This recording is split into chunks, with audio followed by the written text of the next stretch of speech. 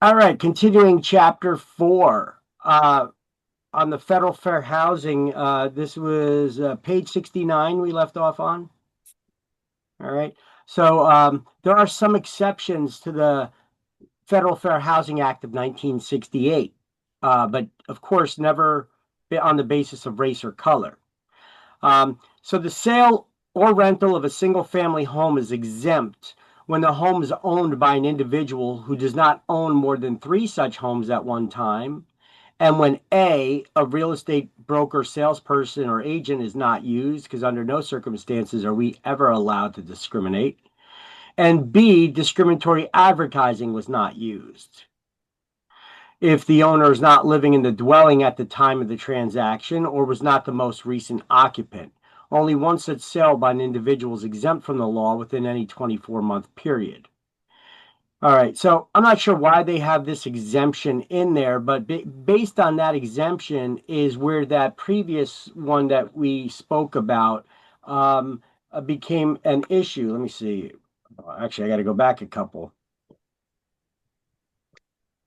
That's with this Jones versus Alfred H. Mayer Company, where uh, Mayer did not use a real estate agent or advertise the property in a discriminatory way. So he figured that he could discriminate based on race. So this went to the Supreme Court, and Jones, who was an African American, prevailed because when it comes to race, there are no exceptions to the law. So that just solidified that with that Supreme Court decision uh, to clear up anything. When two uh, rules cover the same topic, the more restrictive rule will always prevail, and that is that race is a protected class and there's no restrictions for it or no exemptions for it.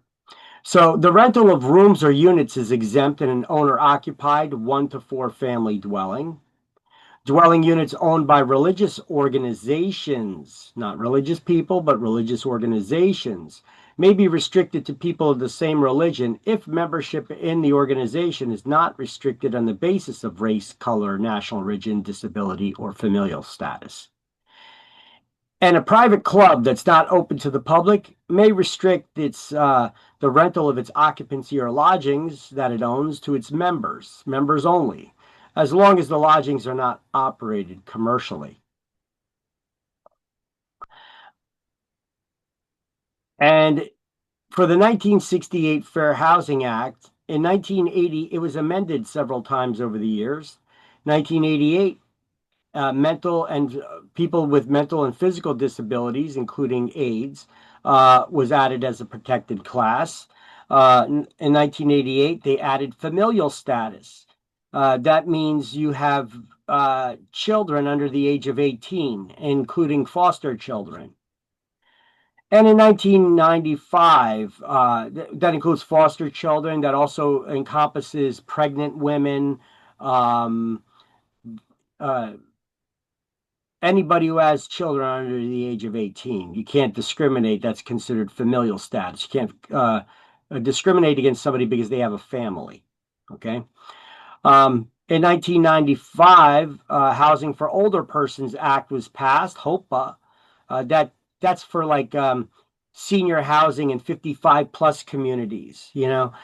So because they have restrictions on who can live there based on the age, it does not violate the familial status requirement because they don't allow children to be living there. Okay.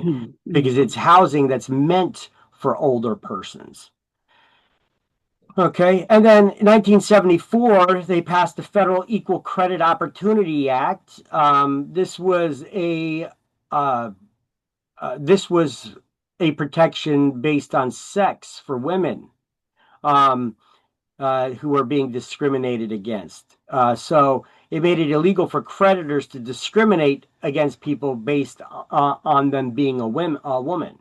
Now, of course, over here they start mentioning they start running down all the protected classes because yes, all the protected classes are covered by the law. But when it was initially created to protect as a protection for women who were being discriminated against, um, not being able to get a loan for a car or a house or anything. Um, They were, that's when they were like, why don't you just have your husband come down and the men can talk over the details, So to prevent that kind of discrimination, they passed the Equal Credit Opportunity Act in 1974, where now if you are ever denied today, if you ever are denied for credit, whether you apply for a credit card or whatever it is you're applying for, if you're ever denied credit, um, the credit, the company that denied you the credit has to give you in writing a reason why you were denied Right. within a certain period of time. It's a fairly short period of time. And they got to give you a copy of allow you to get free copy of your credit report. Um, and that's because of this law, the 1974 Equal Credit Opportunity Act, or ECOA. Okay. Um, Now, alcoholics and persons in treatment programs are considered to be a protected class under the disability. But current users of illegal controlled substances are not a protected class under federal law, nor are those who pose a threat to the health or safety of others. So, even though you have states here that are passing laws that make drug use legal, you know, uh, you have some places they're setting up places where you could go and shoot up heroin. You have places that are making marijuana legal just for recreational use, not even medical purposes anymore. But under federal law, these things are still illegal and they're not a protected class. So if the feds ever wanted to swoop in and start arresting all these people and shutting down all these marijuana distribution centers and drug shooting up centers, they could do so at any time. Other persons who are not considered disabled include persons convicted for illegal manufacture or distribution of a controlled substance, sex offenders and juvenile offenders. Um, they're not protected. They're not considered a protected class. So I put together this slide just showing you the familial status. You cannot discriminate against those with families, adopted or foster children, particularly with children under the age of 18, including pregnant women. There are some exceptions to the familial status protected class in housing meant for older persons that would not be considered as discrimination because it's housing meant strictly for older persons. So it's not discriminating under the familial status if you're restricting a community meant only for 55 and older or 62 and older, which would be senior housing or a 55 plus community. It's not considered discrimination under the familial status. All right. There's an exception for that. Mm. Now, can you buy in a senior housing or 55 plus community if you don't meet those age requirements? Yeah. Okay. You can. But should you? We brought this up the other day that this is something that the New Jersey Realtors was fighting, the association, because with them, everything's about just getting the sales, just get the sales, just allow sales, because we're all about sales, but I think that this one, you got to look at it a little bit more of from a moral standpoint, an ethical standpoint. Why do we have 55 plus communities in senior housing? Well, so that we could have nice, but more affordable places for those seniors to live, right? A 55 plus or seniors to live. So the argument here is, yeah, but you could have somebody that's under 55 that they buy and they own, and then they can rent it out. They just can't occupy it, But my argument about that is that, well, if you're buying it and you're under 55, and then you're going to have seniors living there, and you're going to be making money off of them by then jacking up the price to make money off of them, well, that kind of defeats the purpose of having a 55 plus or senior housing community. That's at least my point of it. So this is what ended up happening. So the argument was about whether you could buy in a 55 plus community as long as you don't occupy it, that's fine. And that ended up going to court, and because this was happening in several towns in New Jersey, and in court in township of Berkeley, the New Jersey Realtors was fighting this. They just want to allow all sales, doesn't matter to who. And so the court ruled that it's the age of the occupant, not the age of the owner, which matters, and that someone under the age of 55 or 62, as applicable, cannot be precluded from purchasing a home as long as they certify that the occupant will meet the community's age restriction requirements. The court subsequently invalidated the local ordinance, which required you to be 55 or older in order to buy in a 55 plus community. Okay? Which I don't think that they should have. I don't agree with the Realtors Association on this because it's driving up prices for seniors. It kind of defeats the purpose of senior housing. So, see, I don't agree with their legislative action stuff just based on that because NAR, they're our trade organization and they're all about the sales, just everything for the sales, And in this instance, I don't think that's the best thing for the seniors, though. All right. So on page 69, if it's solely occupied by 62 and older people, that's senior housing. And if it's occupied by 55 and older people, at least 80% of the units are occupied by those that are 55 and older, that's 55 plus community. That's HOPA, housing for older persons. Oh man. Where's my read pen? 1 second. Sure. I can't believe it. Where is my pen? Okay, it's okay. Let me. There's somewhere.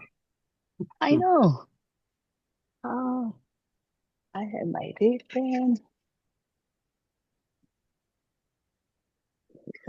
Senior housing 55 plus community. That go HOPA. HOPA. What's the full name?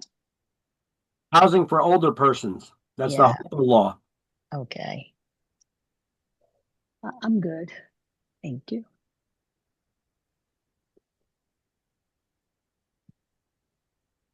Okay. So if you're going to get a listing and you're going to put it in the MLS, I got this listing form from the courtesy of Garden State MLS.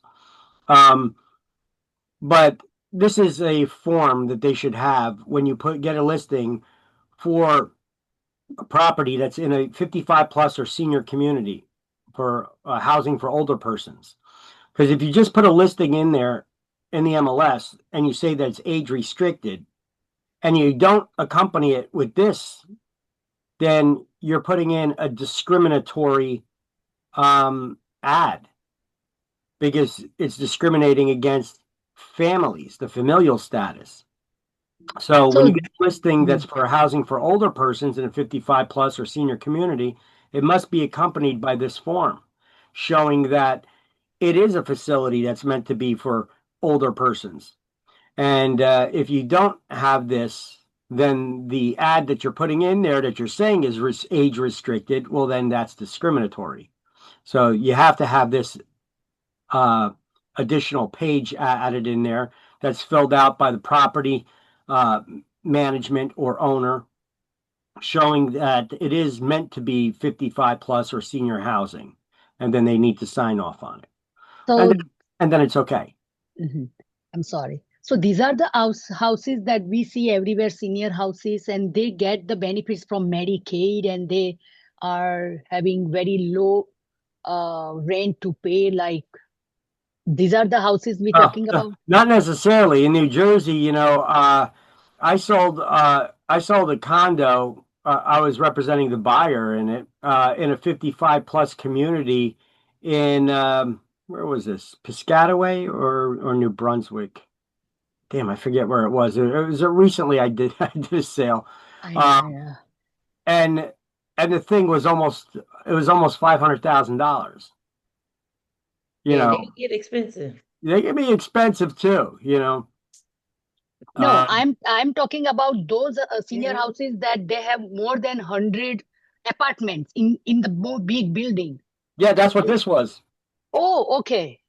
That's what this was. This was a condo that you owned an Oh, individual unit, but there were right. there were hundreds of them in the complex there. And Yeah, they're not cheap. yeah, it was almost 500,000. It was like 490 or something like that.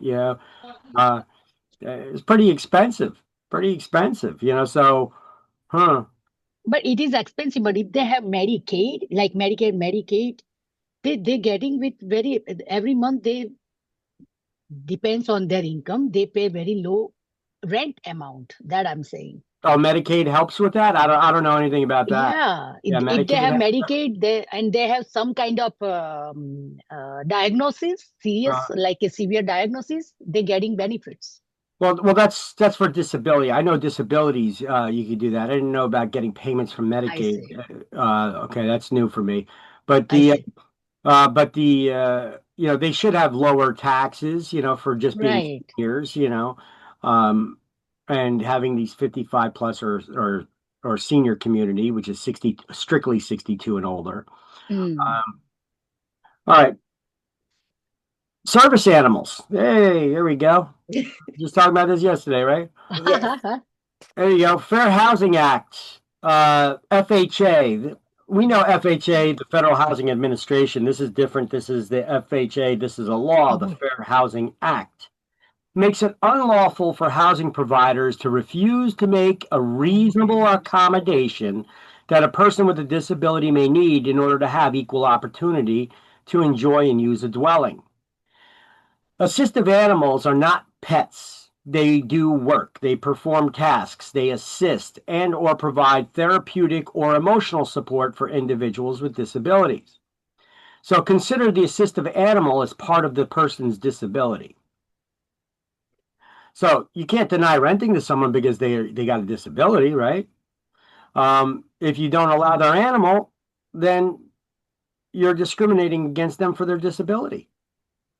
Now, there's two types of assistance animals. We have service animals, which actually perform a task, and then we have emotional support animals. Just the fact that you have them helps soothe or calm the person's, uh, help deal with emotional support for the individual with the mental health or emotional disorders such as depression, severe anxiety, or phobias. The landlord may not inquire as to the nature of the person's need, only the right to verify that the letter from the therapist is real and that the therapist is licensed and confirms the tenant's need for an ESA, emotional support animal. So a valid letter is written on the mental health professional's letterhead, along with their contact information, phone number, email, practice address. HUD states that online certificates are not meaningful and should not be considered as verifications. Those ones that are given through online websites and stuff. There's a lot of phony ones out there. The landlord can deny animals that pose a danger to other tenants and are disruptive or cause an undue financial burden to the landlord. Additionally, neither service animals nor ESAs are permitted to roam off leash throughout the property. They must be in their handler's control at all times. Now, when it comes to shops and businesses and commercial properties, shops, businesses, and public buildings such as courts and libraries are legally required to admit service animals, even if their general policy is that no dogs are allowed inside. They are not, however, required to accept emotional support animals, ESAs. Emotional support animals can just not be denied in your home where you live. Yeah. However, these public accommodations and stores and restaurants, you're getting people taking these emotional support animals and they're letting them run off leash, or even if they got them on leash and they don't have control over them, they're yapping and barking and lifting their leg and peeing and crapping any old place they want, and they were passing them off as service animals, and any kind of animal they were doing this for. Now, service animals can only be dogs, or in some circumstances, miniature horses. So, the Service Animal Fair Housing Act, this law prevents discrimination against tenants in their homes. A landlord would be guilty of discrimination if they violate the tenant's rights, providing a reasonable accommodation for that service animal, which could be an assistance animal that performs a task, an ESA, emotional support animal, to soothe the mental condition when a tenant has provided a medical professional's prescription for one. Under the FHA, a disability is defined as a physical or mental impairment which significantly limits a person's major life activities. Even if a lease says no pets or restricted pets, landlords are required to make what's called a reasonable accommodation to allow a pet who serves as an assistance animal, which includes animals who provide emotional support, ESAs. Assistance animals are in a different legal classification than pets who are not assistance animals, which is why pet restrictions and fees are waived for them. They are animals that work, assist, or perform tasks and services for the benefit of the person with a disability and provide emotional support that improves the symptoms of the disability. There's no official certification or training required for assistance animals, and they can assist in a wide variety of ways. Breed and weight restrictions do not apply to assistance or service animals. So yes, even a pit bull can be a assistance animal. However, if I know some municipalities restrict some types of dogs, and if that's the case, well, consult with an attorney on that, because I'm not getting involved in that one. Smart decision. So, service animals, they can only be dogs, or in certain circumstances, miniature horses, as I said, and are categorized as animals trained to do a specific task for their owner. The most common example is a guide dog. Service animals are allowed in public accommodations because of the owner's need for the animal at all times. These assistance animals can be trained to perform tasks and can be for emotional support. Okay, so you only need a letter from the medical doctor or therapist to classify it as an assistance animal. So the ESAs, they can be cats, dogs, or any kind of companion animal. Okay. Now, once again, they must be allowed in the home, but not in public accommodations, on airplanes or courthouses or restaurants, only the assistance animals that perform tasks, the service animals that perform tasks can be, okay? Not the emotional support ones. Look at this, Uja Buja Buja, look at that face right there. This is a trained service animal. These animals are amazing. Look at this animal notifying the mother, or the it's mama, that her blood sugar is running low.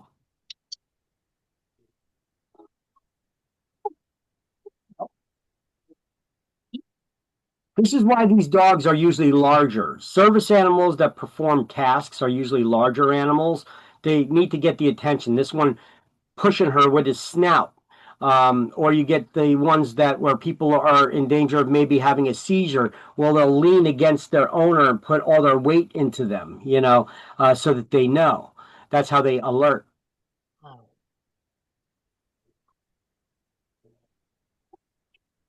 So this service animal, are they getting some training to feel this way? No official training is required by law to be considered a service animal, but yeah, I mean, you're gonna need to train that animal somehow to sense that your blood sugar is running low and to give you an alert. And that training, 25 to $50,000 to train some of these animals. Oh wow.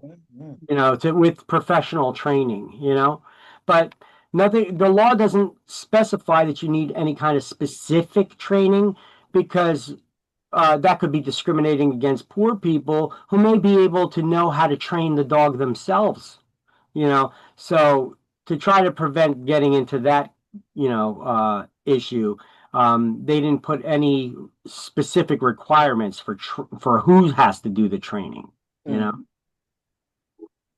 And here's another example of a service animal. Okay. This one is noticing that she's about to have a medical incident. So the service animal tells her to sit down because I guess she has seizures. So he gets her to sit down while he goes and gets her medication and then water for her to drink to wash it down. I still want you. Mom, you're in danger. Please sit down. I found where you left your medicine. Sit down. I'll get it. I'll be right back. Please stay awake. Don't worry. I will reach it. Take these. I'm going to get you water. Quickly take the water. I will keep you safe. Stay with me. Wow. Yeah. So touching. Yeah, the service animals are amazing. Yeah. All right. So how do you have to demonstrate that your dog is a service animal and not just a pet? Well, all you need is to ask the landlord to provide a reasonable accommodation for you, and you need a letter from your doctor or therapist. That's it. And they could request a new one each year, though, because it is a prescription, So if your landlord refuses, well, then they're discriminating. So your actions at that point is you could either try to reason with them a little bit, and if they don't, then you could file a complaint either with HUD or the New Jersey Attorney General's office. Okay, what housing is covered by the Fair Housing Act? Well, rental dwellings with 3 units or less if owner occupies one of the units. Single-family homes sold or rented by the owner without the use of a broker. Housing owned by private clubs or religious organizations that restrict the occupancy in housing units to their members. So pet fees. Service animals are not technically pets, and owners do not have to pay pet fees or additional rent to have them. The landlord, however, can charge a security deposit for damages, but you don't have to call it pet security. You're going to be charging security anyway to a tenant, right? So I would suggest not calling it pet security just to avoid any kinds of issues with somebody who may have a service animal. It's not advised to call it pet security. In New Jersey, the maximum allowable security you could charge by law is 1.5 times the monthly rental figure anyway. And we went over that here in that New Jersey legislature's thing where we got screenshots on the next slide for it. So the owner may still seek money for the tenant if there's any damages caused by their service animal to the home. Also, if there's a nuisance issue, the landlord does have the right to try to remove the animal through legal proceedings, although they should use caution before doing that, making sure that they're not discriminating. So here's some screenshots from that legal library about is it legal to charge a dog, pet, or animal a fee when renting an apartment? So a landlord may not charge the pet security. Now, this is from New Jersey attorneys, New Jersey Realtors Association attorneys.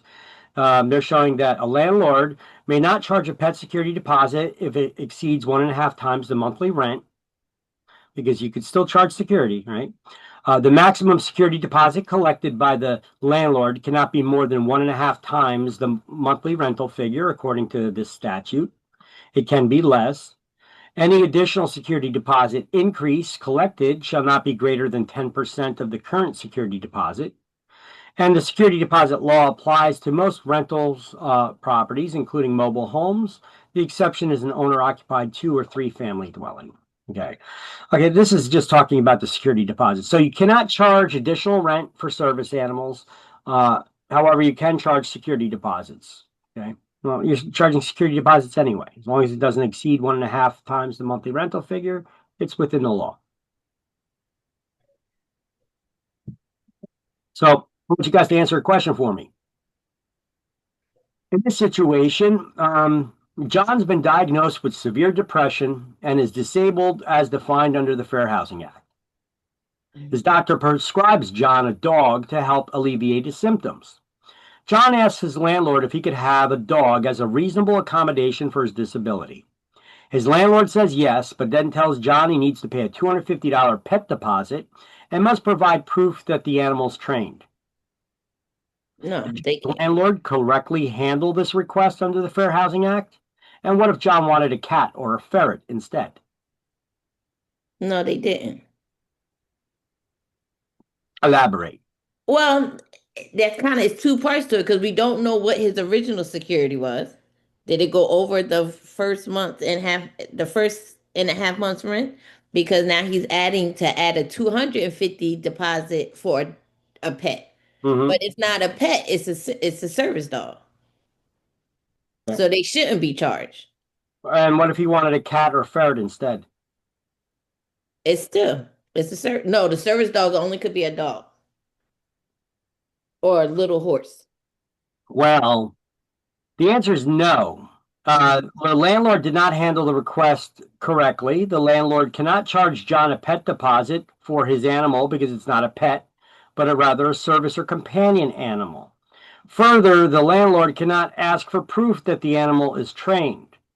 Lastly, companion animals, ESA animals, don't have to be just dogs. They could also be other animals like cats and ferrets or birds.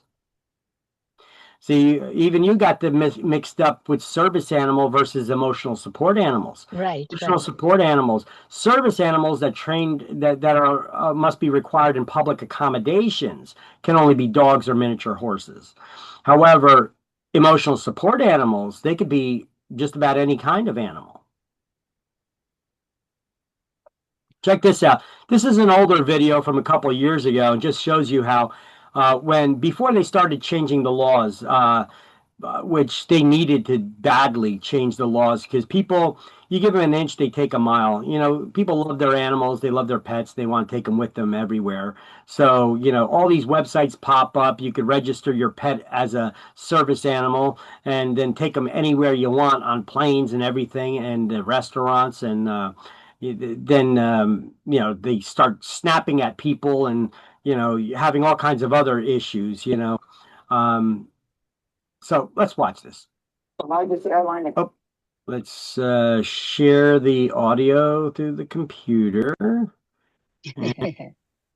Then optimize video for sharing, which I guess minimizes all of our videos.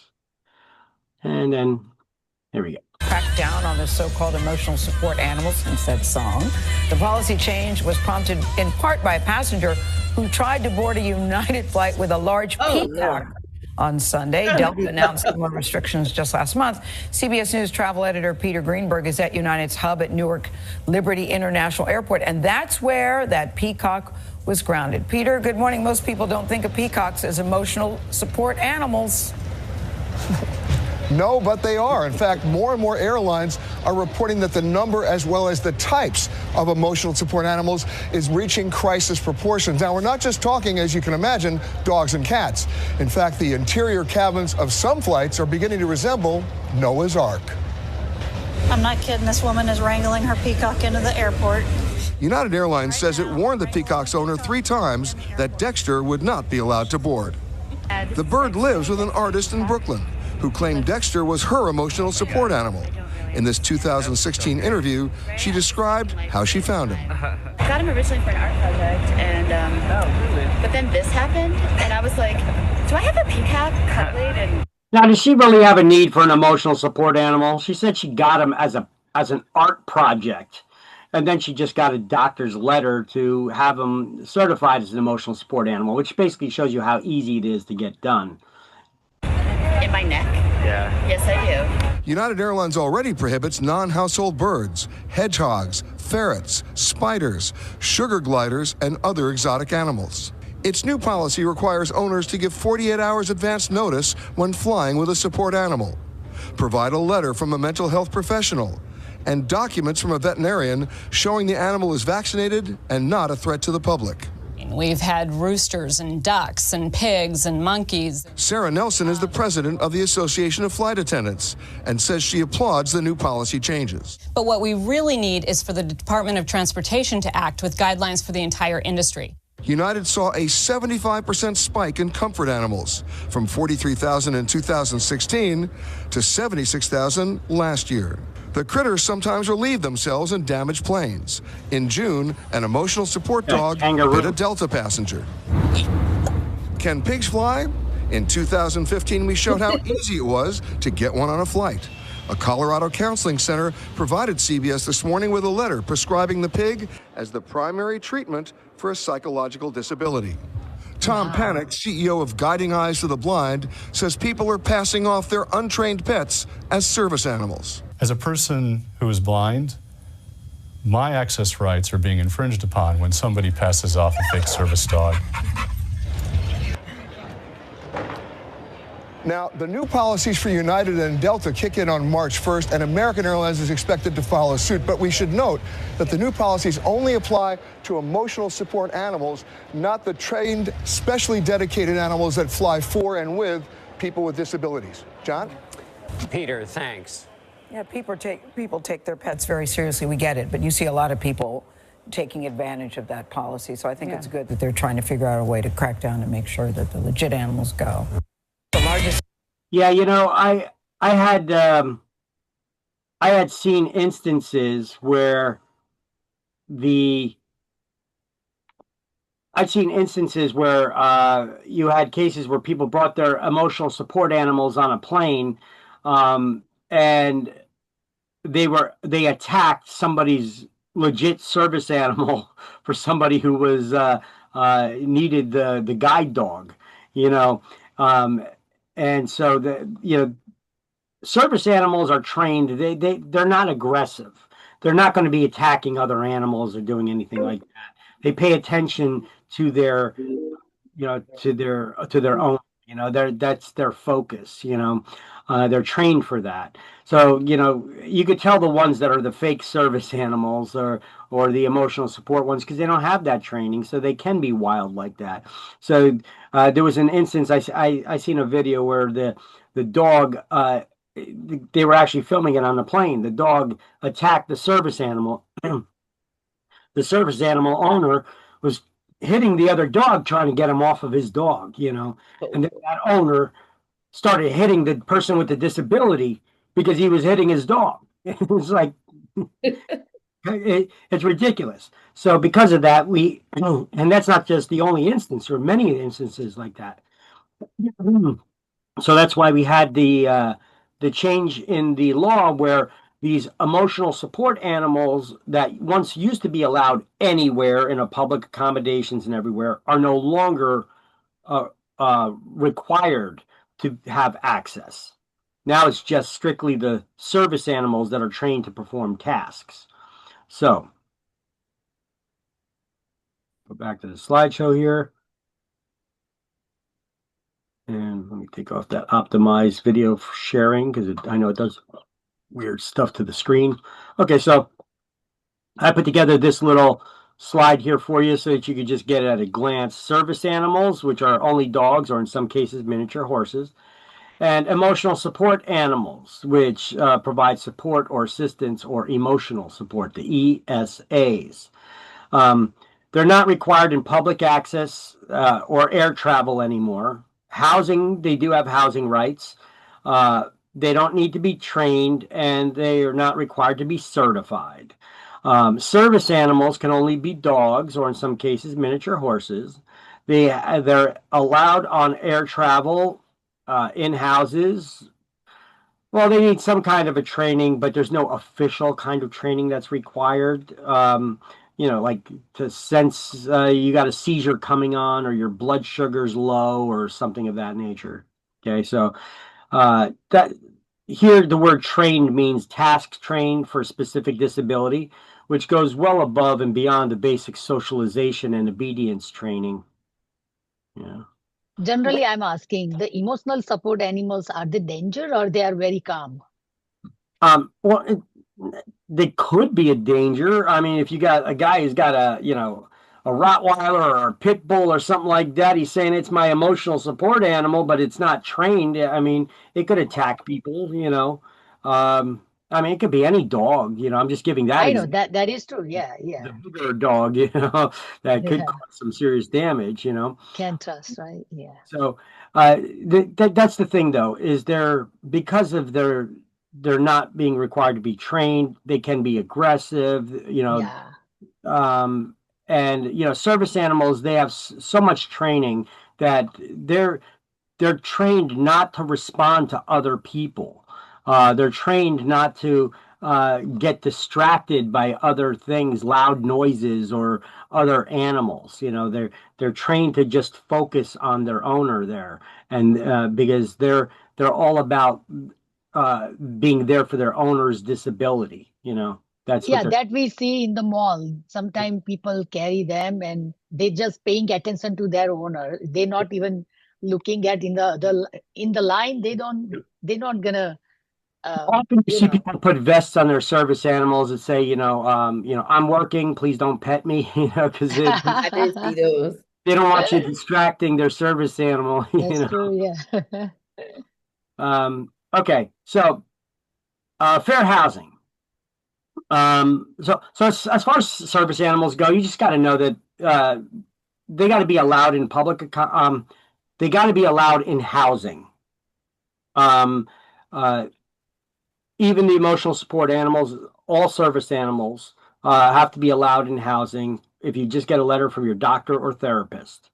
Otherwise, it's discrimination. Okay. And it's referred to as a reasonable accommodation. So know that phrase. You got to just ask the landlord to provide a reasonable accommodation. All right.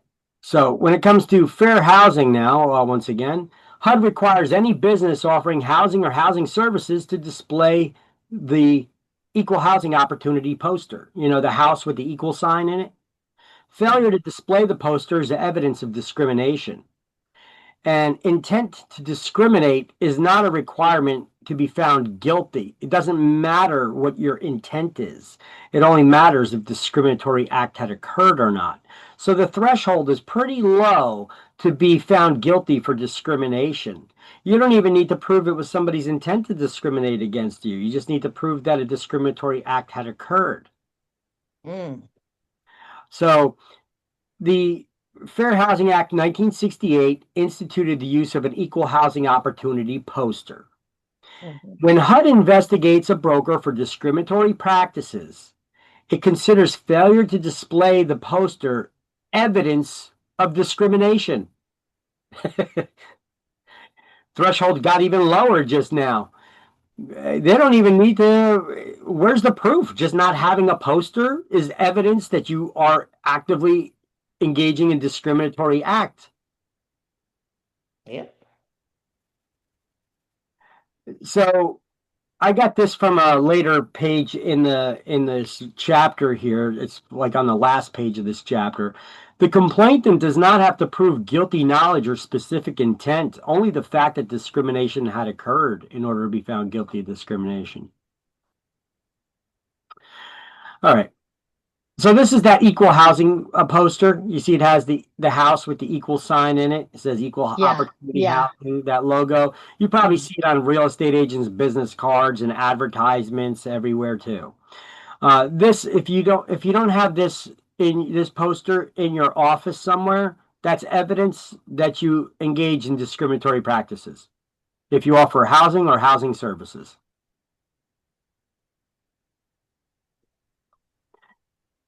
All right, so we learned about blockbusting and redlining. We didn't learn about steering yet. We're going to learn about, we're just going to highlight these things right now on page 72. The Fair Housing Act of 1968 makes these things illegal. However, they're not mentioned by name in the law. Blockbusting is also known as panic peddling.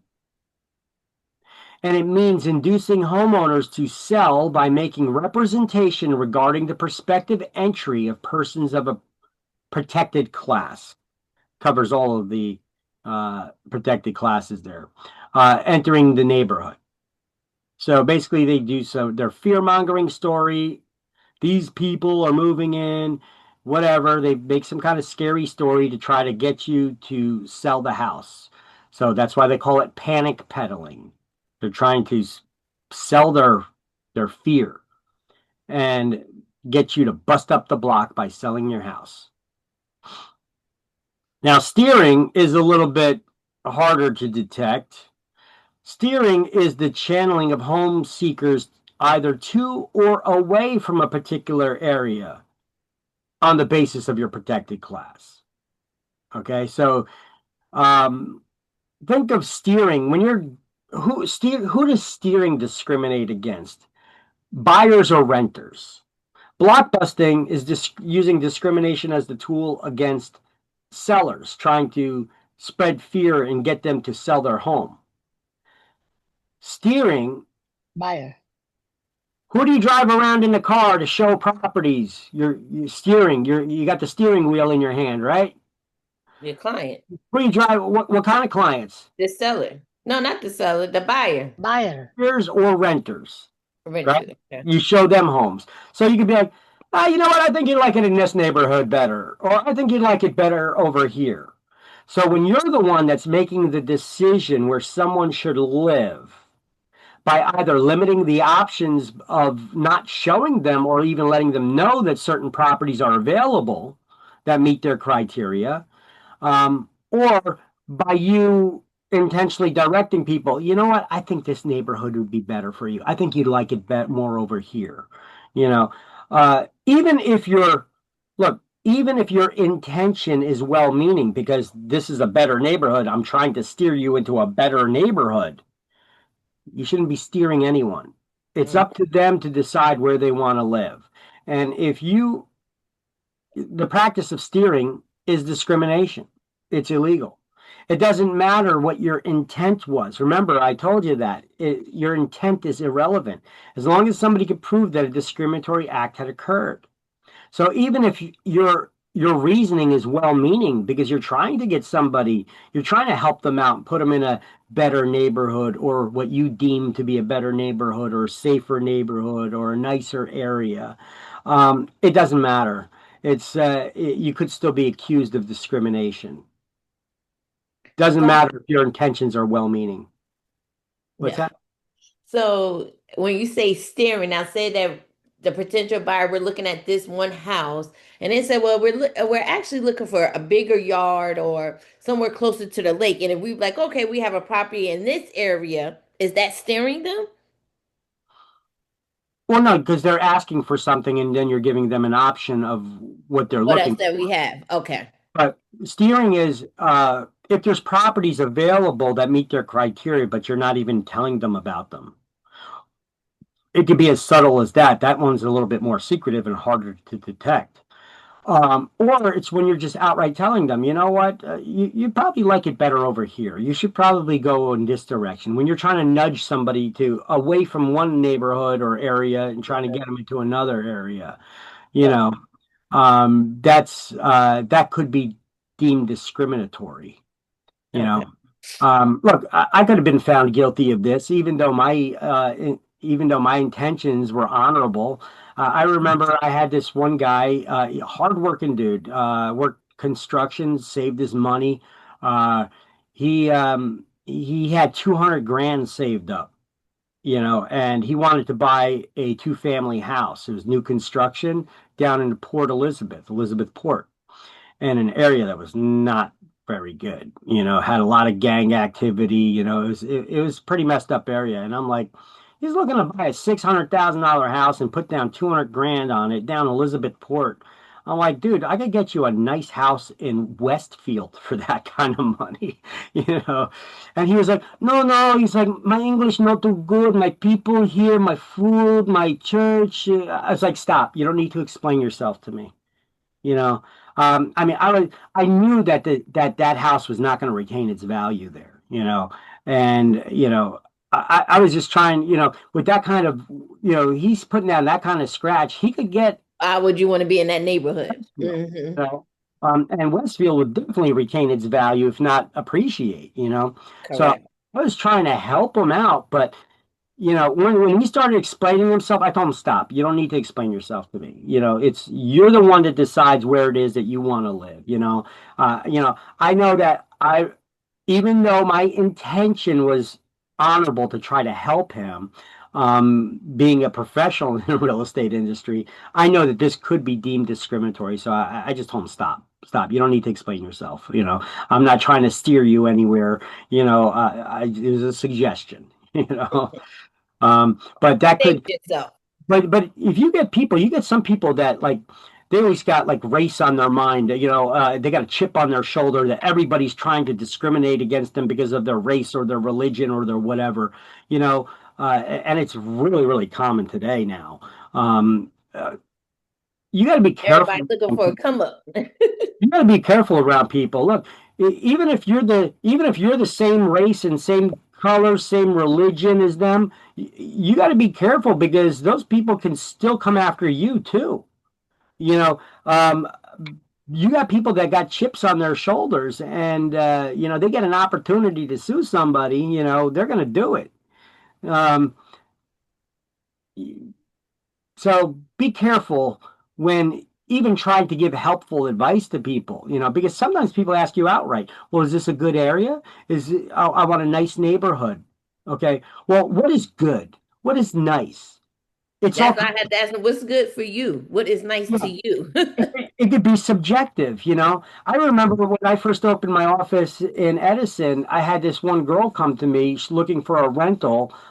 She was living in Newark. She worked in Edison, but she was living in Newark, and her lease was coming up, and she needed to get a new lease, a new place. She wanted to get out of where she was at, so I brought her to the back where we had our computers, and I sat her down right next to me, and I did the search. I put the search criteria in with her, what she was looking for, and boom, tons of rental properties came up. So we started going through them, and at the beginning it was a little bit slow, and she was like, oh, that one's pretty good. And I was like, oh, nah, those rooms are tiny. I'm like, look at this. I blew up the picture and I showed her. I was like, listen, I could tell these pictures a mile away. I do this for a living. I could tell you, look at the angle that they took the picture to make it seem bigger. And she's like, yeah, you're right. Yeah, I could see that now. That looks like a small room. So it took a little while for us to build that rapport and trust, as we're going through all these properties, And then, so we're going through some, she's like, oh, stop, go back. Yep, that one seems pretty good. Okay, we'll keep that on the list. Let's go to the next one, And there was one where she was like, okay, we'll stop. Go back to that last one. And I was like, oh, yeah, look at this. Yeah, the rooms are pretty big. The rent is good. Yeah, this one looks pretty good, actually. Let me pull up the map, see where it is. And I was like, oh, that's a pretty rough area. This was her response. This was her response verbatim. Oh, wait. She said, nah, that ain't a bad area. It's been at least a year since someone got shot there. I was like, someone got shot? Like we were clearly for her to know that and then still want to be in that area. Yeah, but we're clearly living on two different planets as far as what we consider a safe area. She's like, it's been at least a year since someone's got shot. And I'm like, someone got shot? I'm running from that area. But there she does. And I don't know where she lives right now. Maybe she's living in an area where people are getting shot on a daily basis. So maybe compared to where she's living now, it is safe.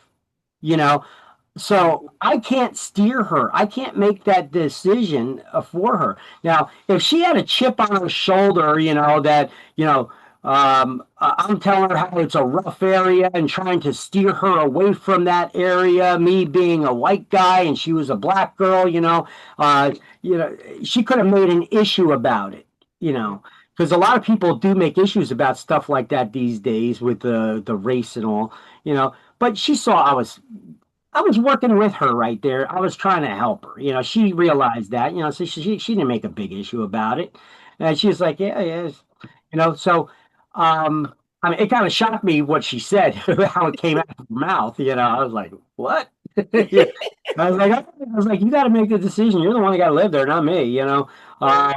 And so, we continued on with our list, but I just wanted to throw out that example about how, what is a good area? What is a safe area? It's subjective coming from your standpoint, so you can't make those decisions for people. You should be better off asking them more questions and probing. Well, what do you consider a good area? What do you consider a safe area? Do you have any areas in mind?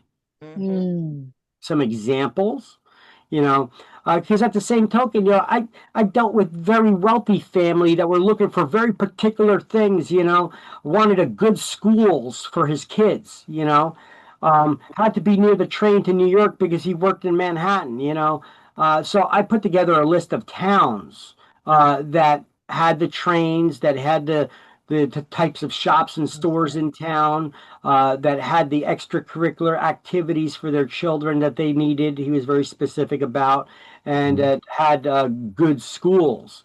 Now, good schools were hard to find at the time because this was when President Obama first got elected. If you guys recall, when he first got elected, he ordered the Department of Education to take down all school report card data. The how you could search the Department of Education, and schools get rankings. You could see the graduation rates, the testing scores. Like they give all kinds of information about schools. Well, he ordered that taken down because it could be used by people in a discriminatory way. So until they come up with a new way of how to filter that information so that you can't use it in a discriminatory way, he kept it down. So he kept it down for several years, actually. So in the meantime, now, where does that leave me as a real estate agent? Somebody's looking for good schools, and I got no more resources. So where do I go to? These third-party websites like greatschools.com and stuff, which are basically using old data and ranking schools based on a parent saying the teacher was nice because she made cookies. That's not a good school. That's not what makes up a good school, because the teacher was nice and baked cookies, for the class. So this guy wanted to know, graduation rates. People were able to. What about testing scores for reading, writing, and math and science? Things of that nature. And that data just was not available anymore because, President Obama ordered the Department of Education to take it down. So it wasn't available for us at the time for several years too.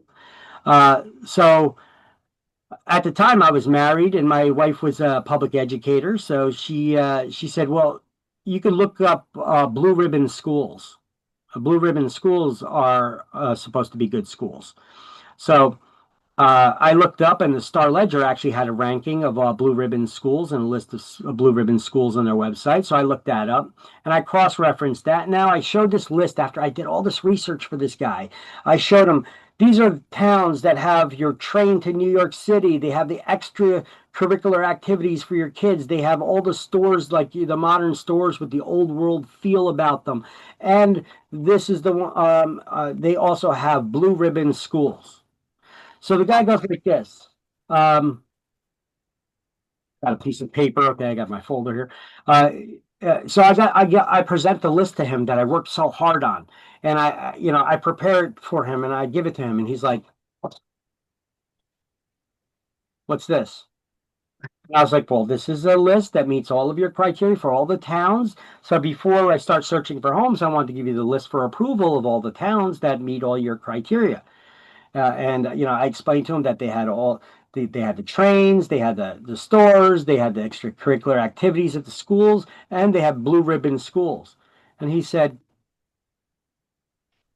I don't want to see any of this blue ribbon school bullshit. Did he even know what that means? Apparently he knew very well, because he was like, If you go to the Star Ledger web, he's like, he asked me, that was actually the next question he asked me. He said, do you even know what a blue ribbon school is? And I was like, a good school. And he's like, do you know how they rank them?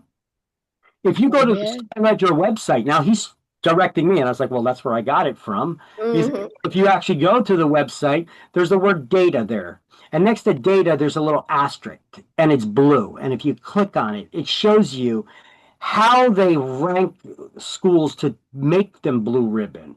You know, how much weight they put in different topics to determine whether it's a blue ribbon school or not. This was around the time where blue ribbon schools were fairly new, that whole concept of blue ribbon schools. Right. So it's not like it is today, where they do put more weight in test scores and, you know, teacher student pupil ratio, graduation rates and stuff. They actually put more weight above graduation and extracurricular activities, teacher pupil ratios and all that stuff in the test scores. Instead, they actually put more weight in how much money the school was getting, how many subsidies the school was getting, and diversity.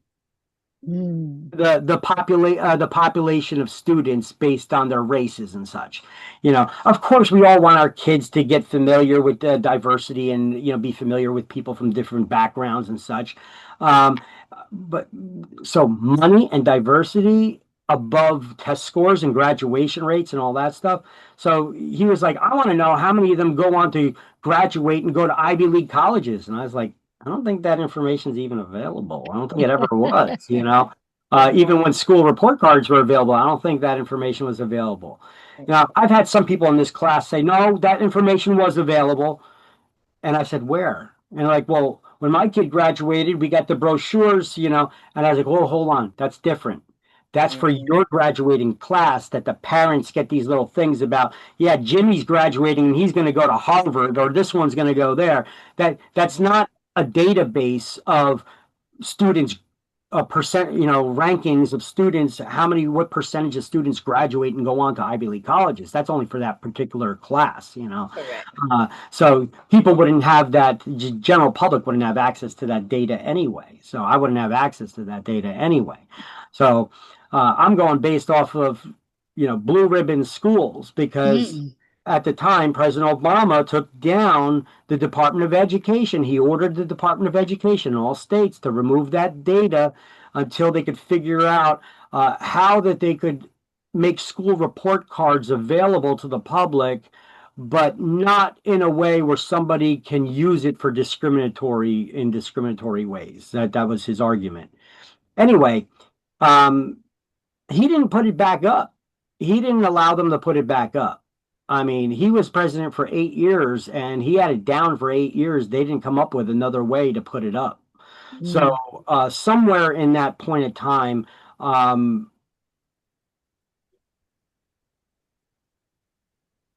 Chris Christie was the governor. And after a while, he was like, you know what, screw this. He's like, they took all this information down. There's no information available for the public.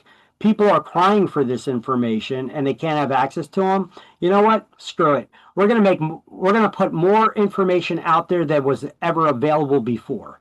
You know, we're going to put out all the data we got. So, you know what? If they want to come after me for putting out the public education information of rankings of schools and test scores and graduation rates, let them do it.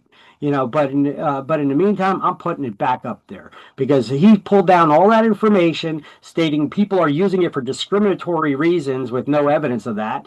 And he wanted to come up with some kind of new system where that can't be done. But in the meantime, hasn't done nothing about it for several years now. So he said, screw it. I'm putting out more information. All the information that we ever collect is out there. So even now today, New Jersey has these. You could go to the Department of Education and see the school report cards and rankings with all the information that the state collects. That's available there. That's the information that I needed, you know. But when it wasn't available to me, it's hard for us, you know. Where do we get the information to find out what a good school is? Which are the good schools, you know? So I just went to that Star Ledger website and looked up blue ribbon schools like my like my ex told me to do, and then I got chewed out for it by this guy. And needless to say, he didn't buy a house from me, and I was so desperate to make him happy because he was talking about a lot of money here. This guy was looking for expensive homes, but it backfired on me when I looked up blue ribbon schools and I posted them as a good schools. He was like, I don't want to see any of this bullshit. I was like, Taught you something. So as you can see, what is a good school? What is a safe area? All this stuff can be subjective, and you got to be careful about presenting it to people. They could take things in a wrong way, even though you're trying to be helpful. You put all your time and energy into this, trying to help somebody out. It could backfire, and it could end up being rude to you over it.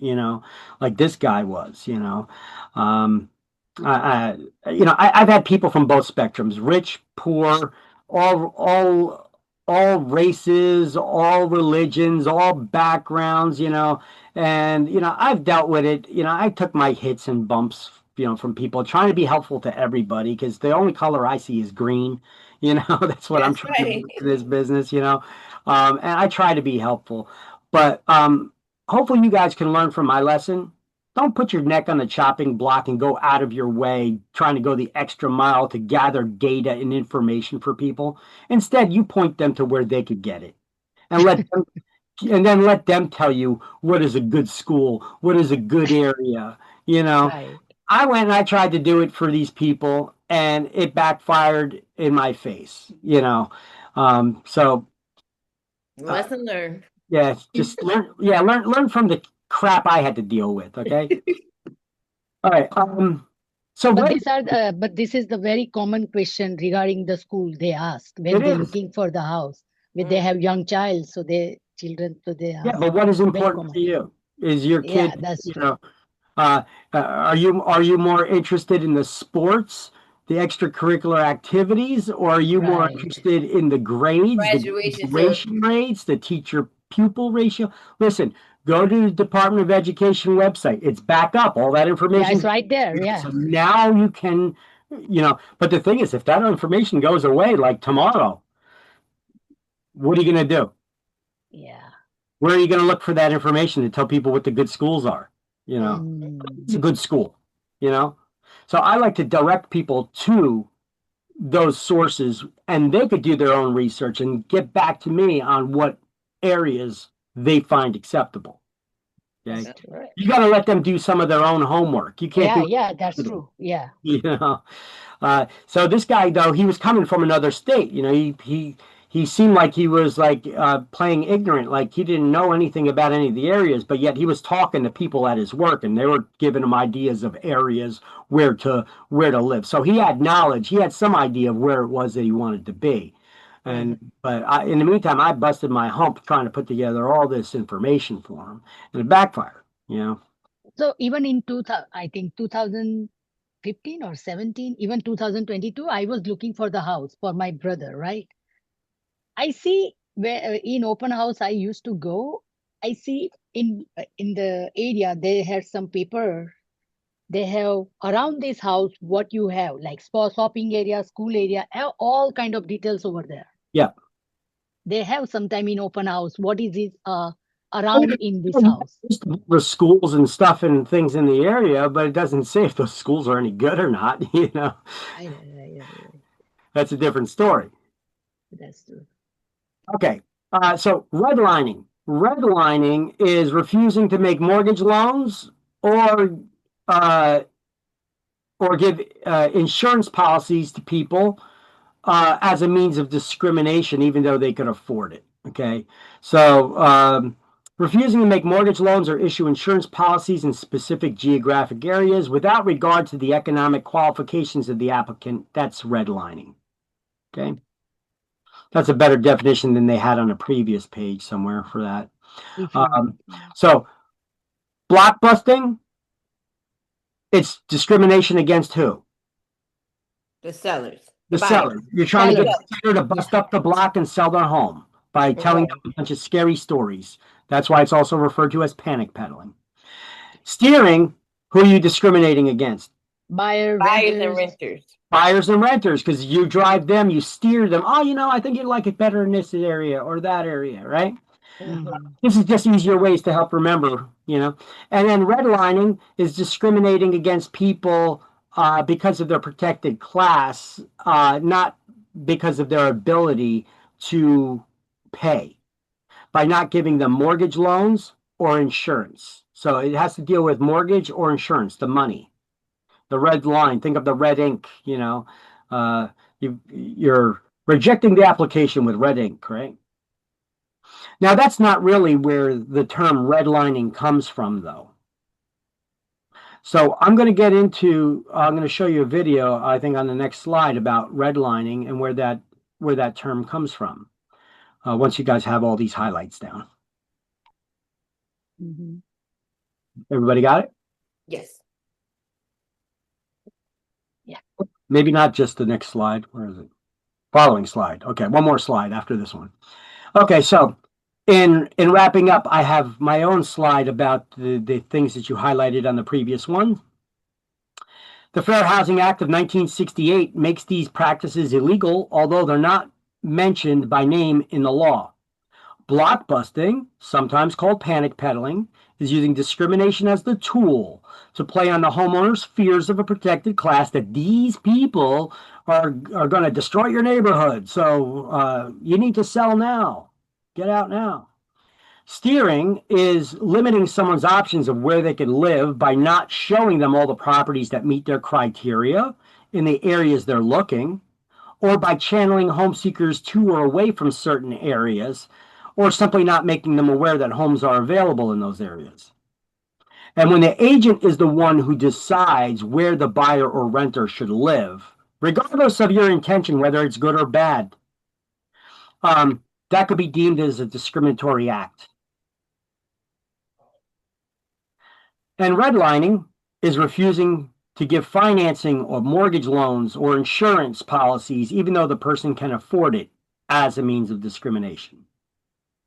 So these are some pretty straightforward definitions I have here too, if you guys wanted to snap a picture of this slide. I did. Okay, and let's move on to the next one. And this video is a clip I got from a documentary showing you about where the term redlining actually comes from. And it comes from these maps, these residential security maps, they used to call them. It's funny, today we got everybody, they're like, oh, the Green New Deal, remember back then, back in the day, they had the New Deal. It created all kinds of jobs and bridges and, infrastructure and We need a New Deal today. That's what some of the political parties are yelling about. We need our new big New Deal today. But there were some negative aspects to it, too, that they're not bringing up. But anyway, let me minimize my video and optimize video sharing. And let's throw up this so you can see where the term redlining actually comes from. In the 1930s, in the wake of the Great Depression, FDR is president. He wants to bring economic relief to millions of Americans through a collection of federal programs and projects called the New Deal. One part of that New Deal was the National Housing Act of 1934, which introduced ideas like the 30-year mortgage and low fixed interest rates. So, holy crap, let me back that up. A new home, $4,800. Wow. $960 cash and $27.62 a month. Oh my God. What year was this? 19 what? Yeah, that's back in the days where you could actually order new homes in the Sears catalog. I remember that. Yeah, 1934.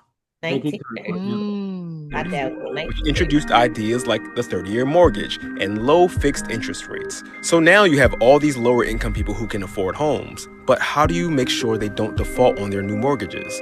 Enter the Homeowners Loan Corporation. The HOLC created residential security maps. And these maps, they're where the term redlining comes from. Green meant best area, best people, aka businessmen. Blue meant good people like white-collar families. Yellow meant a declining area with working-class families. And red meant detrimental influences. hazardous, like foreign-born people, low-class whites, and most significantly, Negroes. Again and again on these HOLC maps, one of the most consistent criteria for redline neighborhoods is the presence of Black and brown people. Let's be clear. Studies show that people who lived in redlined areas were not necessarily more likely to default on their mortgages, but redlining made it difficult, if not impossible, to buy or refinance. Okay, so that's where the term redlining comes from. Hmm. It's from these residential security maps that they were talking about. I told you a good way to try to remember what redlining means is just think of red ink because it deals with the financing and the for the mortgage loan or the insurance. However, the term redlining actually comes from these maps, these residential security maps, which basically made it hard for people to get loans or insurance to buy homes. And one example there, though, that showed you, we all know that, people of color were always discriminated against when it back then when it came to these things. But an interesting thing showed that working class people, low class whites, and foreign-born people were all put in the same category as dangerous to give loans to or insurance to. So it was my parents came from Poland, so they would have been put on that same. If they were here back then, they would have been on that same list there and discriminated against. So. It's a shame. It's a stain on our history, but that's where those terms come from, redlining. So lenders cannot be doing things like this today. We need to learn from our history, and we have these things specifically outlined in the law that these things are illegal. These practices are illegal. The 1930s. All right, now let's go over disparate impact and disparate treatment. Okay. I have a little bit of an issue with this because the way that these terminologies have been twisted in recent years. Disparate impact means that, and disparate treatment, the way that they explain it is they start explaining it in a way that we could all get our heads nodding, yeah, we're all in agreement. And then they try to stretch it a little bit by taking a leap of their examples here. Disparate impact or disparate treatment means that people as a whole, based on their demographic, if they are treated differently, for example, let's talk about prisons, because this is where this is eventually going to lead to, that there are more people incarcerated in prison that are people of color that are in prison than there are of white people. And because of that, if we just look at it and we just segregate them based on their color, not the fact of whether they actually committed the crime or not and deserve to be in prison, but just let's separate them and do a head count of people based on the color. And because there's not an equal number of people in prison based on their color, that must mean that a certain class of people are getting impacted at a different level. And therefore, the criminal justice system has to be racist. And therefore, if you are a homeowner now and you want to rent out your unit, right? Can you do a credit check on tenants, prospective tenants? Can you do a credit check? Yeah, as only for the mortgage loan, though, right? No. As a homeowner, you have a multifamily house, right? And you want to rent it out. Are you allowed to do a background check on your tenants? Are you allowed to do a credit check to see if they got a job and pay their bills on time? See what their credit. I believe it's called a tenant check, though. Okay, But yes, you can. Okay. Yes. Would you want to do that? No, but they do it. No, would you want to find out what their finances are and to see if Yes. they pay their bills on time and that they're gainfully employed now or getting some kind of subsidy to be able to pay the rent? Wouldn't you want to know that they could financially pay it? Yes. Okay. How about, would you want to know if that person has a criminal history or not before you rent to them? Yes. You're racist. I'm serious. Because I want to know somebody's background? Yes. This is the law now in New Jersey. And that's the what's the difference between their credit and their criminal? Because they run both to both. Well, I'm just asking you, when you're a landlord, you want to do certain kind of checks. You want to find out that the person could afford the place, but you also want to find out if they're a criminal or not, right? That could affect whether you want to rent to them. Maybe you're living in the house with your children and stuff, and you don't want the other renters to have criminal histories, or at least you'd want to be aware of what their criminal history is, and you have the option to determine whether you want to rent to them or not and feel safe renting to them, right? Yeah, as a landlord, yes. Under New Jersey's changes to the law in the last couple of years, that makes you racist. It's the dumbest thing, and they take some huge leaps in the explanations of this. Because why does that make you racist? Well, because the criminal justice system, there are more black people and people of color in prison than there are white people. So if you're relying on criminal background checks, that have more incarcerated, more people of color, well, the criminal justice system is inherently racist. Have you heard that term lately? But that's not a true factor? That's you're assuming. Politicians were passed laws on this stuff. That's why I don't like politicians.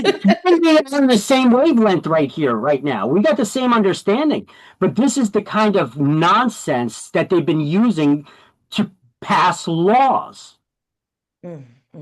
It doesn't make sense. And I get classes like this all the time, and I explain it to people. And look, everybody in the classes, doesn't matter their color or their religion or any of their backgrounds, they all agree, yeah, I'd like to do a background check on these people. If they're going to be living in my house, I would like to be the one that determines whether they live in my house or not and be able to do that criminal history check. But if you do that now, you could be accused of violating somebody's civil rights because that makes you racist, because you're relying on a criminal history check, and the criminal justice system is inherently racist. That's the nonsense argument that they're giving.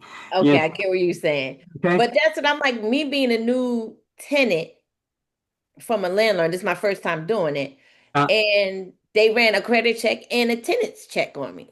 So that's why I'm like, they did a tenants to see how I pay my bills and how was that. But this law was recently implemented. We're going to go over it. I'm going to show you. We're going to go over all this. Okay. So let's this is same like when you go to buy the car, right? They run your credit check. Well, yeah, for the finances, make sure you're on your credit, see if you've been defaulting on credit cards and things of that nature. But we also do background checks. We also used to do criminal background checks on people. Oh, okay. Now, that was all part of the application. We let people know, hey, listen, we're going to do a credit check. We're going to do a criminal background check. Now it's illegal for you to tell people we're going to do a criminal background check until you first offer to rent to them. And then after you agree to rent to them, you say, okay, we agree to rent to you, but we still need to do a criminal background check now. Oh, I see. So now if you back out because of the criminal background check, now they could come after you because you agreed to rent to them, but now you're backing out of it. This is why the politicians crafted it this way. It does not make any sense why they would do this. It seems like they're trying to protect the criminal element more than law-abiding. Right, yeah. Let's just go through this, and I don't want to put any seeds in your head. I want you guys to figure this out for yourself. But let's just go through the information. You guys could see for yourselves. So Disparate impact, sometimes referred as disparate treatment or adverse impact, is a policy or practice that seems to be neutral, but in fact may be disproportionately impact a certain group of people. This results in discriminatory practices, resulting in unequal treatment and hindering equal access. I guess if you're looking at the numbers, and separating people by groups and doing head counts. So, for example, a lender or property management company may require full-time employment. On the surface, this requirement may seem fair enough. However, it discriminates against someone receiving public assistance or disability payments. Well, you know what? It really doesn't, because you can't discriminate. We have laws against discriminating against people for their lawful source of income. See, so this is just a way that they could first now give you an explanation, and then get you nodding your head. Oh yeah, I agree with that. Yeah, but there's laws that protect people based on their lawful source of income, so that's not even an issue really. But that's the argument to get you to understand disparate impact, and you being okay, yeah, I get it. I agree with that. Now the Department of Housing, the Department of Housing and Urban Development, HUD, which enforces the Fair Housing Act of 1968, has published guidance explaining that the use of criminal history to exclude people from housing may violate the prohibitions in certain circumstances. Okay, so what did they say there first? So it sounds like you can go ahead. Yeah, they said that HUD enforces the Fair Housing Act of 1968. Okay, yeah, your point. Well, and HUD published guidance explaining the use of criminal history to exclude people from housing may violate the prohibitions in certain circumstances. Okay, when did they do that? I'll tell you exactly when they did that.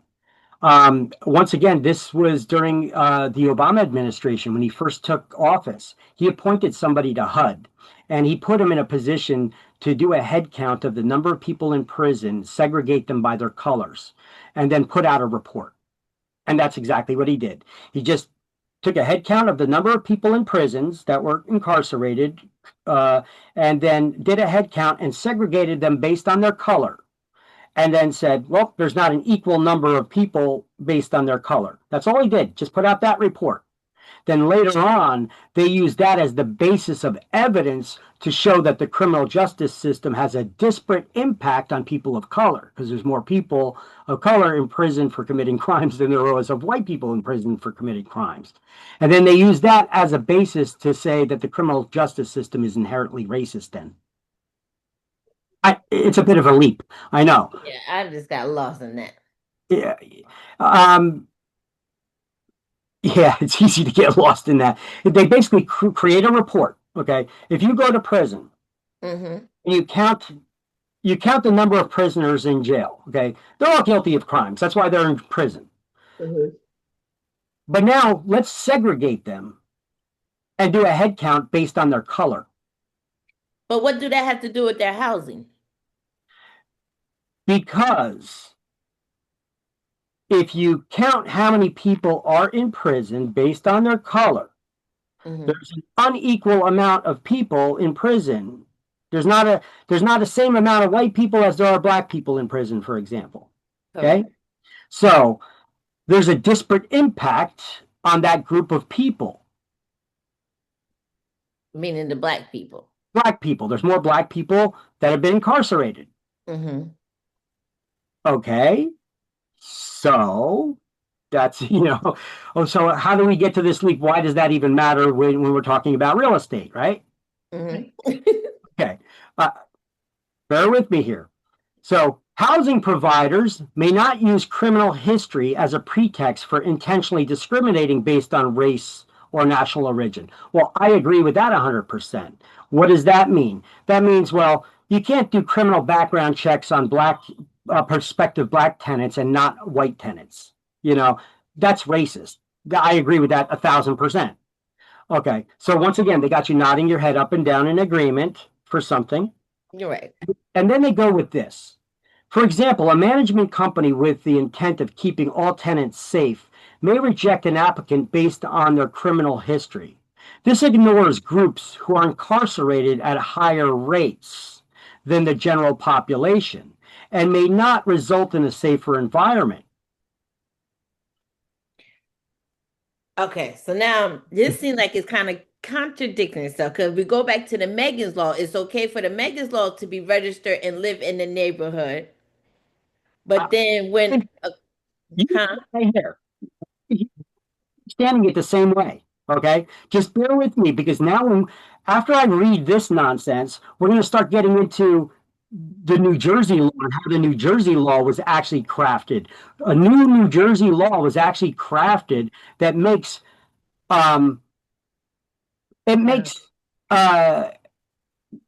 ex-convicts a protected class, even though they say we're not making criminals a protected class.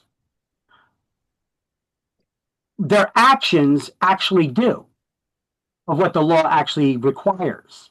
You'll see what I'm talking about in a moment. But this is why they talk in circles. Like if you were just to read all this through, you'd be like, oh, okay, yeah, nodding your head on this and that. But if you actually dissect it and see what they're actually saying here, you're like, so what? What does that matter in real estate? You know, why are you taking head counts of people in prison? What does that have to do with renting to somebody? You know, well, if you do a criminal background check, we first have to show you that the criminal justice system is racist. So therefore, if you rely on doing criminal background checks on people before you accept them as a tenant, well, then that would make you racist because you're relying on racist information. Gotcha. That's the message that they're trying to get out there. And so now they're crafting laws that you can't do criminal background checks on people because that would make you racist. You have to first offer them housing. You have to agree to rent to them and then tell them that you're going to do a criminal background check. And then now if you want to back out because of their criminal history, well, you better have a good reason to do it. Otherwise, they could sue you. For discrimination, yep. For discrimination, exactly. It makes your head spin. I know. So we'll give another example here. Yet another example is a zero tolerance for violence, without recognizing that perhaps 25% of women have experienced domestic assault. So this policy could negatively impact them. Well, hold on one second. A landlord's going to have a zero tolerance for violence. And what they're trying to say here or project is that if you were the victim of a crime, but you were involved in a violent crime and they have a zero tolerance for violence, that they're going to reject you because you were the victim of a violent crime. That's nonsense. That's nonsense. But this is what that disparate impact and disparate treatment is. This is how they try to justify it by putting these kinds of statements out there. But if you actually examine these statements, the statements themselves are nonsense. They don't make sense. Exactly. So here, New Jersey, this started January 1st, 2022. New Jersey's Fair Chance in Housing Act prohibits landlords from generally asking about criminal history on housing applications. In most cases, landlords are prohibited from running a criminal background check on an applicant until they first offer them a conditional offer of housing. So basically, they first agree to rent to you and then say it's based on us doing a criminal background check. They have to first, however, agree to rent to you. Okay. But then put the conditional, if your background if it comes back, then we could take the offer back. Certain situations, you better be able to justify backing out of that offer now. You have to first give that ex-convict an opportunity to explain themselves and how maybe their criminal history record may be wrong. And then you better have a good reason, even if their criminal history is right, you better have a good reason why not to rent to them and be able to express how they may possibly pose a threat to future tenants. Right. But then If you- a if you- criminal yeah. background could range from 0 to 1,000 things. Oh, don't worry. They actually give you a guidance on it. They'll show you a little guidance on how you could determine who you don't have to rent to. Mhm. And when we get to it, it's clear as mud. You really need a law degree to figure it out. I'll show you. I'll show you. Okay, so my 2 cents of this is, listen, in recent years, we had a lot of politicians pandering to different groups of people. They're throwing around these terms, equity instead of equality.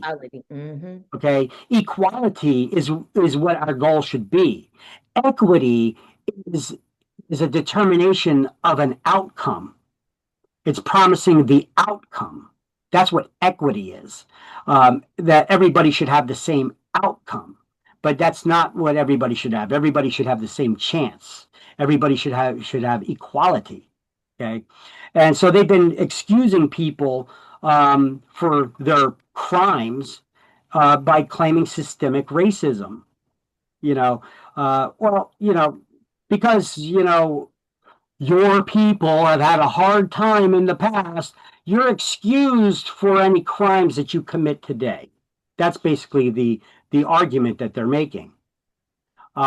And I think that's nonsense. There are so many successful people of color out there that you're actually holding people back by giving them excuses to do bad. There's plenty of people out there that are successful and doing good. So anyway, here is a NAR attorney explaining how using criminal background checks could be violating fair housing laws. And she has a tough time doing it with a straight face if you actually watch her.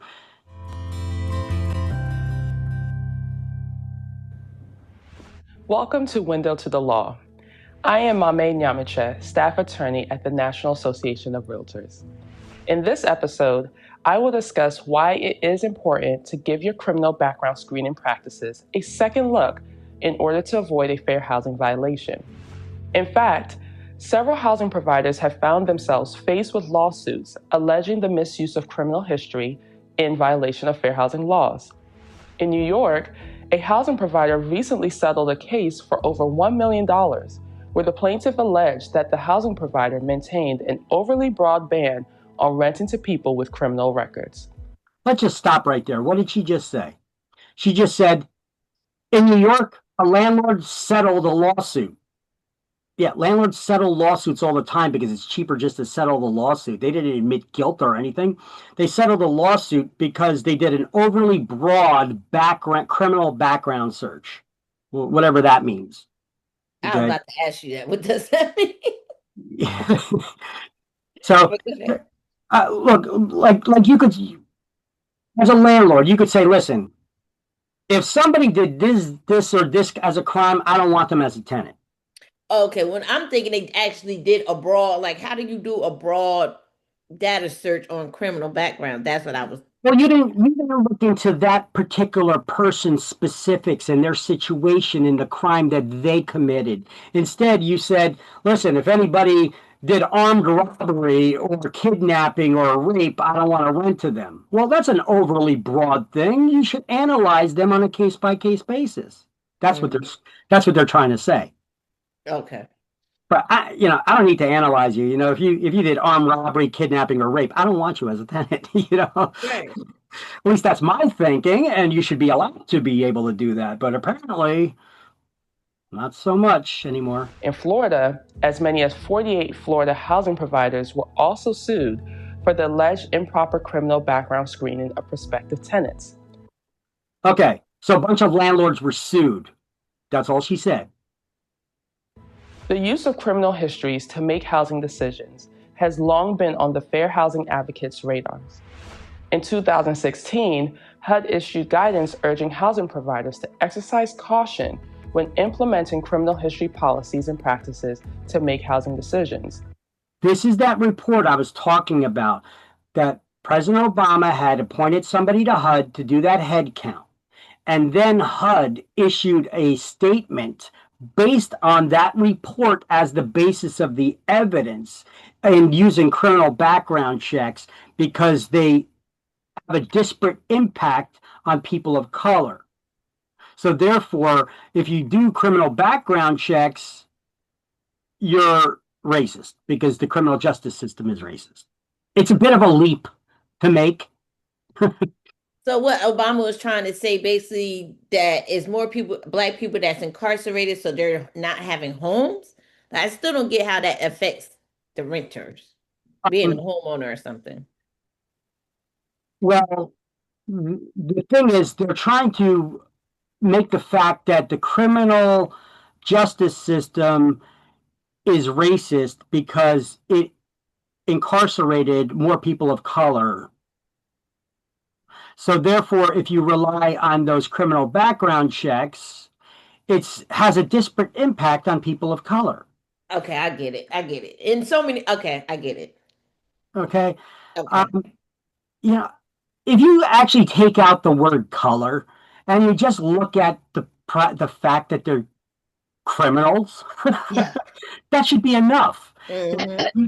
We should not be, what happened to being colorblind? You know, let's just look at we do a criminal background check because they're criminals, right? It doesn't matter what the color is. Yeah, right? that's I'm like, how could he do it based on that? Like, you're being racist by doing that. But I think to me it's very important by like employment, you know, in the company when you go for the job, if everything if they hire you. Now too, hold on. Doing criminal background checks for companies for employment. Right. That's only really allowed now for certain high security jobs. I see. See, they carve out exceptions. The government, these politicians that create these rules, they carve out exceptions for themselves. Okay. I was gonna say, because there are a lot of criminals out there. Yeah, I mean, like, what about? Well, does that mean you apply for a job, they can't do criminal background checks on you anymore? Yeah, in certain circumstances, yes. Unless it's a high security job or one that deals with people's money, the banking industry or whatnot. That's the only time that it's acceptable. But otherwise, you can't. You know, so they're carving out exceptions for themselves when it comes to stuff like that too. I see. It's really warped what's been going on in our country the last couple of years. I know. To make housing decisions. In the guidance, HUD reported that African Americans and Hispanics are arrested, convicted, and incarcerated at disproportionate rates compared to the general population, resulting in criminal history-based barriers to housing and creating a disproportionate impact on minorities. Okay, let's take that same argument that she just said, that because there are more people of color in prison than white people, it creates a disparate impact on the people of color, that they get affected more because of their criminal history, because there's more people of color that have criminal history than there are white people. If you use that same standard, and now let's compare white people to Asian people. There's a lot less Asian people in prison than there are white people. So doesn't that make a disproportionate impact on the white people? I mean, it's the same argument, but they say, oh, no, you can't do that. That don't count. That don't count, though. You can't look at that. You know? It don't make sense. That pretty much crumbles their whole entire argument of doing this. But obviously, you have some folks out there with an agenda. They're trying to do whatever I don't know what the hell the point of doing it is. I can't figure it out. Disproportionate impact on minorities. While persons with criminal records are not a protected class under the Fair Housing Act, race, color, and national origin are, and the improper use of criminal history to make housing decisions may have a disparate impact on those protected classes. Under a disparate impact analysis, a housing provider may be held liable for discriminating against a protected class absent any evidence of intent or motivation to discriminate. Say what? Let's rewind that. Under a disparate impact analysis, a housing provider may be held liable for discriminating against a protected class absent any evidence of intent or motivation to discriminate. Oh. Discrimination, absent any evidence whatsoever of discrimination or even an intent to discriminate. Meaning, Liability may arise when a facially neutral policy or practice has or predictably would result in a disproportionately negative impact on a protected class under the Fair Housing Act. And how would it do that?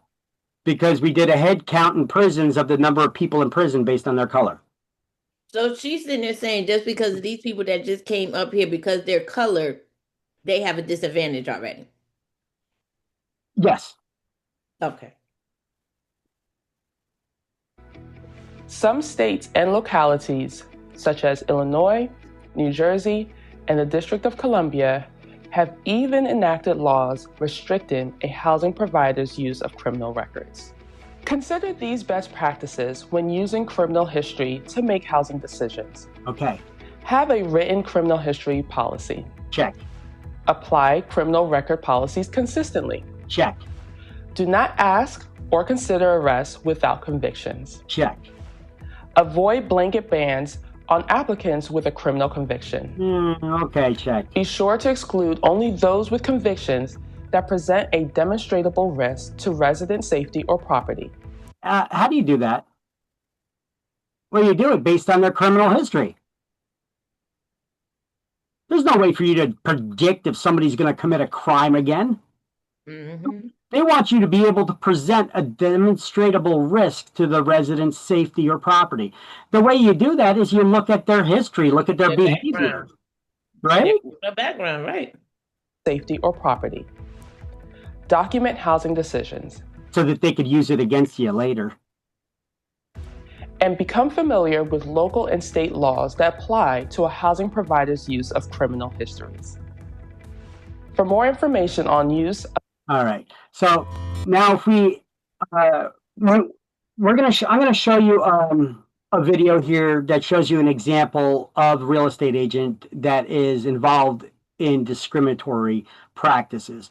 After we get past this, then we're going to move on to the New Jersey laws against discrimination and further get into this Fair Chance in Housing Act thing, the laws that we've been talking about this whole time just now, of how the we're going to get into the details of how you could do criminal background, when and how you could do criminal background checks, and when you could deny somebody a rental because of their criminal history. We're going to do that after this. So I put this in between here. This is an actual case. This is an old news story. I like it because it shows from start to beginning of an actual case of a real estate agent involved in discriminatory activities. Basically, you got this one young news guy here who's telling the story. He started searching for a home. He's engaged. He's getting married. I looked up the information on this. I'll give you a little backstory. He's a young white guy. He's marrying a young black girl. Okay, so they're a mixed couple. And he went searching for a home, and he went and checked out this place on his own, and he got the idea that they are engaging in discriminatory activities as far as who they will allow to rent or buy units in this building. So then he sets up a kind of undercover operation where he sends in white people, Asian people, black people, mixed couples. You know, he wants to see what the agent's reaction is with different people and how she talks. And so they get that on undercover camera, which you get to see here. And then he even sent in his old college roommate, which was a black guy, to see if he treated him any different than he treated him being a white guy.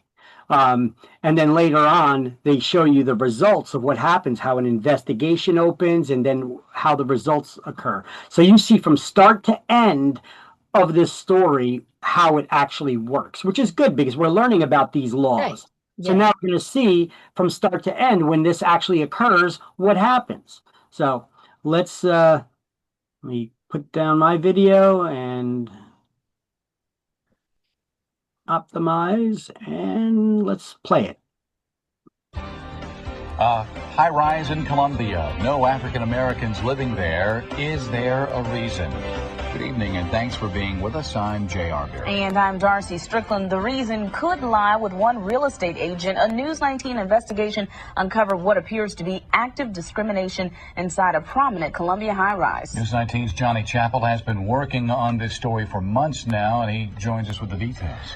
A lot of us here have put a lot of work into this story, and we hope that we can bring some possible good out of it, J.R. and Darcy. Who has the right to tell you where you can live? In January, I started looking to buy a new home. The very first place I visited, a realtor told me that for 25 years, the building had remained exclusively white. Her comment sparked our investigation, and our investigation has the federal government looking to take action.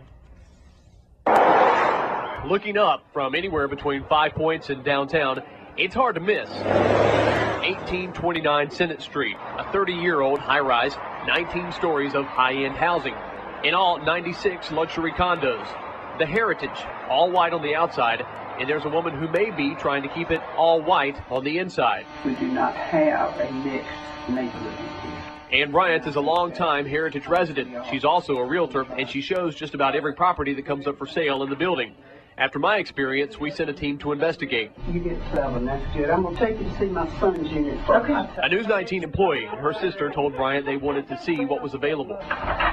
Bryant showed them 2 occupied condos before going inside a condo for sale on the 12th floor. At the time, the residence was not on the market. Bryant said she thought it would list for around $170,000. When I have a listing anymore, I may not even put it in the computer because it's just... they go like that. Hey, isn't that a violation right there? When we get a listing, how soon do we need to put it in the MLS? At least, was it 3 days? 48 hours. 48 hours. You need to put it in within 48 hours. And she said that all prospective clients and their realtors go through her. I meet people to show in the building. If it's another agent showing, I meet them. Bryant went on to indicate that race determines whether she allows a person to see or inquire about purchasing property. And I'm very careful when I make this statement. We do not have a mixed neighborhood here. And I think that is because we try to be careful, and we try to not that nobody dislikes them. I work with them all the time. It's just that they tend to... I'm talking too much. Yeah, you are. They make a neighborhood go down because they don't take care of their yards, they different. She makes those differences appear black and white. We do have some Orientals in one of the penthouses. Been here for years, nice as they can be. Those statements marked the third time we had heard Bryant referring to possible discrimination. There's no reason whatsoever she should be talking about somebody's race. No. Right. Not to somebody that she's trying to sell a property to. That's how this investigation triggered. The news guy said, he's in January, he started searching for a place to buy. That's because he's getting married. But he went and he searched on his own to look at this place. And she started talking to him like this. And in the meantime, she doesn't know that he's marrying a black woman. So, her having her big mouth, she did put her foot in her mouth. She said it to me during my visit and to another News 19 employee during a previous trip. We showed the tape to Dudley Gregory, who's with the U.S. Department of Housing and Urban Development. That conversation is enough to give me pause and that I would want to look further. Gregory said Bryant's behavior very likely violates a federal law. Under the Fair Housing Act, a realtor cannot discriminate in 7 protected areas, including race. The issue is how many people have been to that place that are minorities that have been denied. She done turned down. Even come through the door.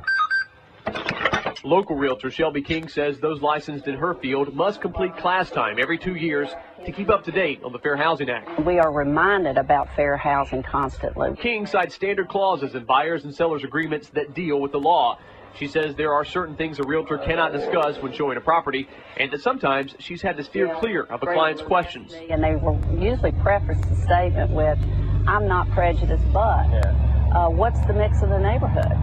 And I cannot address that. So why would Ann Bryant, who's required by her profession to adhere to a federal law, risk losing her license? She agreed to meet us at the Heritage for an interview. You said you showed most of the properties here. To the best of your knowledge, have you ever discriminated based on a person's race as to whether or not they can live here? Anybody can live at the Heritage. We have no discrimination of any kind in the building. She denied ever talking about race with potential buyers, even after I told her about our investigation. We've had several people come to us and say that you say that this is not a mixed community, that it's only white people are allowed to live here. No, I've never made that statement to anyone. I would certainly lose my license if I did a thing like that. We do not have a mixed neighborhood here. But I've never made a statement like that. So here's what's happened as a result of our investigation. Today, Ann Bryant submitted this letter to her employer. She's retiring from real estate effective immediately. To remind her agents and their agents of the importance of this issue, her former employer is requiring each agent to sign a second ethics policy. Also, I've spoken with the president of the Heritage Homeowners Association. His comments: we don't discriminate in any way at all on the issue of why Bryant has been on hand almost every time a prospective buyer looks at a condo for sale in the building. The president said, quote, she is not authorized by the board to show property. After viewing our tape, HUD opened its own investigation. HUD officials have told us their attorneys will be able to make a decision based on the possible violation of federal law very soon. And of course, J.R. and Darcy will keep you posted. Well, Johnny, has this realtor had any past incidents? We found out today, yes, she has. In 1997, a couple filed a claim against Bryant's former employer, naming her and her realtor as accusing her of steering. That's a practice referred to right here in the Fair Housing Act. Protected class, what type of housing or location would or would not be appropriate for them, steering them in that direction. Her employer settled that claim, and Bryant had to pay a fine for that offense. So certainly a lot coming out of this story still to come, and we're going to continue to follow it in the next couple of days. All right, Johnny, thank you. Sure. Well, we also contacted the State Realtors Association after our investigation of the Heritage, and this is how they responded to what we uncovered. Realtors adhere to a high standard of integrity and a code of ethics that requires equal access to fair and affordable housing for all, regardless of race, color, religion, sex, handicap, or national origin. They go on. Well, he missed familial status. I guess he couldn't pronounce it. He skipped it. Familial status. Regardless of race, color, religion, sex, handicap, or national origin. They go on to say, as realtors, we deplore and will actively pursue action against any member whose actions run contrary to the federal or state fair housing laws or the Realtor Code of Ethics. Well, we would like to get your feedback on our investigation of the Heritage. There are two ways you... All right, so let me fast forward past this a little bit. Let's find out what actually happened. What was the outcome? Oh, oop. Hold on. It froze up on me a bit.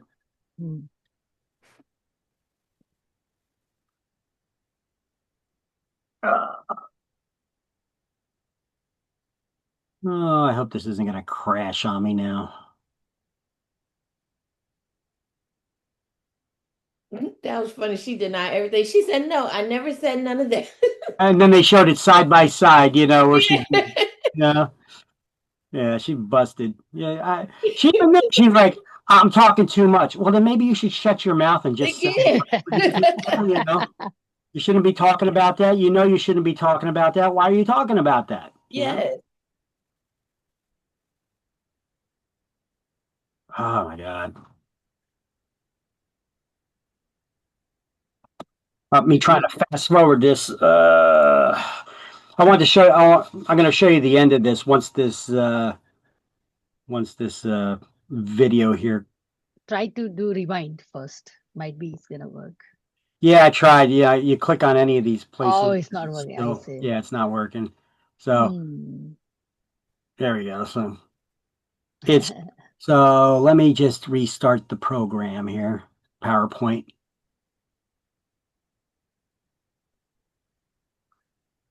Yeah, it's just sometimes when you play with the videos in the PowerPoint presentations, it'll crash, you know, depending on if the video's in the presentation or if it's streaming, you know. Okay, so there we go. Did we do present today? Present? Did we do present today? Oh, yeah, the polls. Yeah, let me throw out a poll there. Oh, okay, I got the PowerPoint back open again. Good. And yeah, let me throw out there a morning attendance poll for you guys. Right, yeah. I thought we did one when he first started. No, we did not today. today. Here, let me throw one out there now. Okay, here we go. I did it.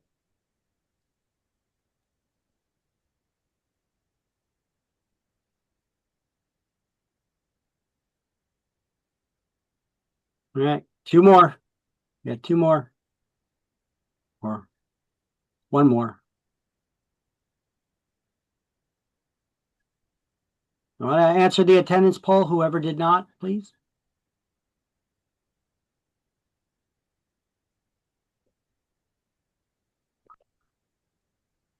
Okay, never mind. I'm going to waste my time on that. Okay, so let's get back to this video here now. You guys can see the video on screen? Yes. Okay, let's make sure it's optimized. Everything's good. And Received tonight with you tomorrow. So let's see what during our 6 o'clock newscast. At the result.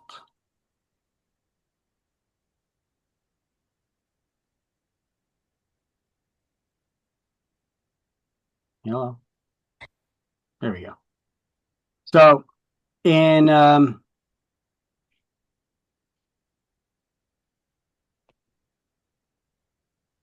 in 2005, HUD launched the investigation and reached a settlement with her broker, Century 21 Bob Capes Realtors. Bryant had to give up her real estate license, and then she died that year. Wait, this the same lady from the video? Yeah. And then he say she retired early? Yeah, he said that she was going to give up her real estate license. He said that she retired early. Well, she's going to immediately retire. Well, what does that mean? She's going to just wait till it all blows over and then comes back, you know? So they forced her into retirement, which when going into retirement, you had to give up your real estate license. So as a result of this investigation, she had to give up her real estate license. And then she died. Wow. Okay, now let's move on. Jared Glover. Now, who is Jared Glover, this black public relations specialist? Well, he was Chappell's roommate. Chappell is the news reporter here. You know, the white guy who was looking to buy a place. Mm-hmm. So he sent in his old college roommate, who was a black guy, this guy Jared Glover, to try to test her as well. And because she made similar comments like that, you know, and he was discriminated against, he sued her broker as well. So he filed a housing discrimination complaint in federal court. Now, keep in mind, she's already dead. That ended in a settlement with him getting $90,000 out of her broker. Wow. The broker's still alive, so yeah, he went after the company. Your broker can be held liable for things that you do as an agent. Mm-hmm. Remember the guilty knowledge thing? Especially with her having a history of this. So her broker should have been keeping more of an eye on her and her activities. So I guess he looked into suing the broker to make sure that that broker now in the future is going to be keeping an eye on their agents, you know? So it's a big responsibility to be a broker. And then as a part of the settlement, Century 21 agreed to provide fair housing for training for its employees in the future there.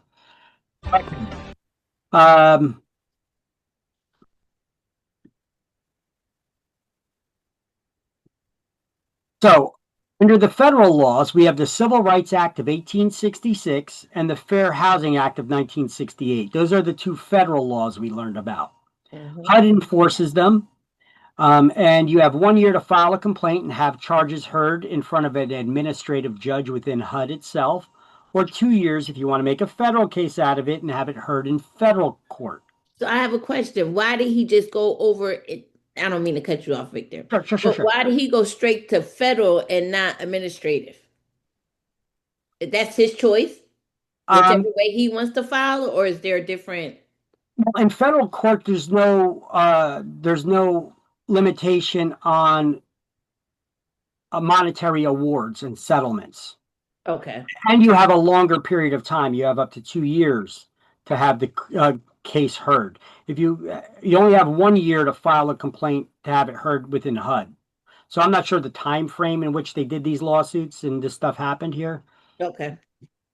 But that could be one reason. Now, an injunction. You guys are going to need to know this word. For some reason, they give it on state exam all the time. An injunction is when a judge orders somebody to do something or not to do something. So when a judge orders somebody to take action or refrain from taking action of whatever it is that they're doing, okay?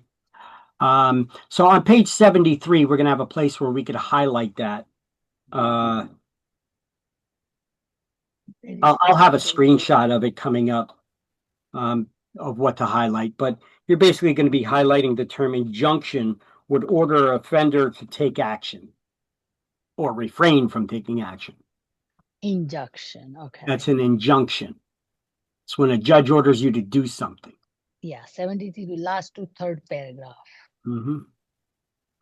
Now, the LAD, that's the New Jersey law against discrimination we're going to learn about now. And everything I have about the LAD you need to know is in this box here. So you may want to snap a picture of that so it's conveniently located for you right here, all in one place. Just give me a second.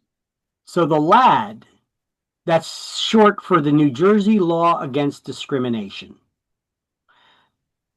All real estate is covered by this law. Remember, the Civil Rights Act of 1866 covers what kind of property? All property. Personal property, real property, covers all kinds of property. And the protected class is race and color, with no exceptions. The Fair Housing Act of 1968, we learned, has more protected classes. We have 7 protected classes. And there are some exceptions. I'm sorry, Victor, where are we at? Are you on the slide or are you in the book? Can you see the slide or no? Yeah, I can see the slide.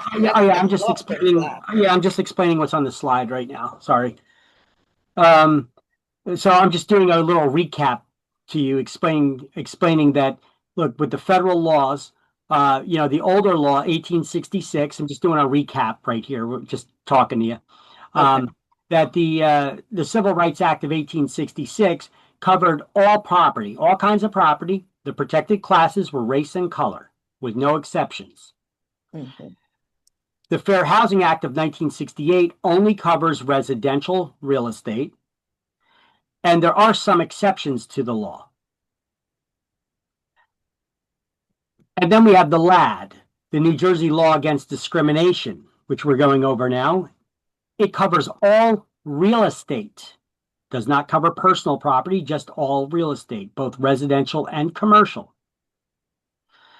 And for violations against the New Jersey Law Against Discrimination, the LAD, you have to, it's enforced by the Attorney General, the State Attorney General. And you have 6 months or 180 days, that's 6 months to file the complaint. See, under the federal laws, you have 1 year to have it heard in front of a HUD judge, administrative judge, or 2 years to have it heard in federal court. Violations of the New Jersey Law Against Discrimination, you have 6 months to file a complaint, 180 days. Okay? Now, who enforces the laws, the federal laws, when it comes to real estate? HUD. Who enforces the New Jersey laws? The state's Attorney General. And what is an Attorney General? What is that position? It is the highest law enforcement officer in the land. So the highest law enforcement officer in the state of New Jersey is the state's Attorney General. Our country also has an Attorney General. That's the highest law enforcement officer in the entire country, is the Attorney General. That's what these positions are. So those who interfere with an investigation are subject to up to a $500 fine and a year in prison. The Attorney General's memorandum. Well, the Attorney General, we just learned, is the highest law enforcement officer in the land. The word memorandum is a fancy word for a notice. Okay? So this is a notice coming from the Attorney General's office that must be given to property owners at the time we get listings. It's a disclosure about the New Jersey law against discrimination and the federal anti-discriminatory laws. It must be given to property owners, both residential and commercial, at the time of listing property. Licensees, that's us, must refuse listings when a property owner indicates they intend to discriminate. So you don't sit there explaining to them discrimination is wrong, and then when they see the light, then take the listing. You have to, if they indicate that they plan on discriminating, you must refuse the listing. So there's an exam question in that alone, in that statement alone. I guarantee you're going to get an exam question on that. You must refuse listings where a property owner indicates an intent to discriminate. What kind of property is covered by the LAD? All real estate, so both residential and commercial. How long do you have to file the complaint? 180 days or 6 months. I think on exams, they may refer to it as 180 days instead of 6 months. So that's why I have both of them there, and I keep repeating both of them. And who enforces the LAD? Attorney General. The Attorney General. So what document do you give to owners at the time of listing that informs them about the laws against discrimination? The document, the hearing, Yeah, what document do you give to property owners at the time you get a listing that tells them equal housing? That talks about discrimination. So what document do you give to the property? BIS. Guys, it's right. No. Hold on, it's right in front of you. Right in front of you. Yeah. Look. Equal housing, equal housing. The Fair Housing Act.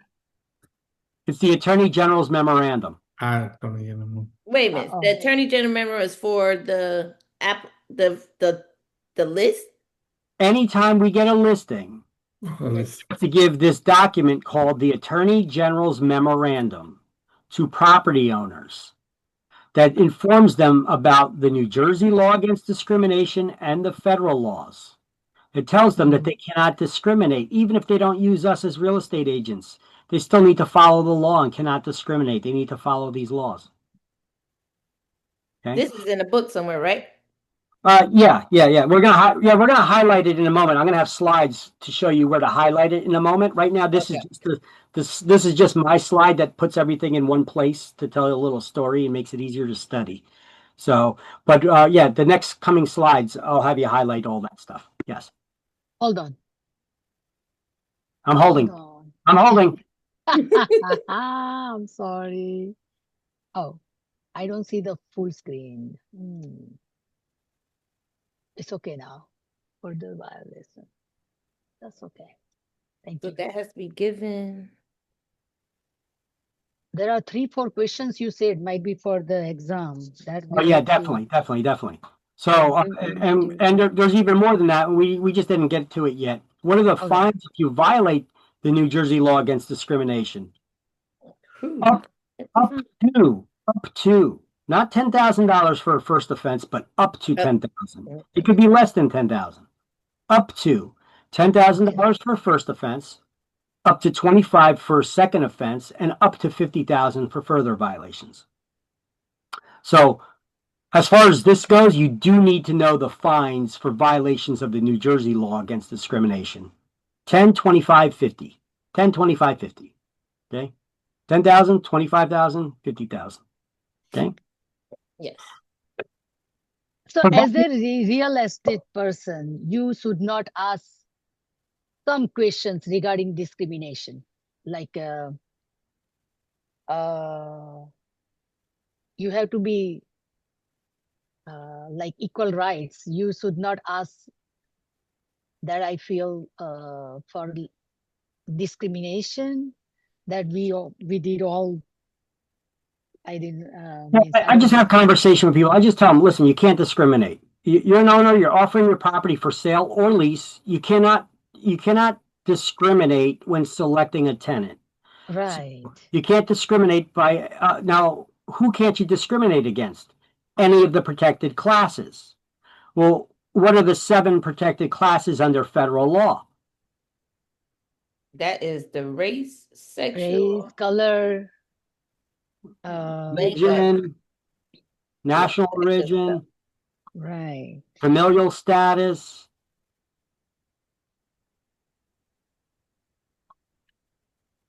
Religion, country of origin, Yeah, I'll back it up for you. I'll back it up for you.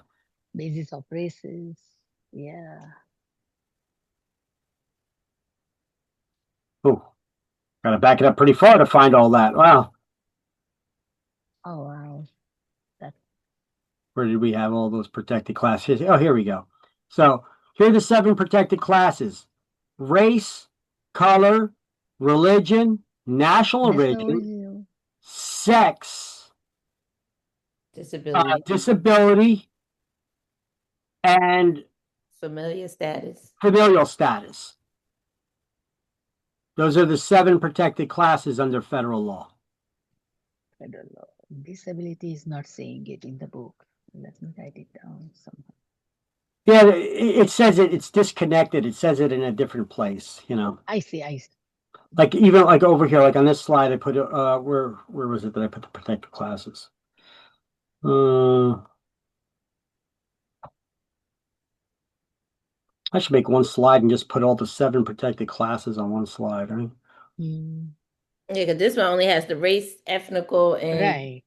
Race, color, religion, national origin, and sex, people with disabilities, and familial status. Familiar status. Familiar status, you said? Yeah, that's having children. Was it under 18 or something? Yeah, under 18, because over 18 you're an adult, you know. So under having children under the age of 18, that also includes pregnant women. Oh. Although who the hell knows? Maybe our politicians changed it to include pregnant people. So one more left. Familiar status, and then what's the last one? Which ones do you got? Which ones do you got there? Race, color, religion, national origin, sex, familiar status, and national origin. Race, color, religion, national origin, disability, okay, these familial status, and sex. Got it. National origin, who are they? So we got them right here. Ancestors, I see. Okay, hungry. I'm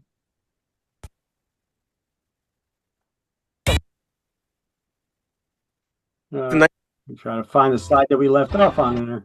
Okay, here we go. So, yeah. New Jersey has a lot more protected classes than that, though, and we're going to learn about them. That's under federal law. There's 7 protected classes. Under the Fair Housing Act of 1968, there's 7 protected classes. Under the Civil Rights Act of 1866, there's 2. You have race and color. However, they did add national origin and religion later on. But for exams, you just need to know race and color. Okay. I'm going to ask this question one more time. The Attorney General memorandum that is given when it's just a document. Yep. When the house is being listed. Yep. So you see the sentence I got here? It's a disclosure about New Jersey LAD, that's the law against discrimination, where you at? Laws. Oh, and it must be given to property owners, residential and commercial, at the time of listing. At the time of listing, got it. I should have finished reading. Okay, so that's going to be an exam question in its own. Okay, now this is one I want to clarify this because I know when I took my notes when I was in your position in class studying to get my real estate license, and I wrote down the New Jersey law against discrimination. I put a definition of what that was, and then I wrote down Attorney General's memorandum, and I put down a definition of what that was. And I was studying, and I was taking exams, and I know I was getting this question wrong on exams, and I was studying and studying and studying. And then I looked at my notes, and I looked at what's the difference between the LAD, the and the Attorney General's memorandum. Well, the LAD is the law. You don't give people the law, because that's going to be the choice answer option, you know. You don't give people the law. You give them the document that talks about the law. So the Attorney General's memorandum being a fancy word for a notice, that's the document, right? So you give homeowners the Attorney General's memorandum at the time we get a listing. You don't give them the LAD. You don't give them the law against discrimination. You're not giving them the law. You're giving them the document that talks about the law. Okay. That's the difference. The LAD is the law. The General's memorandum is the document that talks about the law. So you got to give the Attorney General memorandum to the property owner at the time you get a listing, telling them that they cannot discriminate. Okay? Now, this one was updated in 2021. It was updated and was actually implemented and put into effect in 2022 to include this FCHA. That's the Fair Chance in Housing Act. That's the one that we're going to start getting into, that we've already started talking about, where they say that they make criminals a protected class and you can't do background checks on them. They even try to soften the language, you know, of, you know, when somebody is convicted of a crime and they're in prison, you call them a convict. When they serve their time and they get out, they're an ex-convict. They're no longer a convict. They're an ex-convict, right? Mm-hmm. New Jersey legislators actually changed the name of what you call them now. They are called, are you ready for this? I don't know yet. They're system-involved people. System-involved people? Yes. System-involved people. They softened the language on it. You don't need to know that for exam. So that they're going to substitute that SIP? They don't want you calling them ex-cons because it has a negative connotation to it. You know, it makes them. It shows that you did something wrong. That's what you did. Like, you have to understand that some people learn their lessons from doing wrong and get a second chance, but that's what it is. Hey, you and I know that, but apparently some people are living on some planet weirdo, you know, and they're following their own rules here. You know. Yeah. They want to soften the language on it and call them system-involved people. So now the property owner who's going to rent their properties to them, they don't have to feel anxious about renting to an ex-criminal, an ex-convict, you know, because they're not ex-cons anymore. They're system-involved. That just sounds weird. Sounds like somebody just made that up. They're more fancy. I don't know who has the jobs for rewriting language, you know, but apparently in the political spectrum, you got somebody that has a job and their job is to soften language or come up with new terms. System involved, yeah, that's a real thing. Just make up. Like they changed the name of hot dog. Why is hot dogs Grizzlies now? What does that make sense? What is it? My kid came home one day and talked about, I said, what'd you eat for lunch? They said a Grizzly. I said, what is that? It's a hot dog. Why are you changing the hot dog name? How's a Grizzly? That's what they call hot dogs now. I'm like, what? What happened? What's wrong with hot dog? Yeah. People are weird. I'm like, Grizzlies? What is a Grizzly? A hot dog. Yeah, that's true. I don't know what direction we're headed in. We're doomed. We're doomed. Our future's doomed. You know, okay.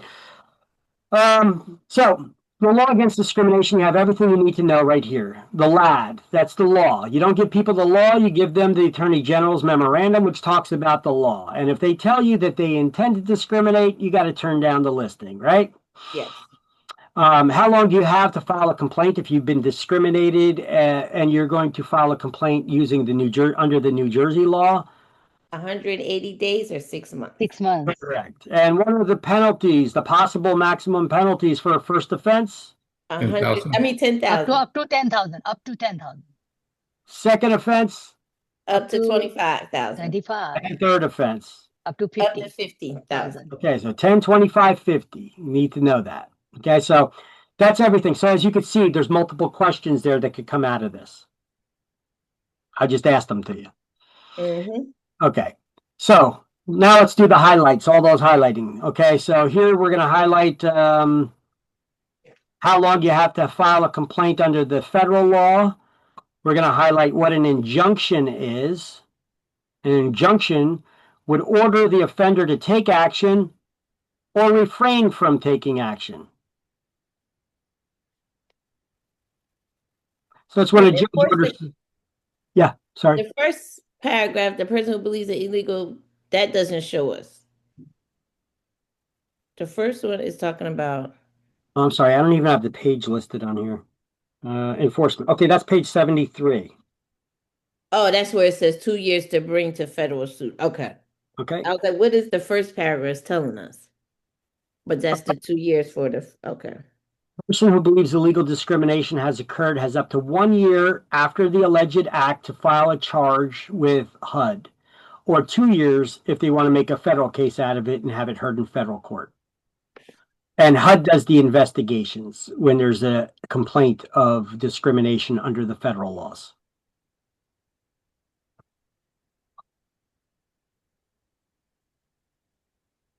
You got a page number there. HUD investigates in 1 year and 2 years for federal. Okay. Now, we don't need to study this, and I don't have it on any of the slides except for this one because this is a screenshot. But these are the fines for violating the federal law. For a first offense, $24,793. I don't know where they come up with these obscure numbers. Don't ask. $61,982 for a second violation, and up to $123,315 for further violations. Wow. With this 7 years. You're not expected to memorize these numbers. Okay? These numbers actually change too periodically. They've changed with the new edition of this book, actually. So we just said up to 10,000, 25, and 50. That's the one, right? That's for New Jersey. Oh, that's for New Jersey. These are the things for violating. If the charges are brought under federal law, these are the fines of the federal law. I see. But you do not need to study these for exams. They are not going to expect you to memorize these obscure numbers. I don't know how you would. So this not going to be in the exam? No. Okay. The fines for New Jersey is because they're even numbers. They're easy to remember. 10, Right, 20, right. 50, But 24,793, not as easy to remember, so they're not going to require you to memorize that.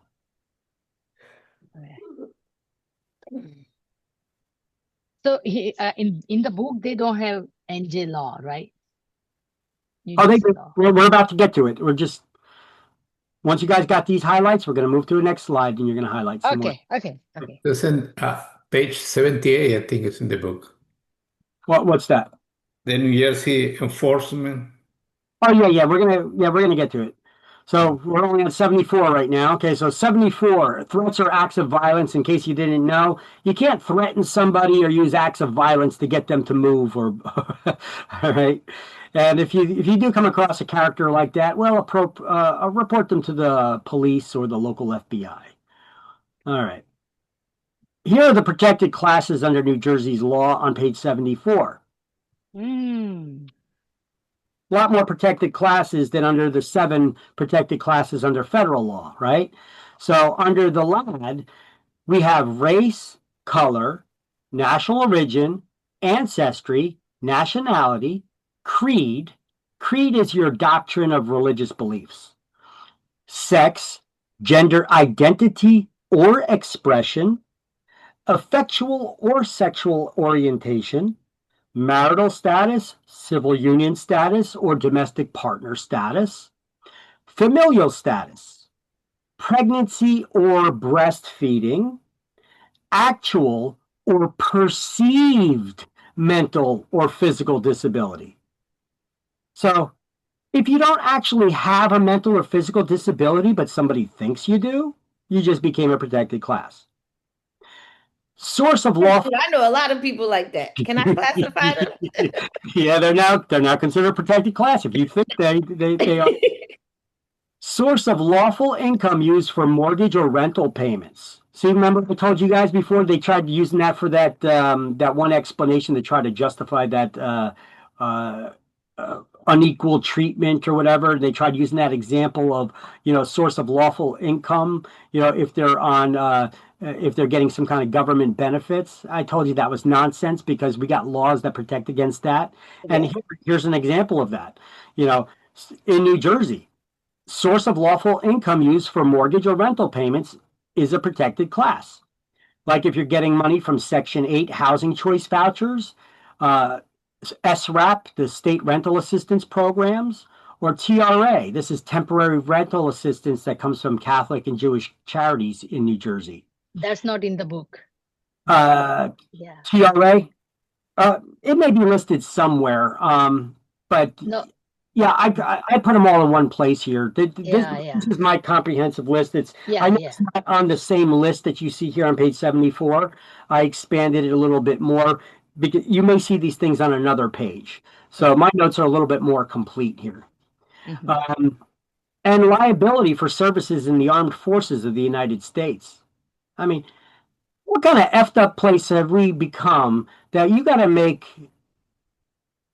our own citizens that decide that they're going to enroll in the military to serve our country, you got to make them a protected class because people are going to discriminate against them. Mm-hmm. How messed up is that? Well, it's also illegal to place any advertisement or make any statements or utterances that express directly or indirectly any limitation to offer housing or real estate based on any of those characteristics. So basically they're telling you they don't even want you joking around with people about, protected classes. Probably when you're growing up, you got your friends and you probably got friends that you're all different backgrounds, you got, me, Polish, I got Italians, I've got, people from all different backgrounds, I got people of different races and colors that are my friends, and we all joke with each other, and, it's inappropriate to do this in a business environment, but we all joke with each other and bust each other's chops, being the dumb Polak or the Guinea or the whatever, this is very offensive stuff, if you say this, but when you're good friends, you guys joking around.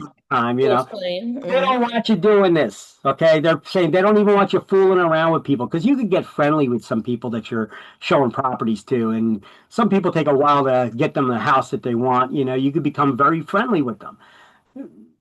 Keep in mind, this is a business.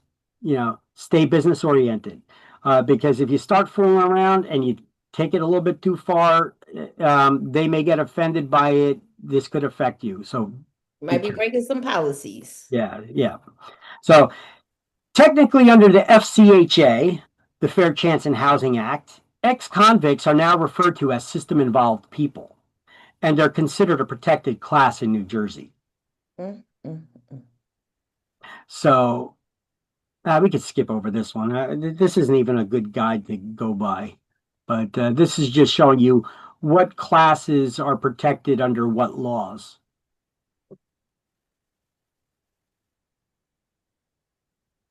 I don't know. This is making me dizzy. All right. So New Jersey LAD, the prohibited activities. New Jersey law against discrimination forbids refusing to sell, rent, lease, assign, or sublease as a means of discrimination. For licensees refusing to offer property or to negotiate transactions as a means of discrimination, or lying about the availability of property. Changing the terms of the real estate transaction or offering special facilities or services to any persons as a group or as a means of discrimination, and being involved with any expression, direct or indirect, of any limitation based on discrimination. This includes statements, advertisements, publications, signs, rent applications, purchase offers, and records of inquiries. The only exceptions to New Jersey's law applies to rentals. It allows rooms, apartments, or flats in certain types of housing to be restricted to members of one sex, like college dorms, for example. Religious-based organizations to discriminate on the basis of religion, and an owner-occupant to discriminate except for race in the rental of a duplex or over-under, a two-family house. Note that these exemptions are similar to those available under the federal law. However, New Jersey's law does not contain a federal exemption for homeowners selling their own homes or when a broker is involved or not. There's never an exception for race, whether or not a broker is involved. Okay, so here's a good way to remember what kind of property is covered by what law. I put together a little chart for you. This Act of 1866 covers all property. Fair Housing Act, housing, that's residential. That's all it covers. And then we have the New Jersey LAD that covers all real estate. So no personal property, but it does cover residential and commercial. Okay, that's a way to remember what kind of property is covered under which law. Mm-hmm. So fair hearing is residential. Okay. Civil rights is all properties. And New Jersey is just commercial residential. No, it's just real estate. It's all real estate. Just real estate. Good word. Mm-hmm. And I was looking at that chart. New Jersey, the one that covers everything. Yeah. And they cover stuff that you could invent, because it's if you think, I was like, what's the difference in this chart? I said, oh, New Jersey covered everything. Okay, so here, let's do some more things. Okay, in order to try to keep records of possible block busting, if you get 3 or more listings on one block, on one street, on one block, you have to keep a record of how you got that listing. Was it a phone call? Was it a mailing? Were you door knocking? What was the script that you used in your conversation? You actually have to keep this as a record if you get 3 or more listings on one block in any single month. To try to, because if that happens, that's not very common, but if that does happen, are you engaging in block busting activities? So that's basically why you got to keep that record for at least 1 year in case somebody ever files a complaint. But that is good, right? If you have 3 listings in the same area. Yeah, hell yeah, that's good. It's good. As many listings as you can, But this is to prevent block busting, or we have a requirement that we have to keep records of how we got those listings, so just to show that you weren't doing something wrong. Right. Now, New Jersey's not going to be out. Somebody else's. New Jersey's not going to be outdone by any federal law. So New Jersey comes up with their own poster. The federal, we have the equal housing opportunity poster.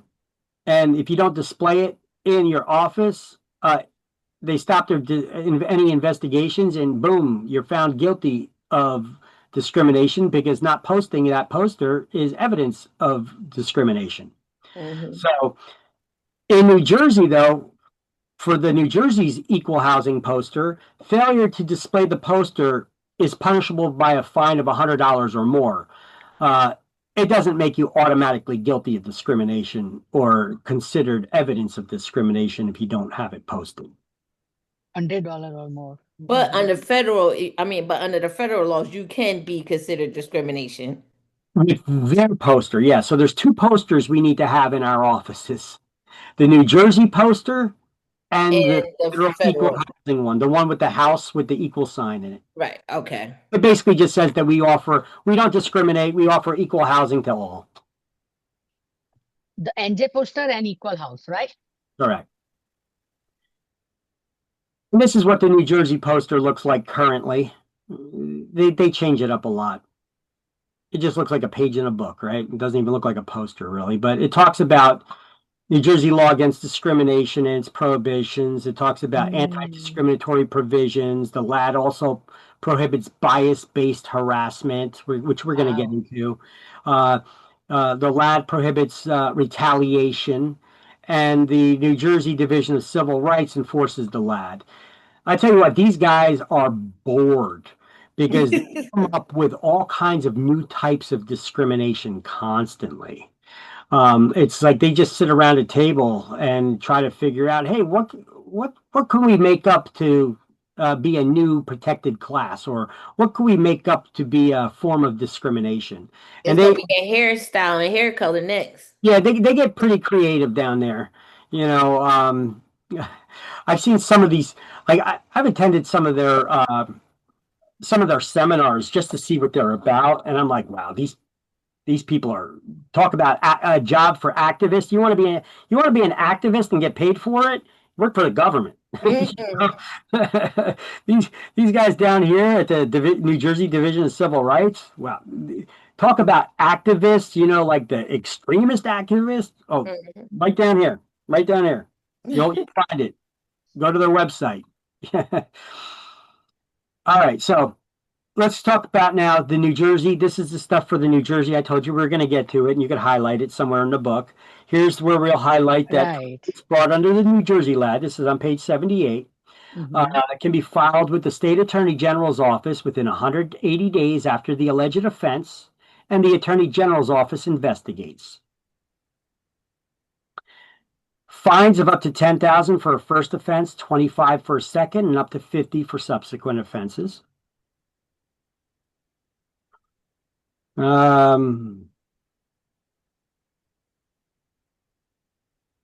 Complaints brought under the LAD may be filed at any of the offices of the Attorney General. And then this additional thing, which we didn't go over yet in detail, I just spoke of it a little bit, was that new addition to the New Jersey law against discrimination. They added on that Attorney General's memorandum. They added to it this section about FCHA. It's called the Fair Chance in Housing Act. So it says anyone found guilty of violating the Fair Chance in Housing Act may be subject to penalties. I guess that O should have a T in front of it. 2 penalties of up to $1,000 for a first violation within 5 years of a complaint, up to $5,000 for a second violation, and up to $10,000 for 2 or more violations within 7 years. So 1, 5, and 7. 1, 5, and 10. Okay. I'm not sure, but this is something that possibly you need to know the fines for. I'm not sure if you guys see it on exams. Let me know so I could know whether I should be teaching this or not. But Fair Chance in Housing Act, what the violations are. This is about if you're doing refusing to rent to somebody who's a ex-con, you know, or you're doing a criminal background check on somebody. No, $1,000 for first violation, $5,000 for second, and $10,000 for 2 or more within 7 years. So fair chance in housing is like related to discrimination? Yeah, but that's that one that I was telling you about that deals with if you do a criminal background check on somebody, Okay. you're discriminating because the criminal justice system is inherently racist. And if you're relying on criminal background checks, that makes you, by extension, racist somehow. But that's the law, you know. Right. I mean, it seems kind of ridiculous, but we are living in this alternate reality right now. Right. Did everybody get these highlights? Yes. Yeah, I did. Yeah. Okay. Within 5 years of a complaint. So now on page 78, let's also highlight this under notice at listing. We got to give a copy of the Attorney General's memorandum. See, this is all that stuff I had on one slide at the on half a slide, right? This is all the stuff I had on that half a slide there. So a copy of the Attorney General's memorandum about discrimination must be given to homeowners at the time the property is listed. And salespeople and brokers must refuse listings from owners who indicate that they intend to violate the LAD. They intend to discriminate.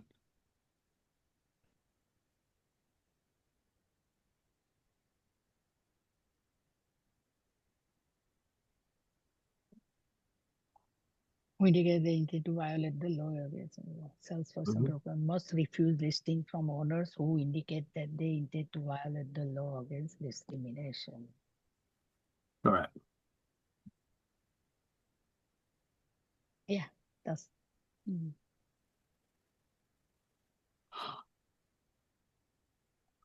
Now, the LAD does apply to both residential and commercial. So here they say it must be given to homeowners at the time the property is listed. It should say property owners, because it deals with commercial property as well.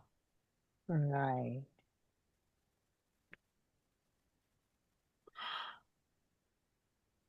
And then we're going to actually go over the LAD.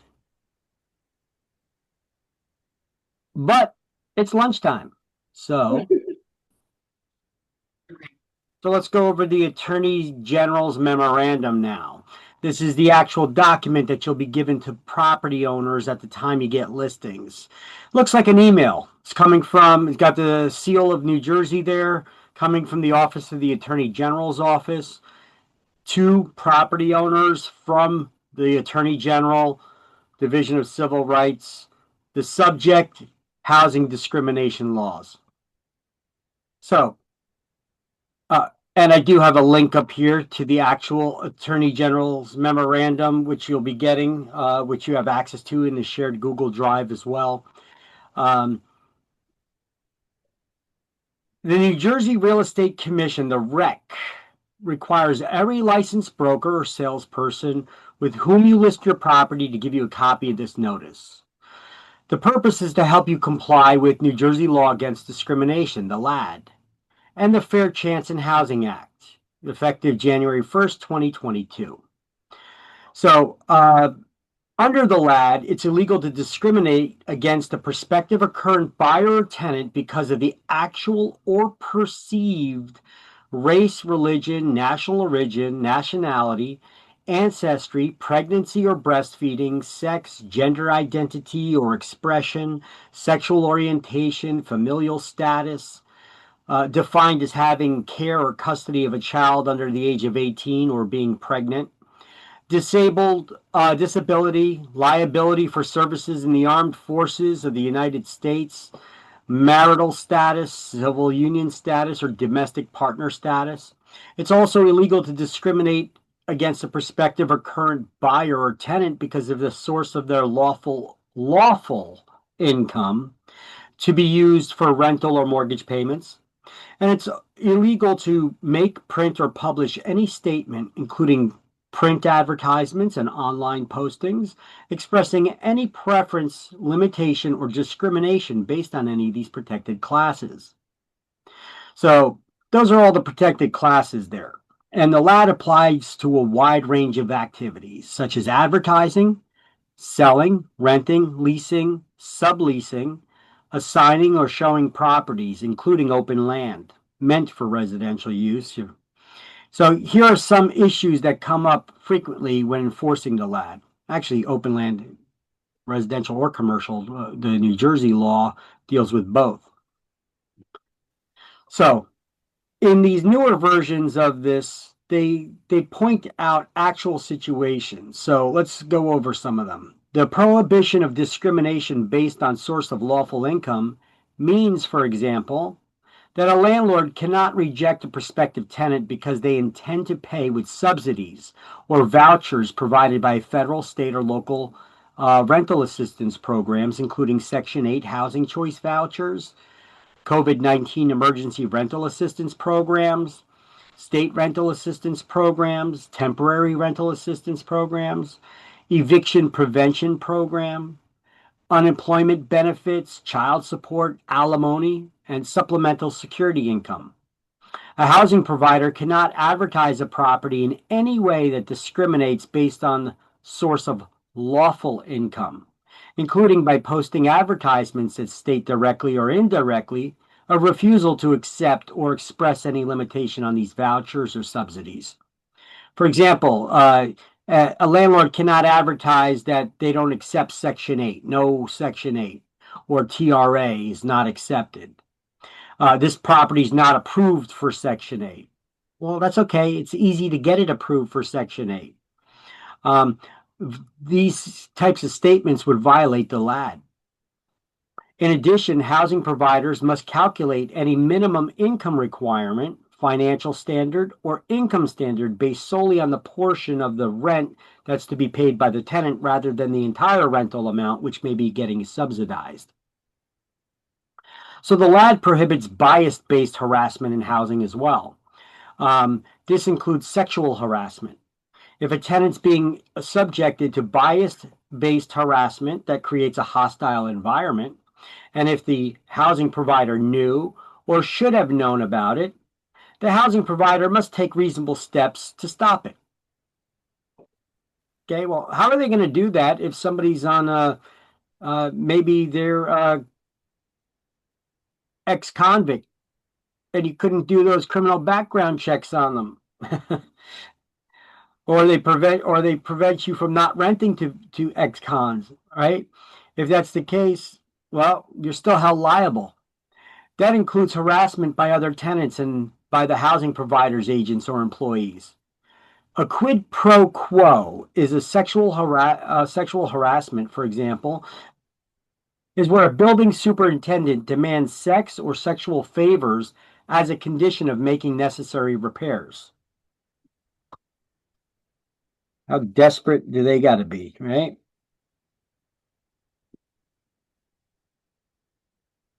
So here's an example of where this actually happened, right here in Elizabeth. This was in 2020. This was a story I got from 1015, that radio station. They got the news on their website there too. They give an example here where there's a landlord in Elizabeth. He owns a bunch of different buildings, ranging from 4-family houses to huge apartment complexes. And there was a complaint filed against him that he demanded sex from residents on multiple occasions in exchange for assistance. The sexual harassment complaint filed by the Department of Justice in the court in Newark named Joseph Santani, who authorities said owned numerous properties in and around the city of Elizabeth, ranging in size from 4 to 100 units, receives about $102,000 each and every month from federal housing choice voucher programs, or Section 8. The lawsuit alleges that since at least 2005 until 2020, Santani engaged in severe or pervasive sexual harassment that included demanding oral sex in exchange for helping residents stay in their housing or receive rental assistance. Authorities also alleged that he threatened to evict tenants who rejected his advances, and also demanded sexual favors from prospective tenants. Could you imagine? You're just looking to shop around to see if it's a place that you're even interested in moving to, and the guy's already demanding sex from you? Wow. Here's a bunch of his other properties that he owns too in Elizabeth, in the Elmora section. You know, I know a girl that lives in this building right here, and she was always telling me that how her landlord is such a pervert. Well, now we know. How about this? Did something illegal happen here or no? While it's disgusting and understandable to be uncomfortable to live here knowing things like this are happening, if a landlord's employee enters your apartment and then masturbates in your fiance's panties, does it constitute a crime or sexual harassment? Has the landlord's employee sexually harassed anyone? Did he have the legal right to enter the apartment? Can a landlord enter an apartment without the permission of a tenant? The answer is no. They can only enter without prior permission in cases of emergencies like gas leaks or floods. Otherwise, they're breaking and entering, and they could have criminal charges filed against them. Under a trespass complaint may be filed by the tenant with the local police department under the New Jersey Criminal Code for defiant trespass, and here's the actual code. And the reason why I'm pointing this out is because in this certain event here, he did go to the police, and they said there's nothing they could do. They didn't do anything wrong. I would have demanded to speak to a supervisor there because they did do something wrong. Top story tonight, a Hoboken couple says their privacy was violated. Their bedroom security camera caught a maintenance worker going through their things. But it's what they touched that has them still uneasy. News 12 New Jersey's Erica Such joining us in the newsroom with more on this story. Erica. The couple tells us they purchased this security camera to just watch out when anyone was in their apartment, but never expected to capture an employee of their building going through their underwear. Take a look. It said there was a notification for motion, so I checked it. The Rivington resident Alex Sacchetti says he was at work just a few weeks ago when his security camera in his bedroom captured moments a maintenance worker did something out of the ordinary. I started watching, and the man was, going towards the dresser. I was like, wow, that's strange. And then he opened it. He was going through my fiance's underwear. And, after I watched the entire event, there was potentially other lewd acts that took place, but mainly just going through my entire apartment. The worker is seen checking the bedroom door, closing it, and turning off the lights before going into the corner of the room, blocked by pillows on the camera. Sacchetti says he quickly called management and alerted them. That's when this moment shows the man looking at the camera when he answers his radio call to leave the unit. It was pretty much your whole privacy is violated. Sacchetti says his fiance has been so upset by the situation, she's staying elsewhere for now. They filed a report with Hoboken police, but were told this. He had the right to be in here, and apparently anything that took place is not a crime. The two have been back and forth with Equity Apartments, who owns the complex, but says their responses have been lacking empathy. There's been some outreach from some sort of manager or something, I'm not exactly sure.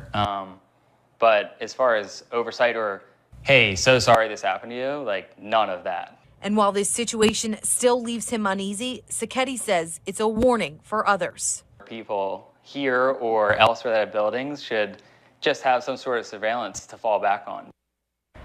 And the couple tells us they're hoping to switch apartments in the near future. We did reach out to Equity Apartments for comment, but did not hear back. In the newsroom, Erica Such, News 12, New Jersey. So, this guy didn't know his rights. He went to the police station. They told him that they were allowed to be in there. First of all, no. A tenant, even an employee of your landlord or employees of the landlord, the maintenance personnel, unless they had permission to enter your unit, or if it was an emergency, they're not allowed to just use their pass key to come into your apartment. That's breaking an entry. So unless he had an prior appointment to be in there, or there was an emergency, he's breaking an entry. So that's why I put here, this is a complaint can be filed under defiant trespass. So the Truth in Renting booklet is a booklet that, we give to tenants in buildings with 3 or more units, not counting the unit the landlord lives in. This Truth in Renting booklet explains to tenants what their rights are. And it's updated annually. It's available in English and Spanish. And this is something we're going to go over in Chapter 12 when we talk about rentals. But, I'll open up this booklet. I'll share this with you guys right now in the chat window in case you wanted it. This is the Truth in Renting booklet. Even though it's only required to be given to tenants in buildings with 3 or more units if the landlord's not occupying one, so 3 or more available rental units. These rules apply to everybody. So it's good to know. So here I'm sharing with you that link. That's the Truth in Renting booklet.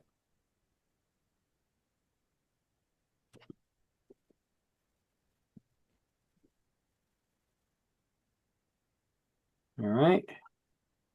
Come on.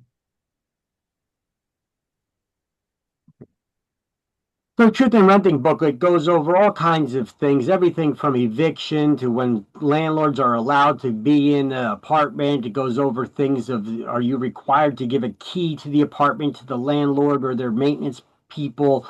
It goes over, having pets or service animals. It goes over talking about satellite dishes and all kinds of possible rental issues between landlords and tenants. So housing providers must reasonably accommodate tenants with disabilities, unless doing so would be an undue burden in their operation. For example, if a tenant shows that they have a disability and they need an emotional support animal, it is necessary to afford them an equal opportunity to use and enjoy the dwelling. The housing provider must permit emotional support animal even despite a no pets policy, unless they could show that doing so would be an undue burden. And a no pets rule cannot be enforced against a person with a disability who has a service or guide animal. Landlords may not charge a tenant with a disability an extra fee for keeping a service or guide animal. Let's see. I'm going to back this up for a second, and I'm just going to give you guys this link right now directly to this latest Attorney General's memorandum, the one that we're going over right now. As you can see, this is the document that we're going over right now. I'm going to share this with you right now in the chat window. This is the AG memorandum. So you could download it and print it if you need it. All right.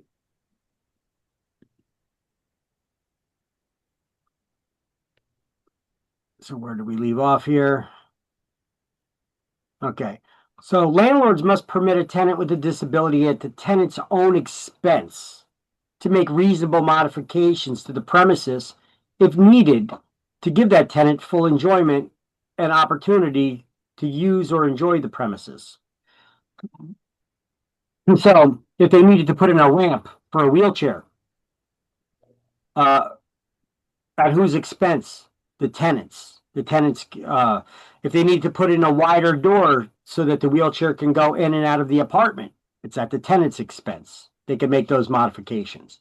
Can the landlord require that tenant now, when they move out, to remove those modifications and put it back the way that it was? Yes.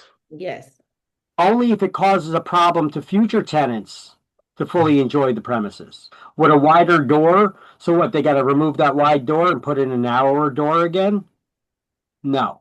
Because, look, a wider door is not going to be a problem for future tenants that probably appreciate it because they could get their furniture in and out easier, you know?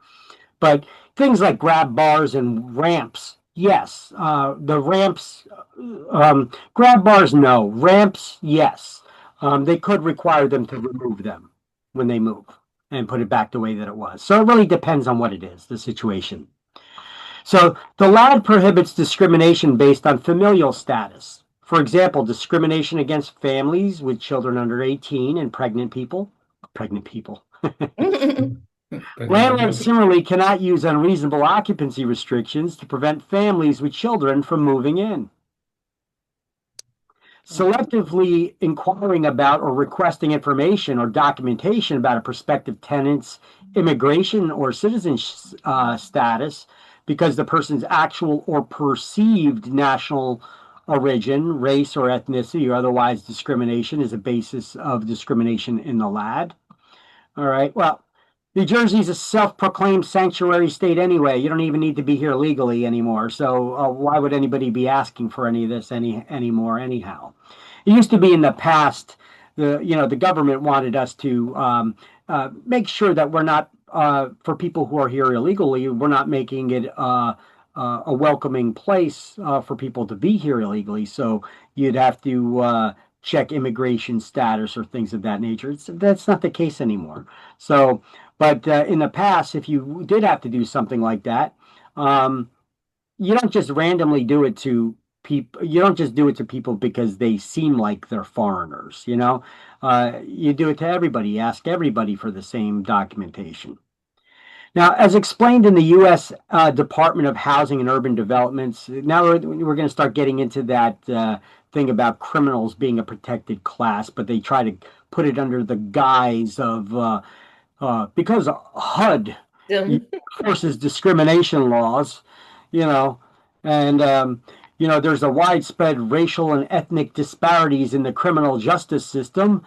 Blanket policies that make all individuals with any prior arrest or criminal convictions ineligible to rent violate both the LAD and the Federal Fair Housing Act because they have a disparate impacts. It's the language that they use, a disparate impact based on race or national origin. Well, they're the ones that are bringing it up. Mm-hmm. And are not supported by legitimate business necessity. I don't know. What does that mean? Not supported by legitimate business necessities? Well, they're trying to say because you're in the business of a rental, you're a landlord. That's a business. You're renting, and you checking their criminal background is not a business necessity. Okay. But if you're living in the other unit with your kids and family, you want to make sure that they're going to be safe and not going to have some kind of whack job criminal living next door to you. That should be up to the property owner to decide. I understand they're trying to get more rentals available to ex-cons because a lot of people don't want to rent to them, perhaps. There's government facilities for rentals. I'm sure there's plenty of private homeowners out there or who may even be ex-cons themselves that would rent out to other ones. It should be up to the property owner. Boo-hoo, it's harder for you to find a rental. Well, there's consequences to your actions in life. If you're going to do crimes, you got to realize that there's going to be consequences to them. You commit a felony, you lose the right to vote. Actually, you know what? How about the wait a minute, because we'll go too far on that conversation. Our politicians changed it. It's if you are an ex-con, you could actually regain your right to vote. Okay, so if you do a crime, in the past it was if you did a crime, if it was a felony, you lose your right to vote. Okay, you go to jail and you lose your right to vote. But when you get out of jail, you serve your time.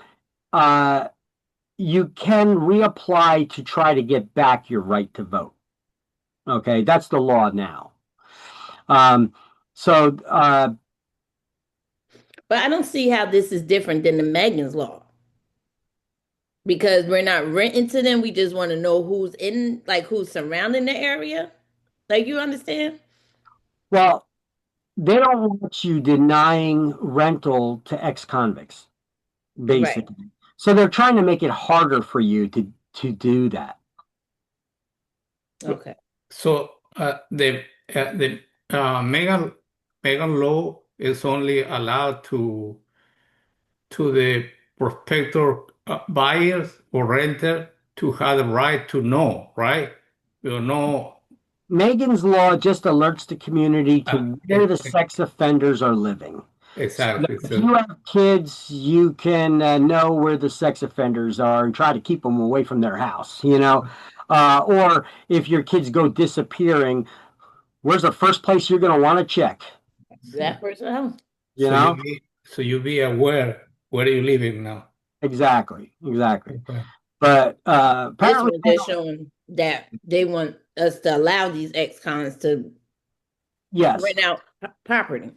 Correct. So the thing is, they want everybody to be able to rent to ex-convicts, and they want you to accept them, and you better have a darn good excuse not to rent to them, because if you don't rent to them, it's not because of your fear of the criminal acts of their past. It's because you're racist, because the criminal justice system incarcerates more people of color than not. And therefore, if you do criminal background checks, that means you're relying on some sort of a racist system. So therefore, by extension, that makes you racist, which is a ridiculous argument. Yeah, because you could do a background check on anybody. There's people of all colors that has a background check. But the thing is, you can't now. Because if you do, you're considered racist. it's kind of But crazy. I'm not looking to see what color you are. I'm looking to see what type of person you are. It don't make sense to me either. So, look, the LAD prohibits discrimination based on familial status. Okay, we already read that. Okay, about the immigration status and as explained. Okay, and then now based on the criminal stuff. So blanket policies that make all individuals with any prior arrests or criminal convictions ineligible to rent violate the LAD, because they want you to be able to first say, we're going to agree to rent to you based on your financial qualifications. And after you agree to rent to them, now you could say, but the rental is conditional upon me doing a background check at this point. Like, you can't say in advance that you're going to have to fill out a rental application and we're going to do a credit check and a criminal background check. You can't say that, because that may scare away some of the ex-convicts, because they know that they may not qualify because they got a criminal history. So you have to first allow them to rent. You got to say, we're going to agree to rent to you, but it's conditional upon me doing a background check. And now when I do that background check, I got to give you the opportunity to correct any wrong information. I got to give you an opportunity to give me your excuse for whatever it is you did. I have to also, I cannot turn you down depending on what type of crime it was, what degree of crime it was, when the crime occurred, how long ago it occurred, or how long since your release from prison, depending on the level of crime, would dictate whether you can deny them rental or not. You'll see in a minute. So ineligible to rent to both. Okay, so because they have a disparate impact based on race or national origin and are not supported by legitimate business necessity. So a housing provider may not use a criminal history as a pretext for intentionally discriminating based on race either. Well, no, duh. We have a problem here with this first part. As far as the second part goes, where it says you're only going to do like criminal background checks on people on people of color versus white people. Yeah, that's discriminatory. That's racist. Of course, if you're going to do a criminal background check, you do it on everybody.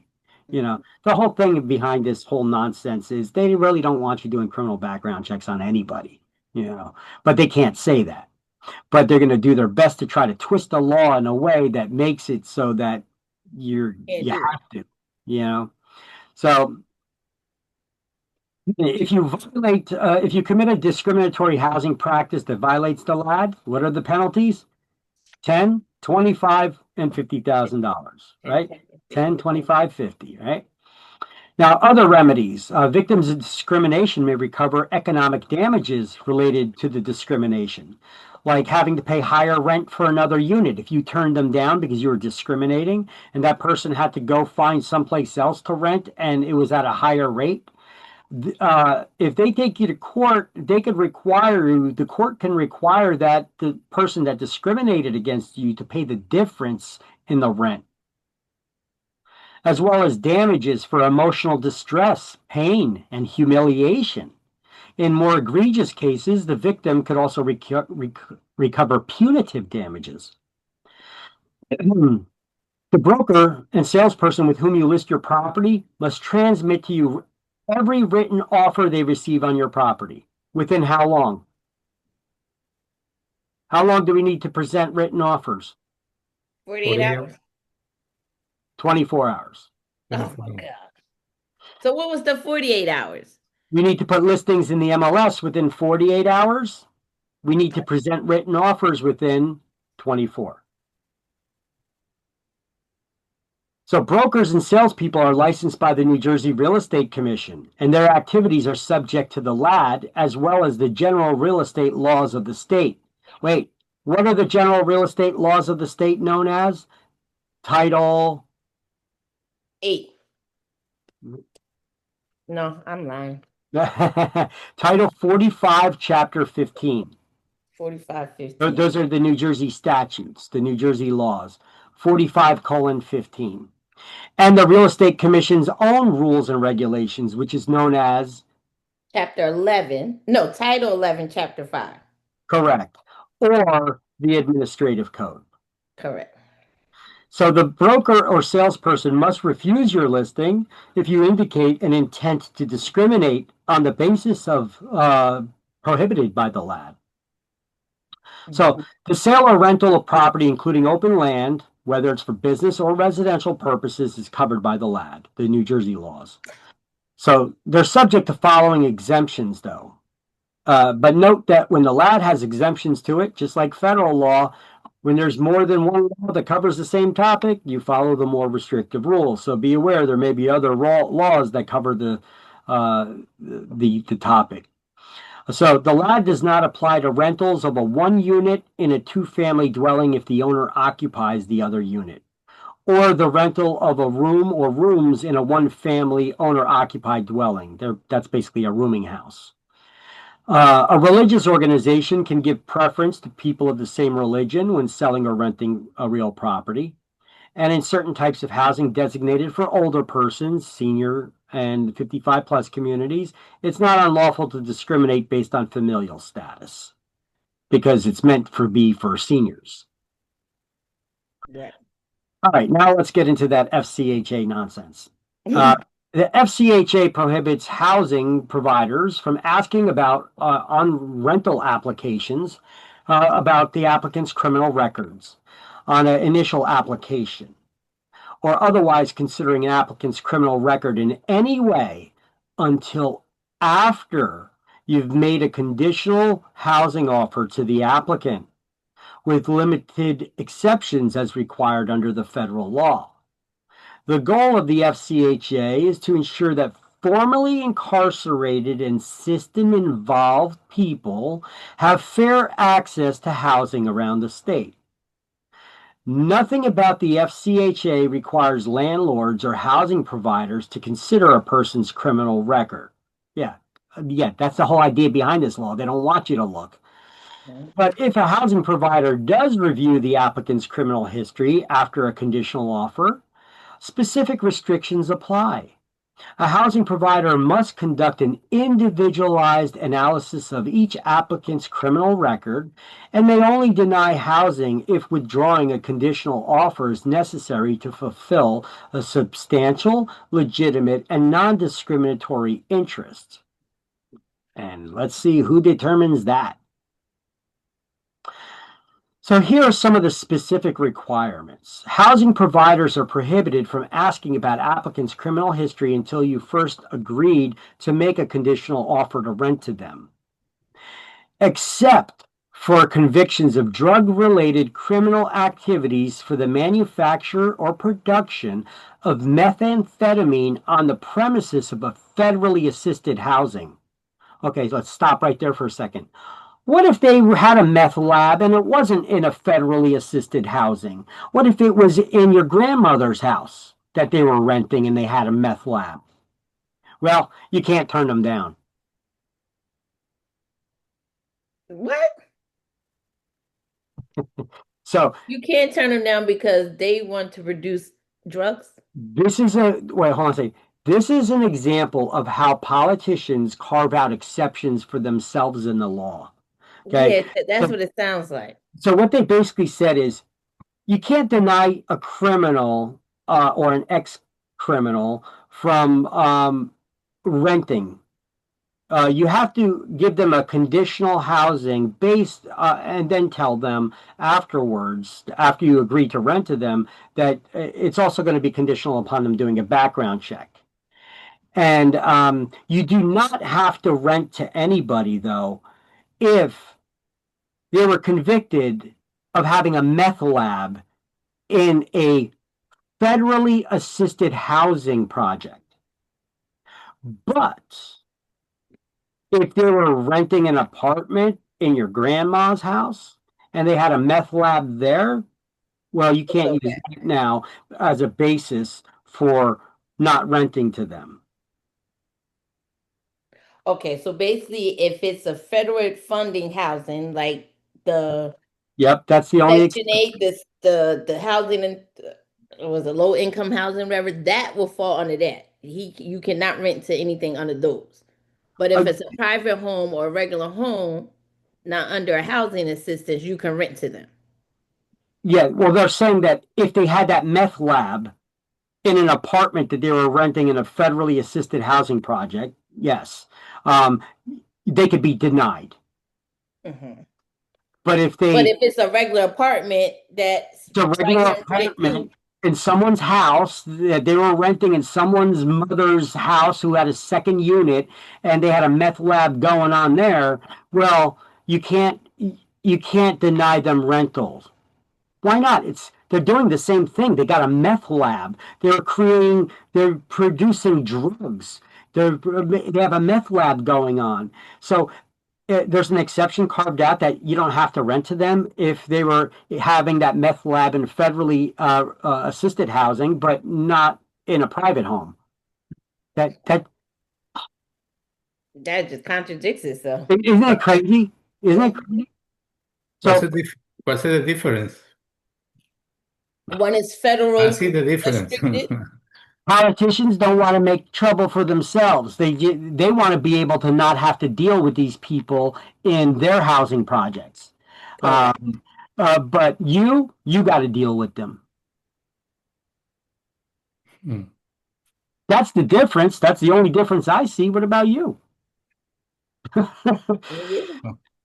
Or if the applicant is subject to a lifetime registration on a state sex offender registry. But I should put a big asterisk next to that because we're going to see there are some technicalities to that as well.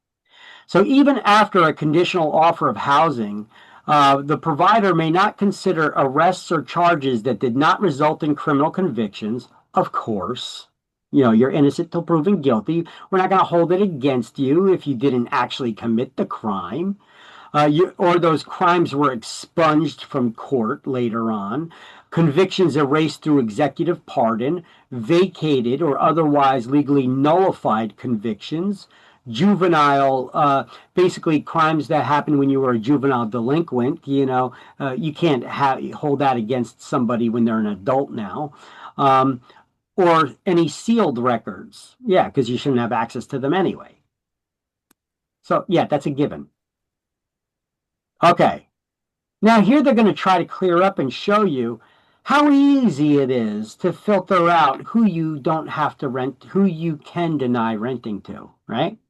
So if the housing provider does choose to do a background check, they could only consider these crimes: convictions for murder, aggravated sexual assault, kidnapping, arson, human trafficking, sexual assault, or endangering the welfare of a child in violation of this particular code. Convictions for any crime that requires a lifetime sex offender registration. But we're not done there. There's a little symbol there. So these are the only ones that you can turn down if it was a first-degree indictable offense or release from prison for that offense within the past 6 years.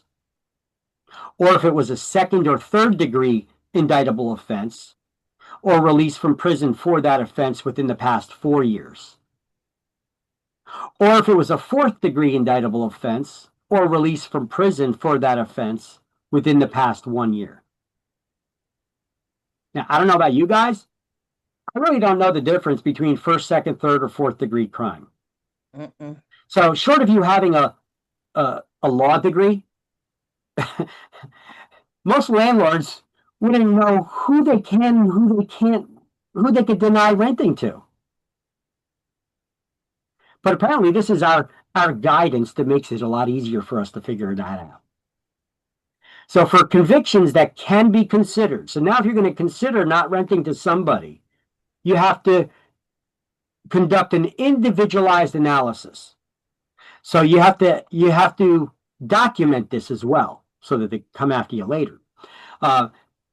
You have to state the nature and severity of the offense that they did.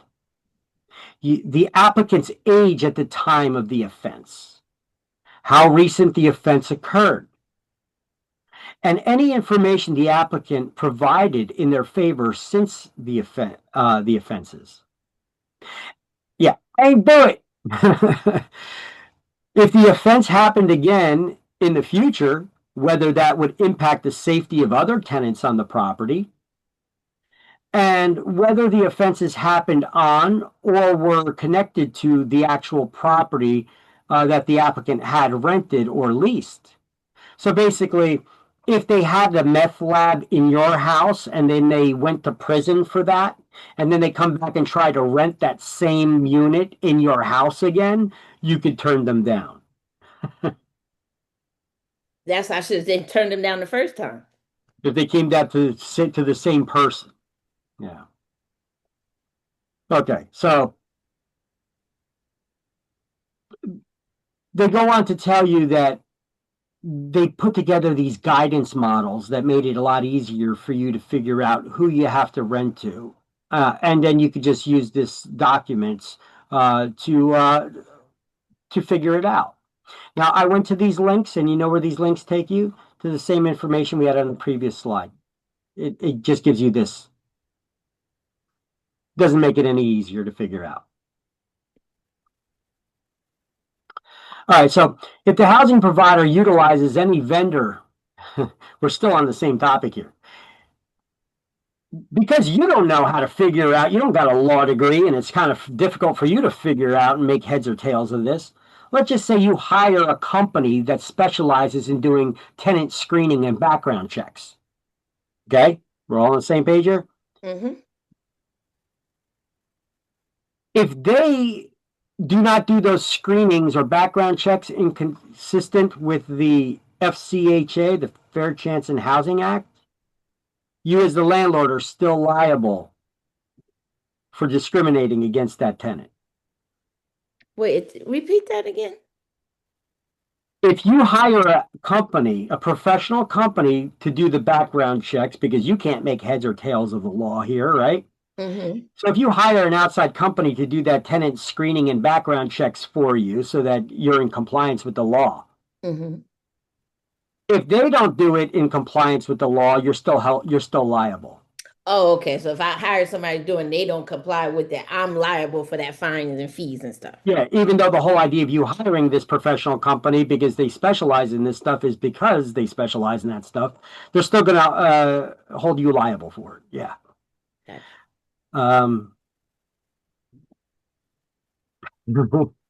So housing providers are prohibited from discriminating against those with criminal records in any advertising. Well, now they said it out loud. They said the quiet part out loud. Housing providers are prohibited from discriminating against those with criminal records. So therefore, those with criminal records are now a protected class. See, they specifically said that those with criminal records are not a protected class. But here now they're contradicting themselves. They're saying that they are a protected class. Yes, they are. We're right there.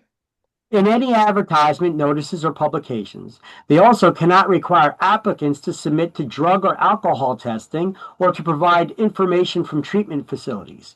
The reason why I think they threw those lines in there is because, remember, under federal law, you're considered disabled if you are or alcohol treatment and stuff like that. You're in a drug treatment program or something like that. You're considered a protected class. Well, they don't want you to even try to look into if that person's a drug or alcohol abuser. Okay. So if you violate the FCHA, you may be subject to penalties up to $1,000 for a first violation, $5,000 for a second, or $10,000 for 2 or more. All right. And here, you can contact their hotline or go to their website, but they're just going to drown you with more confusing nonsense and talk and double speak to make sure that you just rent to them. Regardless, you putting your safety or anybody else's in harm's way. It makes you really not want to be a residential landlord in New Jersey. Yeah, that's it. They don't care about the safety of nobody else. All right. And then you need to sign. The property owner and you as the real estate agent need to sign now this document, this Attorney General's memorandum. And then put that in your listing folder. All right, let's see. So there's some other state regulations on rentals. We pretty much went over these already.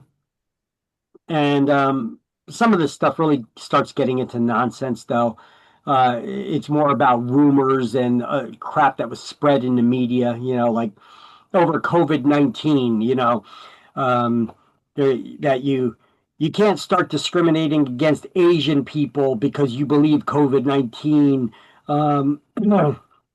that Asian people are responsible for spreading COVID-19. Well, that's idiotic. I mean, we do know that it came from China, Wuhan, China. It was developed in a lab in Wuhan, China. That's irrefutable today. Both sides, both political parties even finally agree on it now. So it did come from China. But of course, you can't hold all Asian people responsible for the spread of it. That would be idiotic. But so this is what talking about. That you can't discriminate against Asian people because you think that they are responsible for the spread of COVID-19. Or you can't discriminate against somebody who has AIDS or HIV or any other illness, A lease cannot provide that it will become null and void upon the birth of a child. A facility that does not admit pets must allow service animals.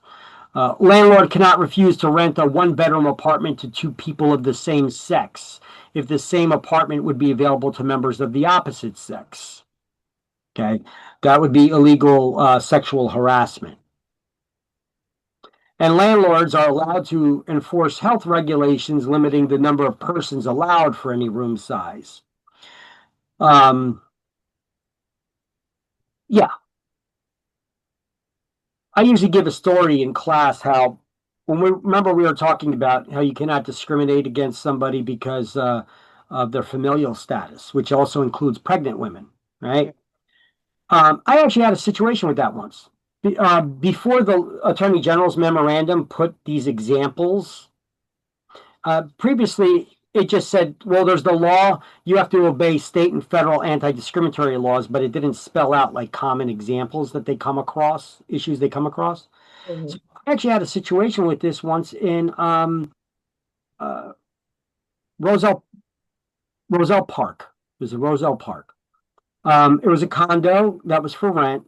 My clients were the renters, and I had to meet the landlord there. So when I meet the landlord, let my clients in, husband and wife, and their two little children. It's a 2-bedroom condo. They walk in the front door. He grabs me by the arm and says, I'm not renting to them. She's about to pop any day now.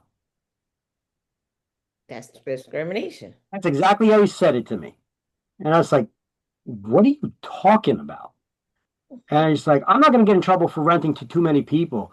Look at her. She's ready to pop any day now. I'm not going to get in trouble for that. I was like, what are you talking about? He's like, well, Roselle Park has an ordinance, no more than two people per bedroom. And there's already 4 of them. And she's going to pop any day now. And I'm not going to get in trouble for renting to too many people. I was like, whoa. First of all, that baby's not even here yet. So you can't even count that baby as an occupant. Correct.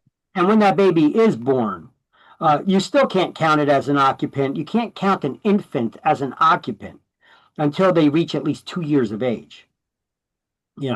And he was like, oh, you're going to say anything you want. You just want to earn a commission. I was like, dude, I'm not even going to talk to you anymore about this. I'm just going to tell you, you say one more word about this, that you're not going to rent to them, you're going to get hit with a lawsuit so fast it's going to make your head spin. I said, so I suggest before you say another word you talk to your attorney, because if my clients want to rent this place and you deny them because she's pregnant, you're going to get sued, you know? So my clients were interested in it too. They wanted to rent it, and they eventually did rent it, but he ran it through his attorney, like I told him, and his attorney told him the same thing, that I was right, that the baby's not here yet. You can't count the baby as an occupant, and even when the baby's born, you cannot count them until they reach 24 months of age, you know, so 2 years. So You have 2 years to find another place to be in coordinates with the township. Yep, after the baby is born. So they have at least 2 years until after that baby is born. And, you know, that was fine because they're just looking for a place to move into so that they could save up money to put a down payment and buy a house. That was their goal. Okay. So they ended up actually renting the place, but I never heard anybody say How that. did he feel when the attorney told him that he had to? I don't know. I'm sure like a jet. Well, you know what? Some people, they're so ignorant that they, you know, even when they don't, they're like, whatever, you know. So, but I never heard. What if your client would have heard them? They didn't, you know. But if they did, and you didn't mention to them, couldn't they go behind their back for that? Or they would have to sign it, huh? They could have sued him right away, yeah. I was about to say. You're talking like that right there. You know, that I mean, I tried to educate him first, but he was still kind of arrogant. So I put him in his place. I was like, listen, you know, you're going to get sued, bro. You need to talk to your attorney before you say another word here, you know, because that's discrimination. Now, you're telling me I'll say anything I want to say because I just want to earn a commission. But unfortunately, at the time, the Attorney General's memorandum did not have these examples specific. So you didn't have the listing to give to him. Yeah. So the document, even if I did have it, the document didn't spell out these examples like it does today. In the past, it was a one-page document, and it didn't give out any examples. It just said you have to follow the laws and you can't discriminate. It didn't say what type of discrimination, you know, or it didn't get into all that. So, yeah, that was something though, because I never heard anybody use the term for somebody's gonna have a baby any day now, that she's gonna pop. Any day now. I was like, what the hell? That's more of a reason to give them a place to live. That they need somewhere to go. He kind of confused me at first because I didn't know what the hell he was talking about, you know. And then when he said it, I was like, shh, go over here. I was like, what are you talking about? You know, we started whispering, you know. Yeah, that was something. So, look, real estate is an interesting field to get into. You come across all kinds. And there's all kinds of situations. No two transactions are alike, you know. Do I come across people that are discriminating all the time? No. It's actually a rarity. You know, it's not as common as the news and activists will have you believe these days. It's actually a pretty rare thing. You know, we've had a lot of progress in this country over the years, you know, I mean, do we come across it? Yeah. But is it a common thing? No. So if you have an apartment building that has 25 units or more, if you're working in property management, or if you are a superintendent of an apartment building with 25 units or more, you have to actually keep a record of the racial composition of all the tenants in the building. Why would that be? Well, so you could submit it to the state every year so that if there's ever a complaint that somebody's being discriminated against, they could see, well, are there any people of this race in that building, or are they being excluded? That's So why. that's like a census in real estate. Now, I don't know if they actually ask tenants what their race is, Okay. or are they supposed to just guess at it and then put it down? But I mean, how would you even do that? I mean, we have so many people that, you know, In this world. Like, got- how do you know? mixed couples, mixed children, mixed races now. I mean, how would you even do this? You would have to ask the tenant, knock on their door. What race are you? We need to put it down on a list that we need to submit to the state. How would you even do that? Do you do it in quiet on your own, or I don't even know how? They go slip it in the forms with everything else. Yeah. They don't ask him when they apply. They don't ask him your race. They not question in the application. I don't think that's legal for them to. I don't think they can do that legally on a rental application. Ask you what your race is. It's not legal, right? Yeah, I think that's illegal. It's kind of interesting, actually. How would one go about doing this? I mean, they put a law in place like this, but it's curious to find out how would one actually go about asking and obtaining that information. That's something to dig into. Anyway, but we're not going to waste any more time on that. Okay, so the love letters. Love letters.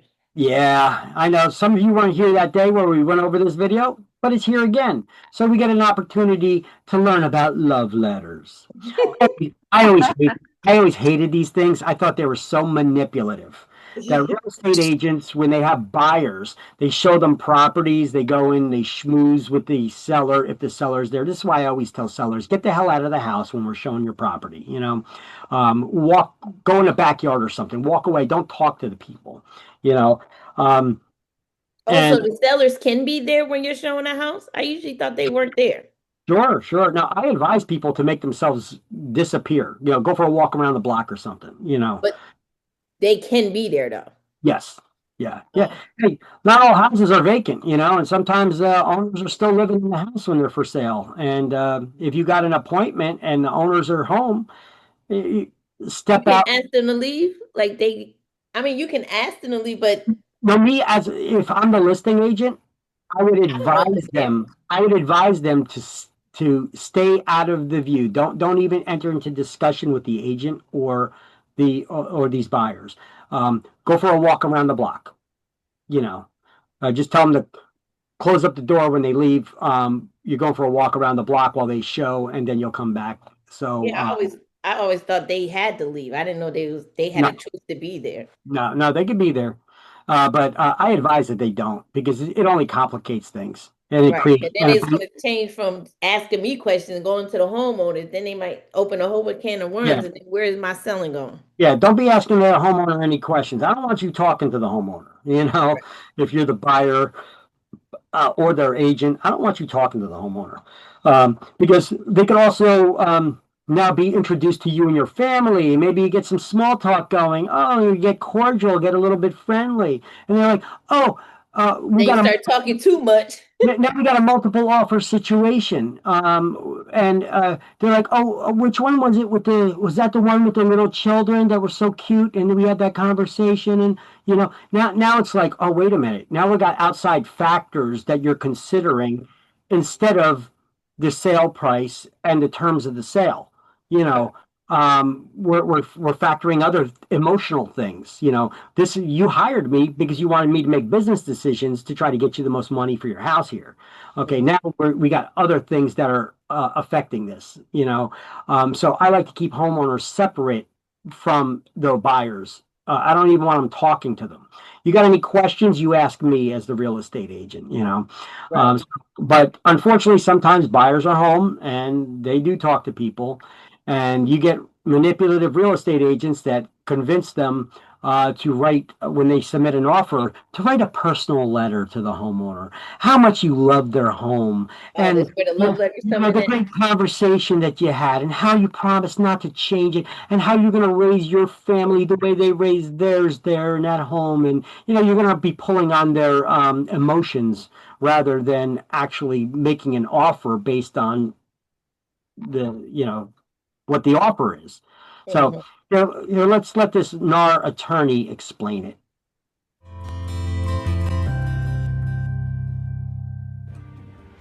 Hi, I'm Charlie Lee, Senior Counsel and Director of Legal Affairs at NAR. As buyers compete in a hot real estate market, they are searching for ways to stand out from the crowd. One method being used is to send a love letter to entice the seller into choosing their offer. While a love letter may seem innocent, they can raise fair housing concerns and risk exposing both the real estate broker and their clients to legal risks. The Fair Housing Act makes discrimination illegal in the sale or rental of housing and prohibits making housing otherwise unavailable because of race, color, national origin, religion, sex, disability, or familial status. Many states and local governments have their own fair housing laws, which can include additional protected categories. The use of a love letter often presents fair housing. Did you want me to back that up so you could snap a picture of it? Yes, please. Go ahead.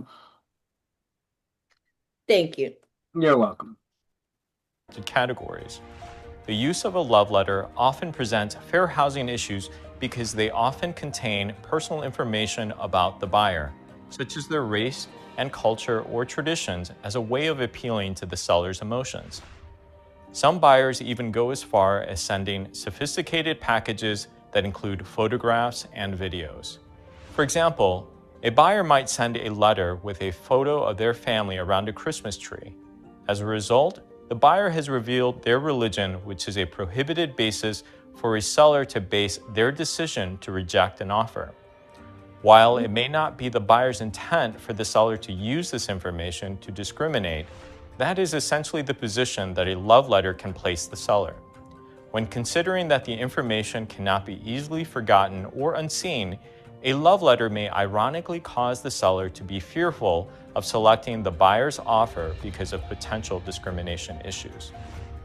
Therefore, real estate professionals should advise their clients about the risk of love letters and, at a minimum, stress the importance of avoiding including any information in the letter that could be used to illegally discriminate. But of course, even a photograph of the buyers could lead a seller to give preference to a buyer or reject them based on race or other background. Fair housing is a high priority throughout the country, and states are closely monitoring the practice of love letters. In fact, just recently, Oregon enacted a law to take effect on January 1, 2022 that bans the use of buyer love letters. Here are some best practices to consider when it comes to love letters. At the outset of the relationship, speak to your client about the risks of buyer love letters and the potential fair housing issues they raise. Remind your seller client that an offer should be assessed based only on objective criteria, such as price and timing. If your seller client insists they want to receive buyer love letters, advise them to consult legal counsel and to document their decision-making process in selecting an offer. Avoid helping buyer clients to draft or deliver love letters. Be sure to warn them against revealing any personal information that could raise fair housing issues. Counsel them to focus on the characteristics of the home or other objective information. Lastly, help your buyer clients find other ways to differentiate themselves to win the property. Beyond offering more money, the buyer may consider offering more flexibility with the closing date, additional earnest money, or waiving other contingencies that may appeal to the seller. Thank you for... Exactly. So basically, make it about the offer.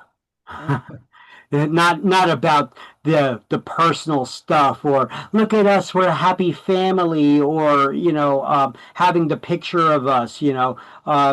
It could, like you said, could reveal either your race or your religion or other things, and it could make people fearful of accepting one offer versus another because of being a fear of being accused of discrimination, or it could be that somebody would be like, oh yeah, I like them, but that could open them up now to accusations from other people whose offer was not accepted that they were discriminated against, So it opens a whole can of worms that you should avoid by just avoiding the love letters altogether.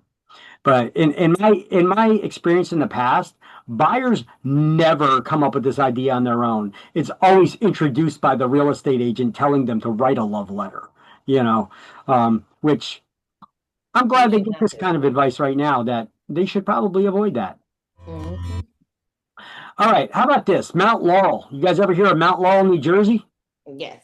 Mount Laurel, New Jersey's got a lot of history. We're the third state in the nation. You guys know that? We're the third state that was admitted to the United States. Yep.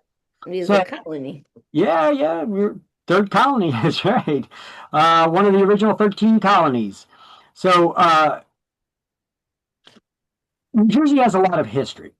As our country was developing, we had a lot of wars. We had civil wars. We had all kinds of stuff that was fought here, right?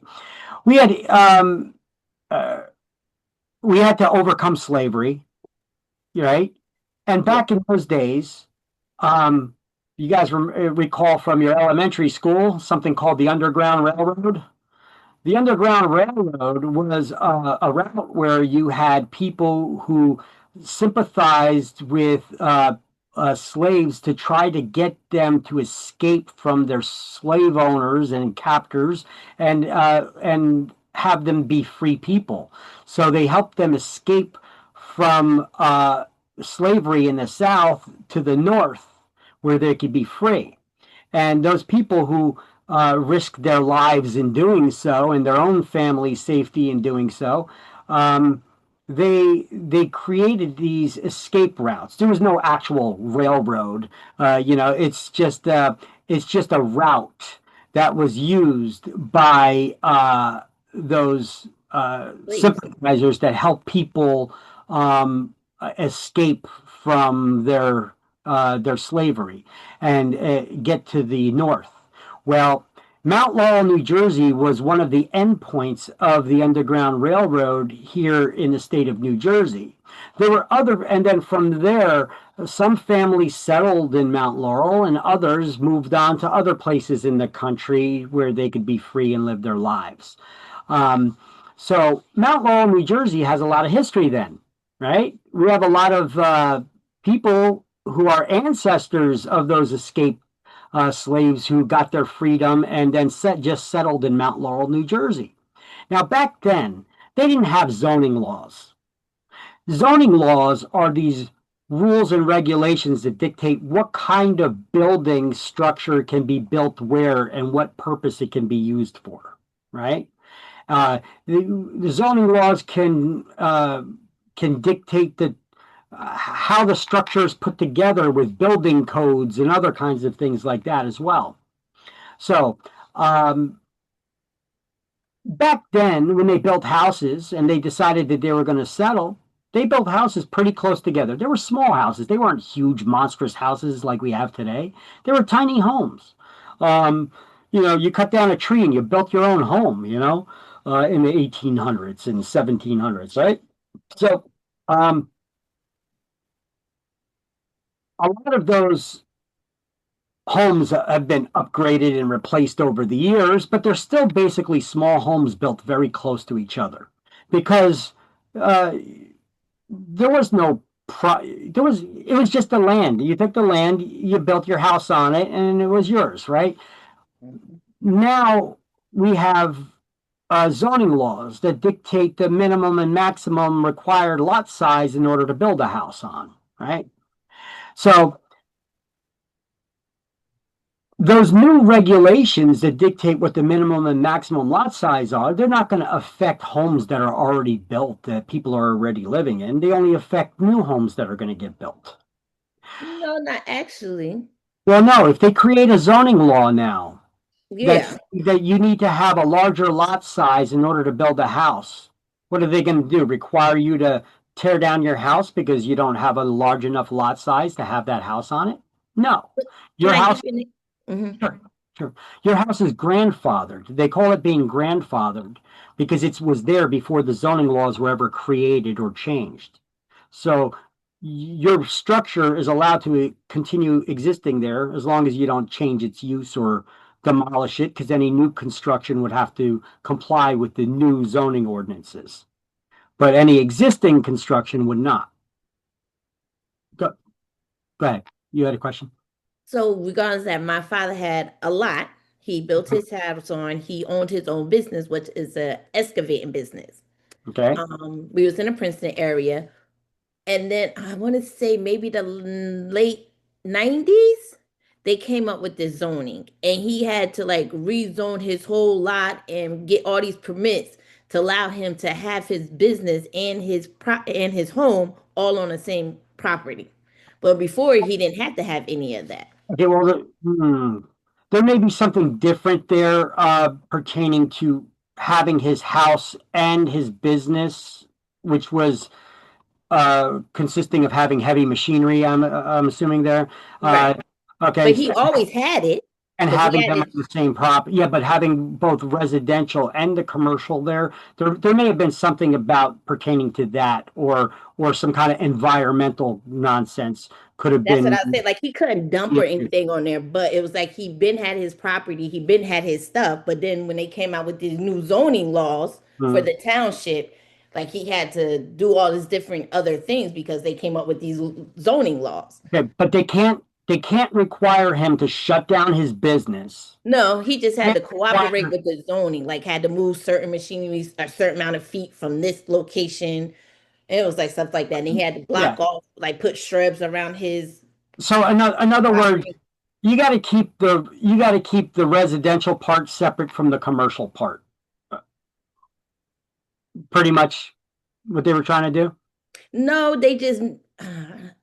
All I just know is they came out and they made, like, you know how you got a blueprint of your property, how many acres you have and how many, like that. So I think my dad had about 2.5 acres. So he always had his commercial business, but I guess coming in from, he started his business back in the 70s. Okay. So then coming up into the 90s, we always had this land because I grew up there. He always had this land. But he never had to go on this. And then when he came, I guess one day the township came to him and wrote him this big old letter and said he's out of zoning for this and the permits for this and prevent. So he had to go out himself because he already did. He's a mason, you know, so he had to just put like shrubs around the whole property of the blueprint. He had to make sure his tractors were like so many feet from this location, this part of the lot. So basically it didn't affect the business at all whatsoever. What it did was it said that, you know, the zoning laws say that you can't park your vehicle, even though you've got this property and you're using it for this business, you could continue doing that. But you can't have it all the way up to the curb, up to the edge of the property. You need to have it set back here a little bit. That's understandable. So he had to do some modifications to be in the zoning because before he didn't have no zoning or permits that he had to have there. But then when the city came up, the township, it came up with all these laws and zonings, he had to cooperate with everything, which cost him money before he never had to pay for that. That's a little bit different, though, than them changing the zoning laws and saying that, hey, you can't have that business here no more. Right. Okay. Okay. They can't do that, you know. So if you have let's just talk about a residential neighborhood now. If they require a larger lot size now for you to build a house on, but you currently have a house that's on a smaller lot than what the current requirement is, they can't require you to tear down the house because you don't have enough property to have it on that according to the new requirement.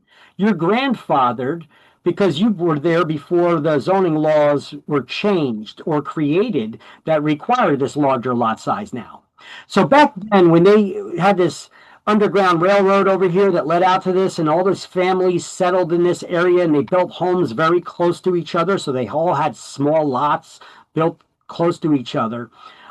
There's actually a long road there where you could see the houses. They're small houses. They're built very close to each other.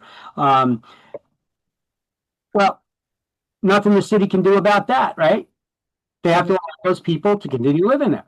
So the city of Mount Laurel decided that, hey, we want to improve our infrastructure of our city. We want to, you know, get better fire trucks, police cars. We want to get better roads that we could pave, and better school systems, our infrastructure. How do we do that? Well, we got to raise money. And where do municipalities get the money to do these things? The government, the state. No, the government, the municipality, the city, that's the municipality. Where do they get the money to do these improvements? Property taxes. Property taxes. Property taxes? Your property taxes is how they fund the property taxes are used to fund the operation of government. So they want to do any improvements in town, paving those roads or getting new schools or whatever, it comes from property taxes. Now, property taxes are based on the value of the property, in part anyway. So there's not much they could do as far as those existing properties that may not be very valuable. So there's not that much that they could raise the taxes on it in order to get that much out of them. So the town came up with a pretty smart idea. Any new homes that are going to be built in town are required to have a larger lot. If you have a larger lot, they're probably going to build a larger house, probably going to be more value. They could get more taxes out of it, right? So, good idea. So Mount Laurel went ahead with it. However, they poorly executed the idea. Instead of, when they say having a larger lot size, how large are we talking? So they overdid it on the lot size. I'm not sure of the exact lot size in this. I wasn't able to find that information out in my research, but let's just go with an acre. Let's make something up. An acre of land is a lot of land, So if you're required now in a town that you need to own at least 1 acre of land in order to build a house on it, that's a large size. And there are no areas in town where you can build a house and have less than an acre. Nope. Well, now steps into NAACP, filed a lawsuit against the town of Mount Laurel, New Jersey, for illegally discriminating against lower income persons, saying that, well, you're essentially you're making it so that low income people can't buy land and build a house in your town, because you're requiring them to own so much land. And in the expensive state of New Jersey, that's a lot. You're basically pricing them out of your town. So this lawsuit came about, and this came to be known as exclusionary zoning, that you are excluding poor people from living in the town by requiring such a large lot size. So that practice came to be known as exclusionary zoning. So the court stated, as a result of this lawsuit, that all developing communities had to zone for their fair share of the regional need for low and moderate income families. And in 1975, the court ruled that poor people may not be excluded from residential areas either. So you can't just say, okay, so you could have smaller lot sizes, but it's going to be in the area over where all the commercial properties are. Okay, you can't do that either. You can't exclude them. So they had to provide a range of housing in different areas of the town that could require smaller and larger lot sizes. All right. So Mount Laurel won court decision. Good court decision. Mount Laurel, I don't believe that they intentionally tried to discriminate against poor people. They were just trying to raise funds. They just went about a wrong way of doing it. Okay, let's just give them the benefit of the doubt there. So the Mount Laurel court decision, good decision. Okay, it required the municipalities now to provide a range of housing lot sizes in different areas of town where people can build residential homes, so that they don't exclude poor people from the town. So now in 1983 came another lawsuit called the Mount Laurel II court decision. This was another lawsuit filed years later by the NAACP against Mount Laurel, New Jersey. And let's see what it says here in the book. It resulted in the courts providing specific guidelines for developing communities. Stop right there. No, it did not. The court did not provide specific guidelines. The court required municipalities to create their own specific guidelines on how they were going to approach the idea of getting more low-income and affordable housing built. It said that all municipalities have an obligation to provide a range of housing And this is accomplished by allowing for higher density developments, meaning allowing them to build homes closer together than normally allowed. A 20% set aside, let's just assume that that language means that for every 100 homes that are built, 20% of them need to be for low income or affordable housing. And zoning for mobile homes, and a requirement that communities must cooperate with efforts to obtain subsidies. That's money. Subsidies, dirty word for money.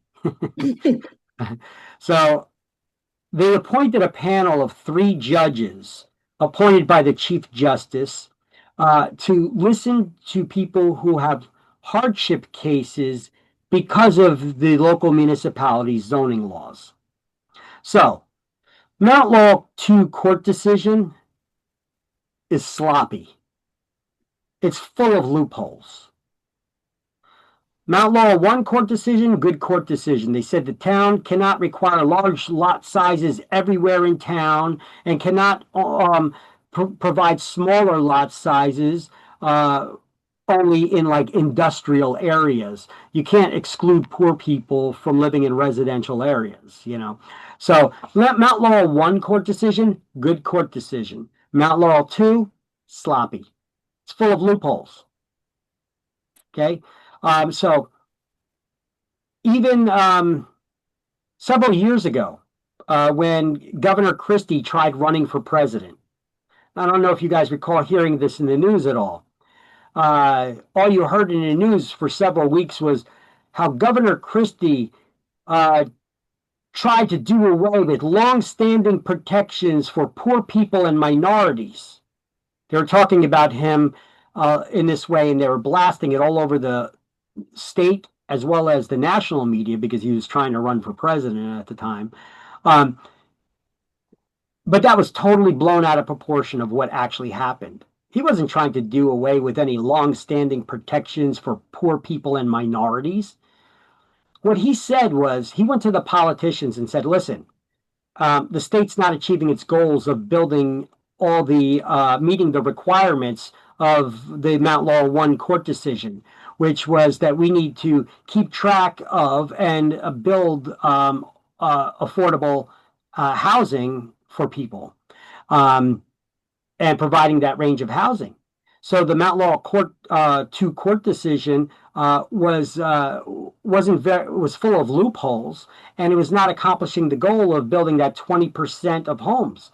Municipalities are keeping track of all the construction that's being done, but nowhere near the 20% of affordable and low-income housing is getting built. So this law is full of loopholes. So politicians in New Jersey, he was talking to everybody. He said, you know, to Republicans, Democrats, independents. He said, listen, this law is full of loopholes, and we're not accomplishing the goals to get all this low-income and affordable housing built. So I propose you guys just do away with this Mount Laurel court decisions and start off by writing a new law from scratch without all the loopholes. And that's when you start hearing it. Governor Christie proposes to do away with the law that protects low-income and affordable housing and poor people and minorities. It protects long-standing protections for poor people and minorities. He suggested to do away with the Mount Laurel court decisions. That's not what he said.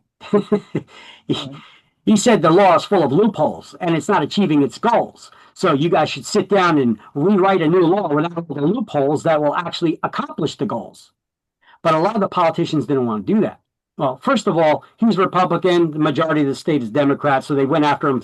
They go after their throats. This is how Republicans and Democrats, they can't sit down and have a conversation with each other anymore to, and just come up with mutually agreed upon things that are in the best interest of the public. Now it's you gotta. The other one is like they're doing in their own personal background. It's not about the public no more. It seems like they're talking about their own personal selves.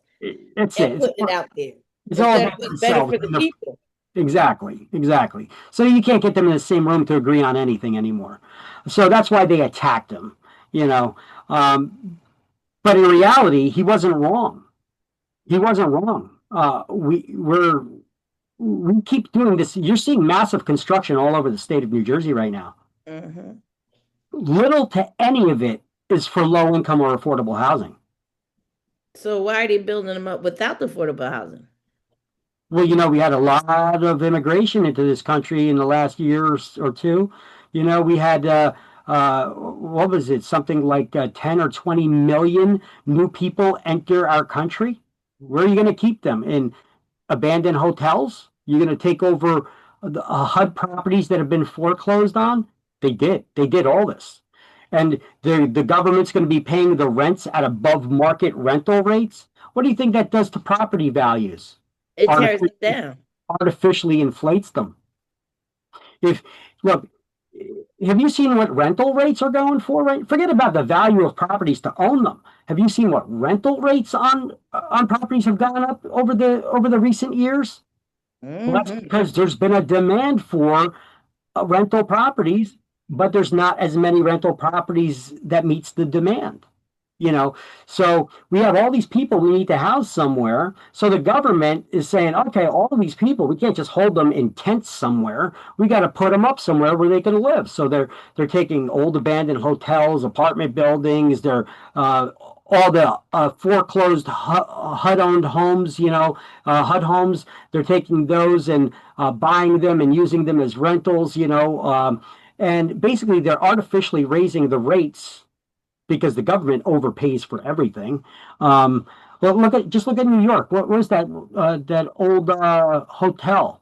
It actually wasn't even open anymore. That old hotel, and they filled it with illegal immigrants, right? Mm-hmm. Yeah, I know exactly what you're they paid extremely high rental rates per day for those people to occupy it. So it actually raises the values. Mm-hmm. Like there is a lot of hotels that have homeless people in it. How is that? When did that happen? It was kind of overnight a couple of years ago. Yeah, because I'm like, wait a minute. I just see, like, I go by these hotels, like in the morning on my way to work or something, and you see all these kids sitting outside to catch a bus from. How is that okay to live in a hotel with a whole bunch of kids? It's not exactly our homeless veteran population that they're taking in either. Actually, they're ejecting them because the government was paying more to house illegal immigrants. So this is what is happening for the last 4 years. Mm-hmm. The borders have been wide open. People are coming in, and we need to house them somewhere. So putting them in hotels, we're paying above market rates for hotels. So hotel availability, all these motels are no longer available. Abandoned hotels or whatever, those things have been reopened. Foreclosed homes that are now owned by HUD, they use them now instead of putting them up on the market for sale. They're using them to house these people. So you have. So these people just getting free housing, or how? Pretty much. You have hedge funds. Some of these companies like BlackRock, they're going out and buying up entire neighborhoods that they're going to then turn around and rent to the government. Okay. So the government can put these people in, and the government pays above market rates, and they're going to make a ton of money. But you're allowing these people. What about our vets, the ones that fought for this country? They don't get anything? Yeah, they get ejected because the local for housing, they were paying more for housing for illegals than they were for illegal immigrants than they were for veterans. So actually, we even seen instances in the news where veterans were getting kicked out of their rental properties so that they could make way for them, for these other people that are getting paid higher rates because the government was funding it. I know it doesn't make sense, but nothing makes sense in what this government's been doing for the last several years. But this is why you see over the last couple of years, you see the prices, how they skyrocketed. Ever wonder why? Interest rates have gone up. How could interest rates and prices both go up at the same time? Historically, if interest rates go up, prices go down.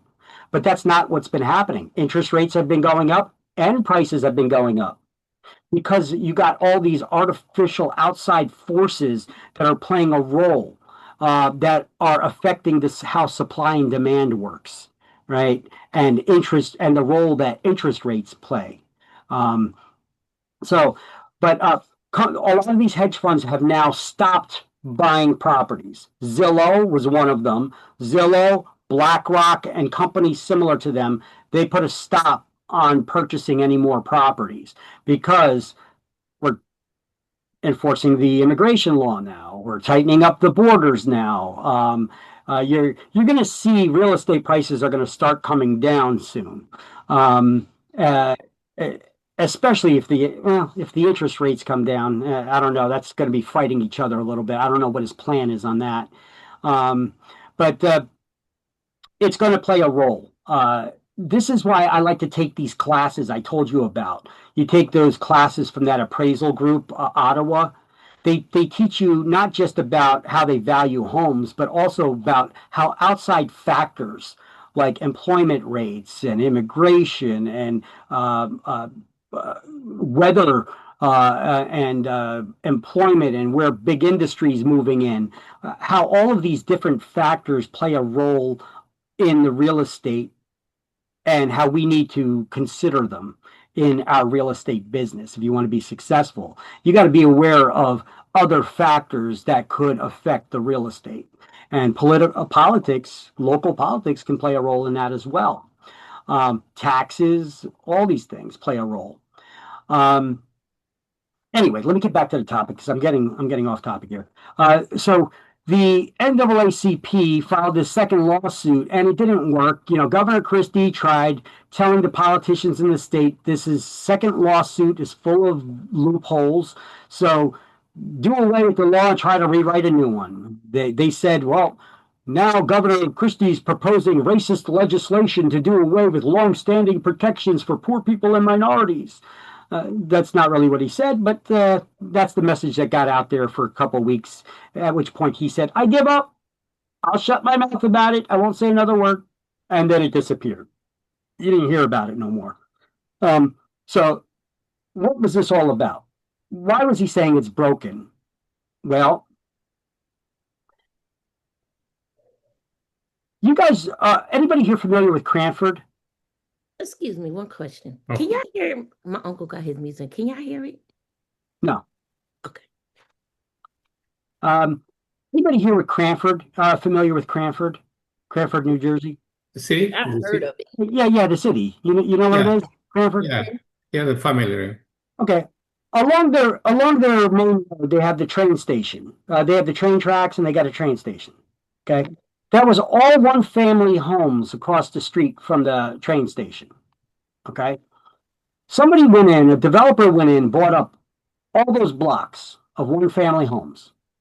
And they tried to get a permit to put in storefronts with condos above them. And the city rejected it. They said, that's all zoned for one family, single family homes, and some for two family. That's not zoned for that kind of for commercial buildings and combination commercial and condominiums and high rises. So if you look today, that's exactly what's standing there. How did that get built? Well, the builder said Cranford did not do what the Mount Laurel 2 court decision required. They required those municipalities to create their own specific guidelines on how they were going to address the issue of building more properties for low income and affordable housing. And because they did not create those rules, like more than 50% of the municipalities in New Jersey did not, we could go before this panel of three judges and plead our case of how we've been negatively affected because of the town's zoning laws. Now, what does that have to do with low-income housing? Well, they're just using the low-income housing rules that the town should have put into place. And because they didn't put those rules into place, how they're trying to get permission to ignore the local municipality zoning laws to build whatever the hell they want. Even though what they're building has nothing to do with low income and affordable housing. Because if you look over there, those storefronts with the condos above, that stuff ain't cheap. That stuff ain't cheap. That's definitely not low income or affordable housing. That stuff is not cheap over there. So how did they get to build it? Well, they went in front of this panel of 3 judges and filed a lawsuit called Builder's Remedy. I wrote that here. You guys do not need to know Builder's Remedy for exam because the book doesn't even mention it. That's I'm teaching you about this.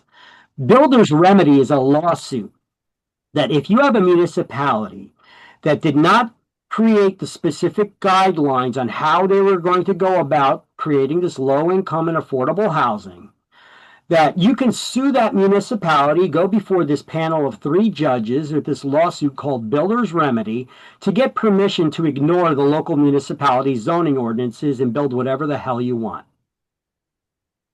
It's a loophole. That's the loophole that Governor Christie was talking about. And they got it. They're doing a lot of that. Look, just look up in New Jersey. Look, do a Google search. Don't even trust me on this stuff. Do a Google search. Look up New Jersey Builder's Remedy lawsuits. You're going to see thousands of things come back. So this is just one example of it. This is how builders get to build whatever they want and ignore zoning laws, but they're using the low-income housing rules as the basis to get that lawsuit. And you know what I see a lot now that's coming up since they legalized marijuana? Why is there so many dispensaries everywhere? And then they're close to school zones. And I brought that up to my counselor at our meeting the other day. He said the town should let them, their zoning and the town should let them. He's hoping for the money that it'll generate, but it actually generates more problems than money. Yes, I said, but you're telling the kids, you're building them right next to the school. Yeah. Like there's 2, like literally on each side of the school. So when kids walking home from school, this is what you're presenting them with. Well, where's that? But then in school, you're telling them to be drug free. Where's that? They put it right on the sides of the school. Yeah, like you walk out, so the school itself sits back on the property. Every town is getting affected. I know every town's getting affected. I know. I recently ran for councilman in my own town over this similar things. Yeah. I know. Okay, so let's get back to exclusionary zoning here. So exclusionary zoning is a discriminatory zoning practice that's outlawed by the Mount Laurel court decisions, which discriminates against low-income persons, the poor.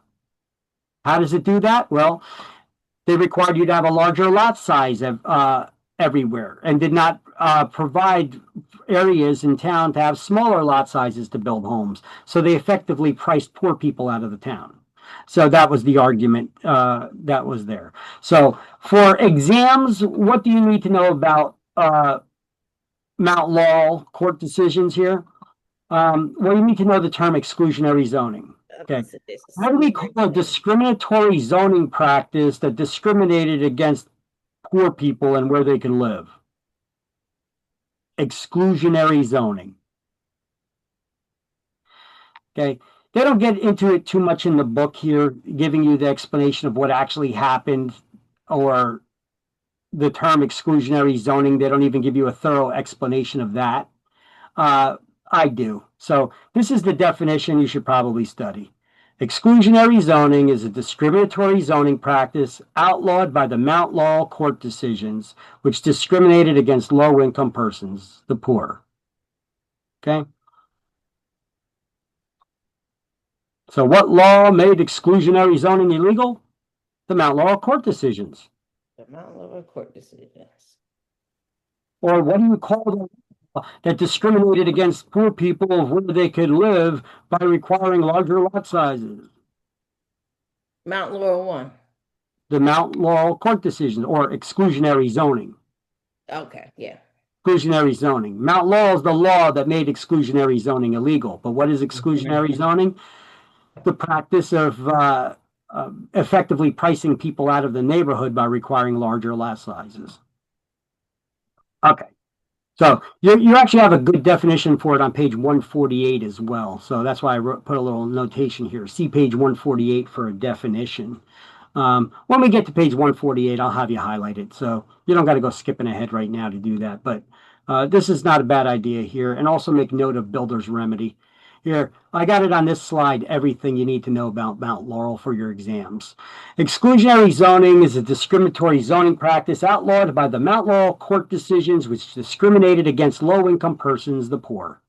It said that low-income individuals may not be excluded from residential areas, and municipalities have an obligation to provide a range of housing. And builder's remedy is that lawsuit that the builders use as a loophole. Some of those politicians are the builders or investors in these projects, and I wonder why they didn't want to plug the loopholes. These are, excuse me, Yeah. sorry to interrupt. These are we are still in chapter 4, right? Yeah. So this, are we talking about the low income houses? Is it related to this one? Like they cannot, we cannot discriminate to get that kind of low income houses? No? Okay. This is a requirement that municipalities have an obligation to keep track of how many homes are being built in their municipality. And that 20% of all properties that are being built must be for low income or affordable housing.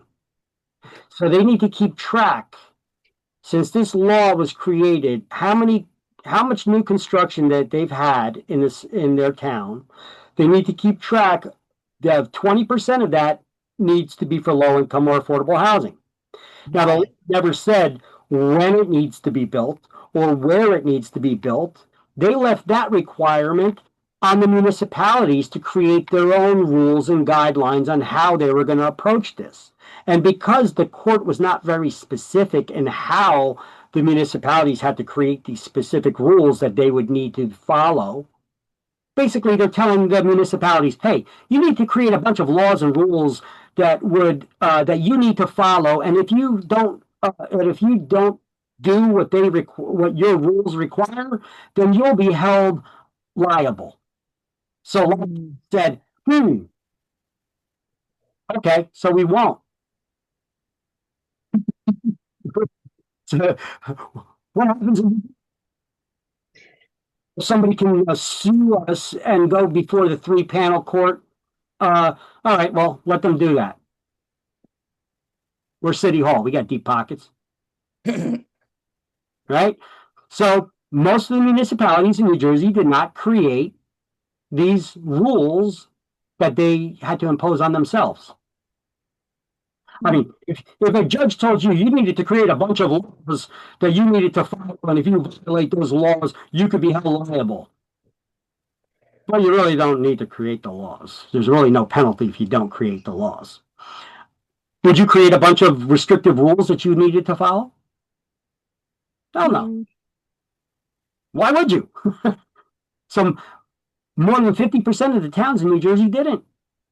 Oh. So the municipalities still say, well, that's not against the zoning ordinance. You can't have permission to build that. Blah, blah, blah, blah, blah. Most people don't even know about these lawsuits, builder's remedy. They never even heard of it. Have you guys ever heard of builder's remedy? No. Nope. You know, this is a lawsuit that allows that if towns did not create the rules that the Mount Laurel court decisions required them to create on how they're going to approach making the low income and affordable housing, that you can now sue the municipality if they ever deny you want to build something and it doesn't meet their zoning requirements. You could say, yeah, you know what? I'm just going to sue you. I'm going to go to this panel of 3 judges and do a lawsuit against you called builder's remedy so that I could ignore you and build whatever the hell I want. And that basically, essentially, is what it is in a nutshell. Okay? And so that's the explanation that I gave you down here as well. So I give an explanation of builder's remedy, even though builder's remedy is not on exam. It's not even mentioned in this book. The only thing you're going to get on exam about Mount Laurel court decisions is that exclusionary zoning is a discriminatory zoning practice that was outlawed by the Mount Laurel court decisions, which discriminated against the poor. That's what you need to know for exam. All right, moving along. Standards of conduct for realtors. We take an affirmative pledge to offer equal service to all persons, and we don't discriminate. HUD and NAR also have fair housing partnership programs and educational stuff for the public, founding on the principle of focusing on achieving fair housing through local community initiatives. All right, so what are the implications for brokers and salespeople? We have to display the HUD poster in our office and New Jersey's equal opportunity of housing poster in our offices as well, right? Yeah. We have to prominently display a sign stating that discrimination is against company policy as well as both state and federal laws. We make proper responses to clients who express discriminatory desires that we can't help them. Right? You're not going to enter into any discussions about any discriminatory desires. Well, who lives in the house that you're selling? Well, don't worry, it's coming vacant. The owner does. Don't worry, the house will be delivered vacant. Well, no, who lives in the area? People. I'm sure they're very nice. If you'd like to meet them, come on down, set an appointment. I'll show you the house, and you could introduce yourself to the neighbors. You know, I'm not gonna fall into any kind of, well, are they single? Are they more couples? Do they have children? Are they white? Are they black? Are they Hispanic? Are they Catholics? Are they Jewish? Are they Muslims? Are they, you know? Don't go into any of the talking about protected classes, okay? Reverse discrimination is a thing we're going to discuss on a coming page as well. It's still discrimination, right? It has discrimination in the word, for crying out loud. Despite its definitions of being well-meaning or well-intentioned, remember, when it comes to discrimination, your intent is irrelevant. Right? So advertising, we're going to go over advertising rules, and then we'll be done with this chapter. Okay, so let's start off with highlighting on page 86. The complainant does not have to prove guilty knowledge or specific intent, only the fact that discrimination had occurred.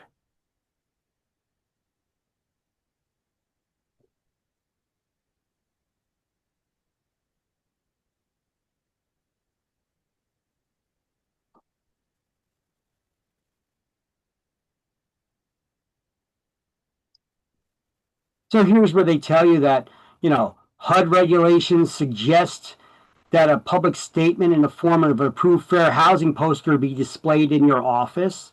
And that, let's see, NAR suggests brokers can emphasize and problems can be avoided by prominently displaying a sign that says it's against company policy as well as state and federal laws to discriminate.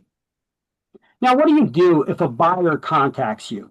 A buyer or a renter contacts you, and they express a preference for housing based on who lives in the area.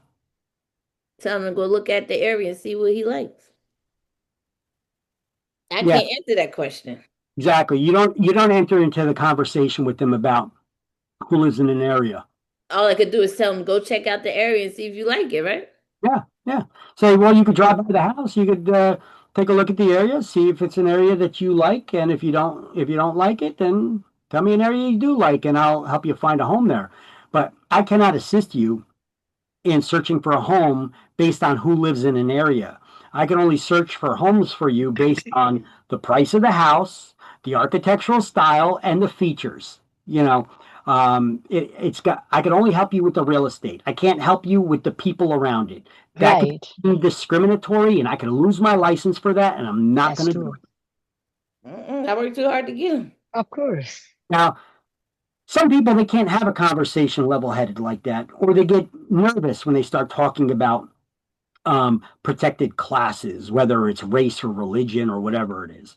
I don't got a problem talking about it because I don't discriminate against anybody, you know. So I'll just tell you straight up, just like this, you know. I can't search for homes based on those criteria. I can only search for them based on the price and the features, the architectural style, how many bedrooms, how many baths, not based on who lives in an area. I mean, if you want to do that, you could drive by the house, take a look. If you like the area, you like the area. If you don't, you don't. Let me know what areas you like, what areas you don't, and I can search for homes in those areas. I can't do the research for you. I can't search for homes based on who lives in an area. I can't do it. I'm not going to do it. Mhm.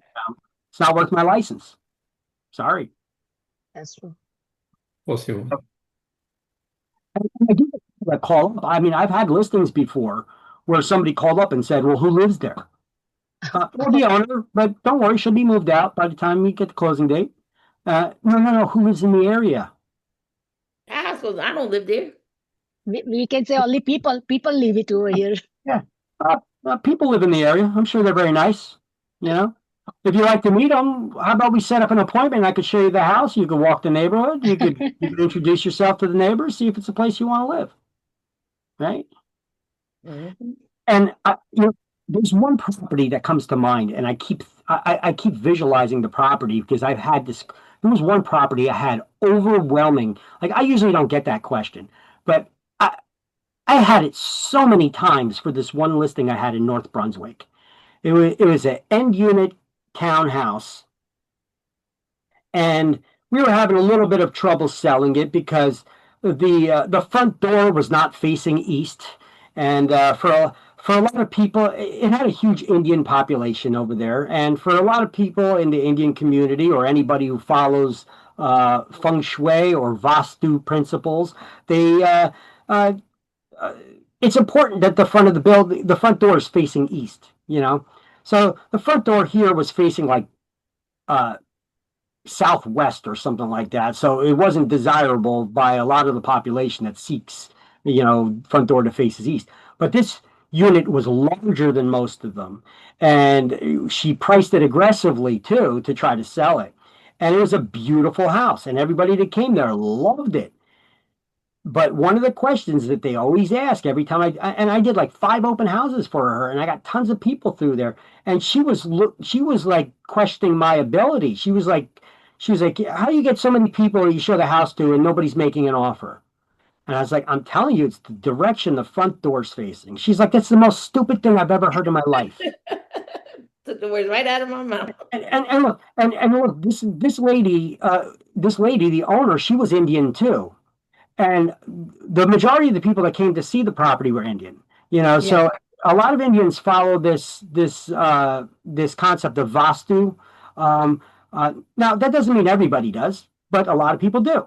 And I was telling her, I was like, listen, you don't believe me? I was like, look, I'm going to hold an open house this Sunday for you.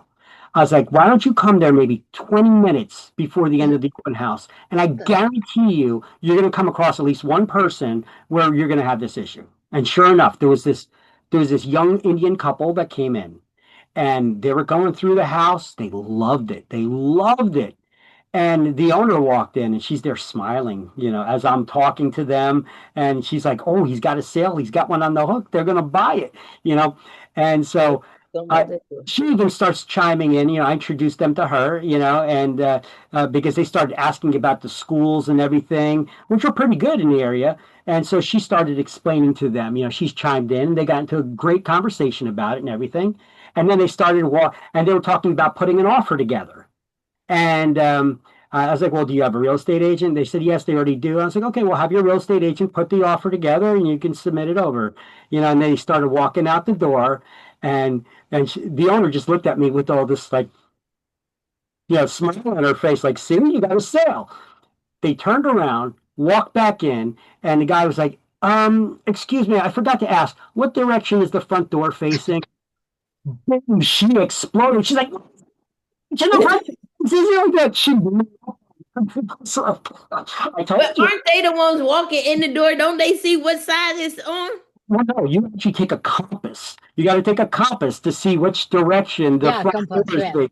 So you got to have your back facing the front door when you have a compass in your hand, and the front door should be facing. It's not the front of the building; it's which direction the front door faces. The front door has to face east. That's the most desirable. You know, north is okay, west, south, absolutely not. You know, so hers was facing like southwest, you know, so it was like absolutely not for most people who follow Vastu, you know.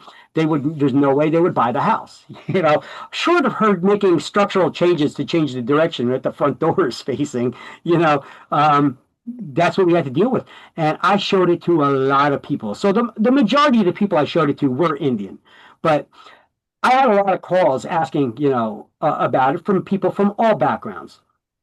And I remember this one lady called up, and she was like the umpteenth person that called up asking about it.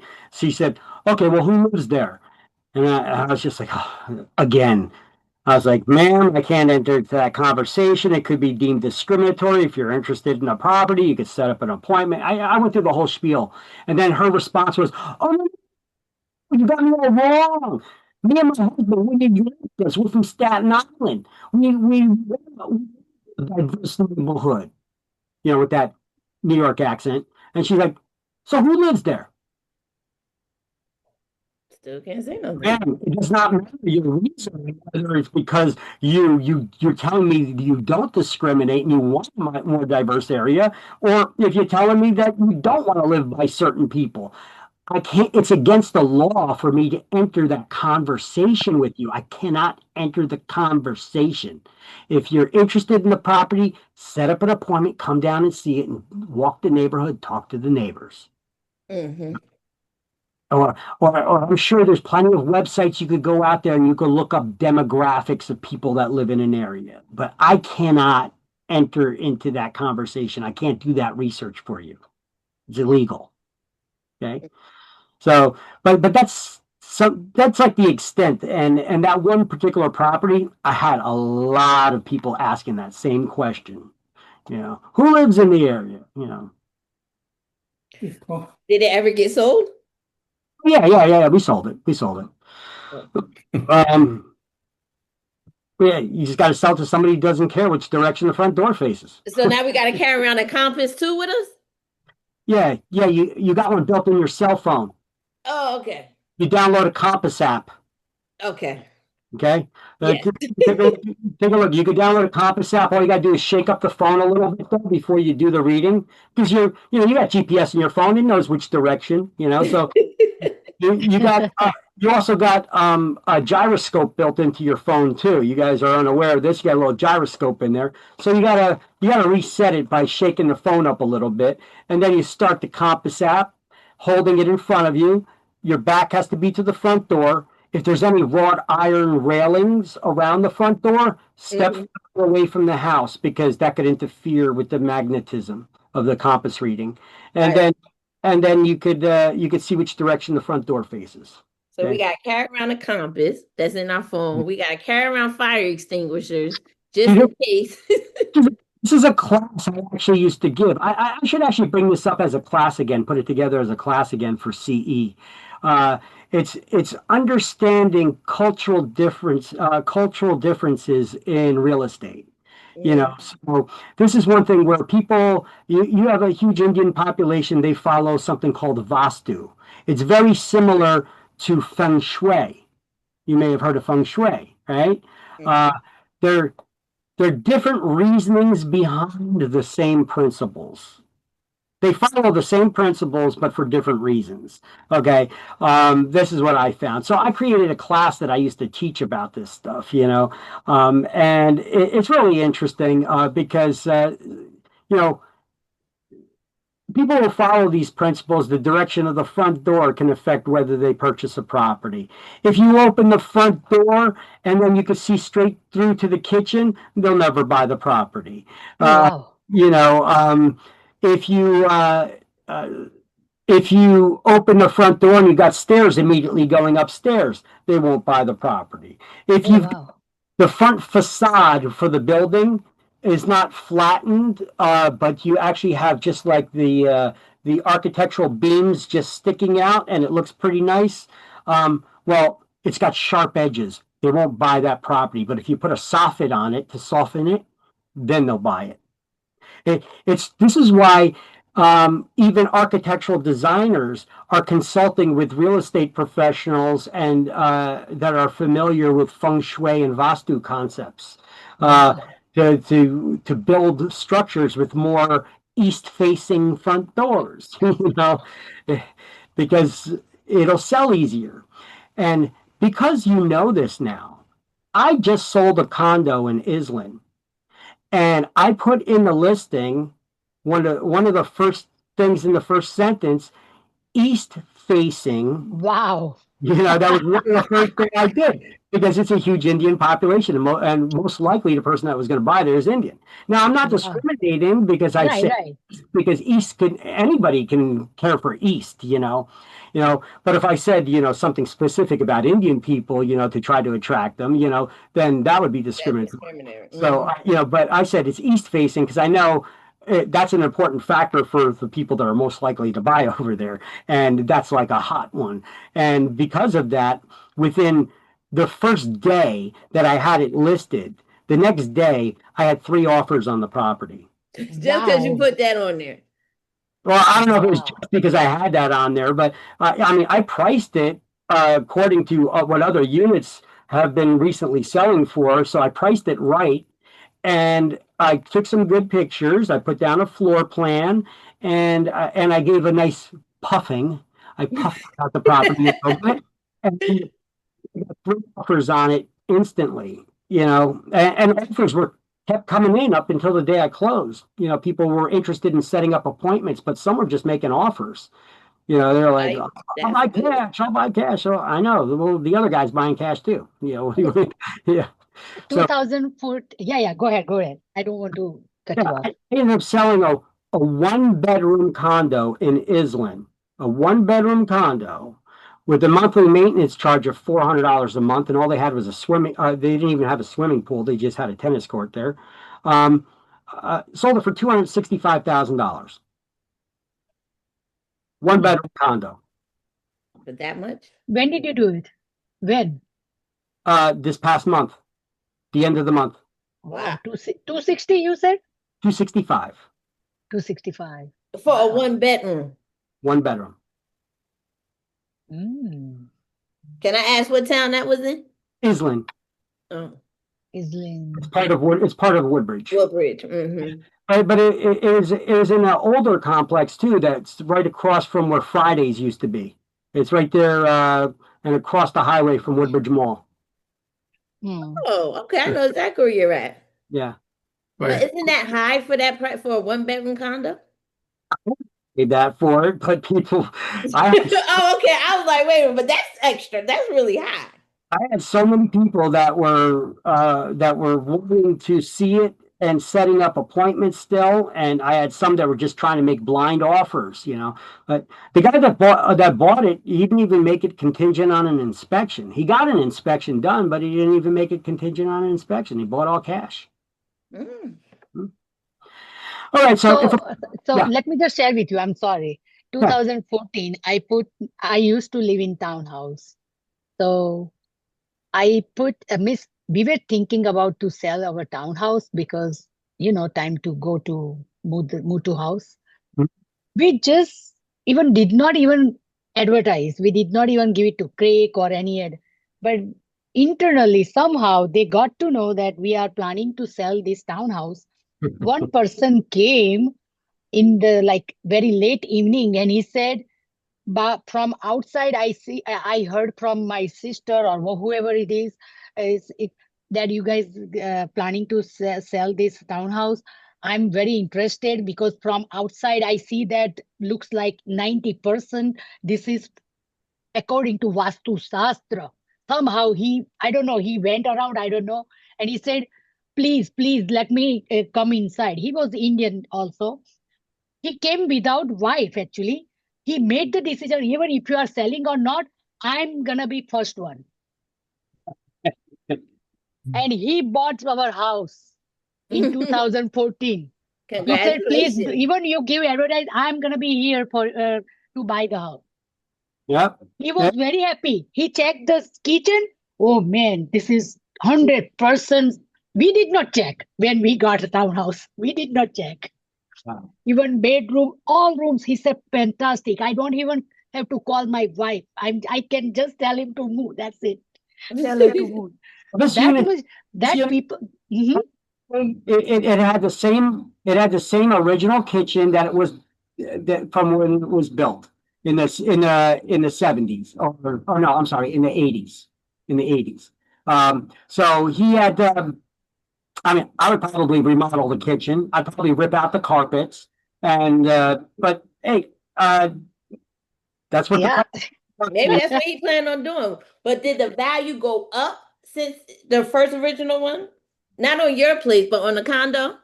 Yeah. Oh, yeah. Now, do you think because they built there's they built around them, so that would make that old condo be more value because of the properties and stuff around it?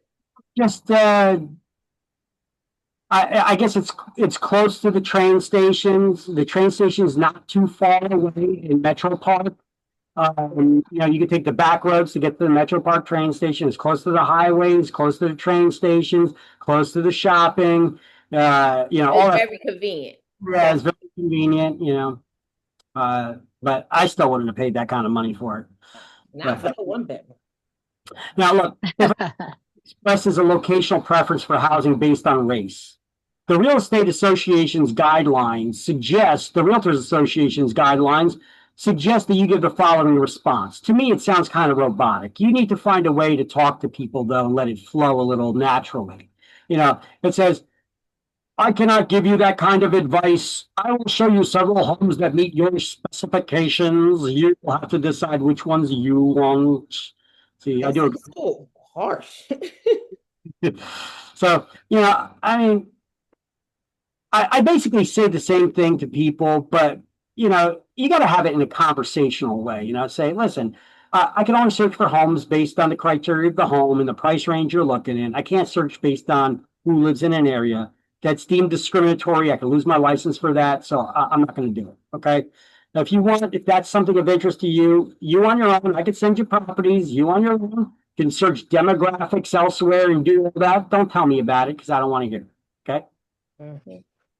And I just have that conversation with people. And then I get along fine because they know I'm not going to play that game. I'm not going to, you know, because I was up front with them right at the beginning. Yep. You nipped it in the bud before they could go anywhere with it. That's it. Okay, so on page 86, we also have reverse discrimination. Regulations are intended to preserve racial balance in given areas. Well, who cares about the intent? It's still discrimination. It has the word in the title. Basically, reverse discrimination is, well, look, they say in recent years, brokers sometimes have been caught in the middle when local governments enact well-known quotas that give rise to something known as reverse discrimination, intended to preserve racial balance in areas. So basically, it's people trying to correct past wrongs by now giving preference to people other than white people. Okay, so it's basically discrimination against white people. I know some people say you can't discriminate against white people, but sure, you could discriminate against anybody. Trust me on this. You know, I've been in the real estate business for a while. I've seen Haitian people discriminate against Haitian people because one was blacker than the other. You know, that don't make no sense. Not even joking. You know, I've seen Asian people discriminate against Asian people. I've seen Indian people discriminate against Indian people based on their region or their dialect. There's all kinds of discrimination I learned about that I didn't even know was a thing. You know, but that's from people just talking amongst themselves. You know, it wasn't them saying, you know, wanting me to get involved in some kind of discriminatory conversation with them, but it was them talking about how discrimination occurs and how it happens in their communities too, you know. And I was like, yeah, I know, I can see it. So the complaint does not have to look right at if we go back to the top of the page, that's the very same page where we're highlighting reverse discrimination. Intent is irrelevant. Only the fact that discrimination occurred. That's all that matters, right? Mm-hmm. So, you guys have reverse discrimination highlighted there then? Yes. All right, now, this is similar to a chart you see in the book, but mine is a little bit different. I custom made mine here. Okay, but this is the basic rules when it comes to advertising. You got a category, you got a rule, what's allowed and what's not allowed. The first category is race, color, and national origin. The basic rule is the same pretty much all the way down through all the categories here. No discriminatory preference or limitation can be expressed. So when it comes to race, color, or national origin, you are allowed to use terms like master bedroom and good neighborhood. they're not considered discriminatory. I don't know why good neighborhood could possibly be considered a discriminatory term. Master bedroom, well, some people who got race on their mind constantly and everything is a racial issue. You got to be thinking like back to slave days. Oh, the master had the bedroom that was the biggest. How ridiculous. Come on, get over the stuff. Get over it. I know, yeah, I'm a white guy telling people get over it. But look, I'm alive that was ever a slave. Okay? So you're getting offended by the term master bedroom because that's what back in slave days, it was the master's bedroom. But that's not what we mean when we say master bedroom. We ain't on that plantation no more neither. To own that master bedroom. Listen, some people, I'm telling you, race 24/7 on their mind. That's all they think about. They look at reasons for discrimination constantly. Just so they could get a lawsuit, just so they could come up with money. Instead of working hard for their own money, they want to go file lawsuits. People like to play the victim instead of actually try to do something in their lives, You got people out there to do this stuff too, which is really blows my mind because they could actually be real successful if they focus their minds towards the positive, instead of this negative stuff. Now, when it comes to master bedroom, does anybody actually know what a master bedroom is? It has nothing to do with slavery, okay? We see it on HGTV all the time, and all these programs, fix this, flip that shows. Usually, it's the biggest room in the house. It's the more square feet of the house, and it has a bathroom in it, right? Yeah. Now, the only reason I know because I was in home insurance, so I'm like, okay. Houses have master bedrooms. So if you just left it at saying it's the biggest bedroom in the house, well, no bathroom. And those fix this, flip that programs, yeah, they usually say, oh, this must be the master because it's the biggest bedroom. But actually, not every house has a master bedroom. In order to have a master bedroom, you have to have a bathroom attached to it. Without being attached to it, there's no master bedroom. It's just a regular bedroom. Just a regular bedroom, correct. So it's the bigger, you got a bigger bedroom, but it's not a master bedroom. So the master bedrooms with the bathroom. In a house that your bathroom, you have a bathroom attached to your bedroom. It is such a convenience. It's such a big difference. My sister does, but my sister does. So I know, I slept over. That's what made me think of it. I was like, when I was in my apartment, it was just 3 bedrooms. Yeah. But when I moved to the townhouse, it's a master bedroom with 2 bedrooms. And I'm like, oh, because I have a bathroom now in my bathroom. Okay. In my bedroom. Got it. No, you're not allowed to say things like white neighborhood or no French. Why would you? Why would you say that? No discriminatory preference or limitation. You are allowed to use terms like chapel on premises, kosher meals available, or Merry Christmas.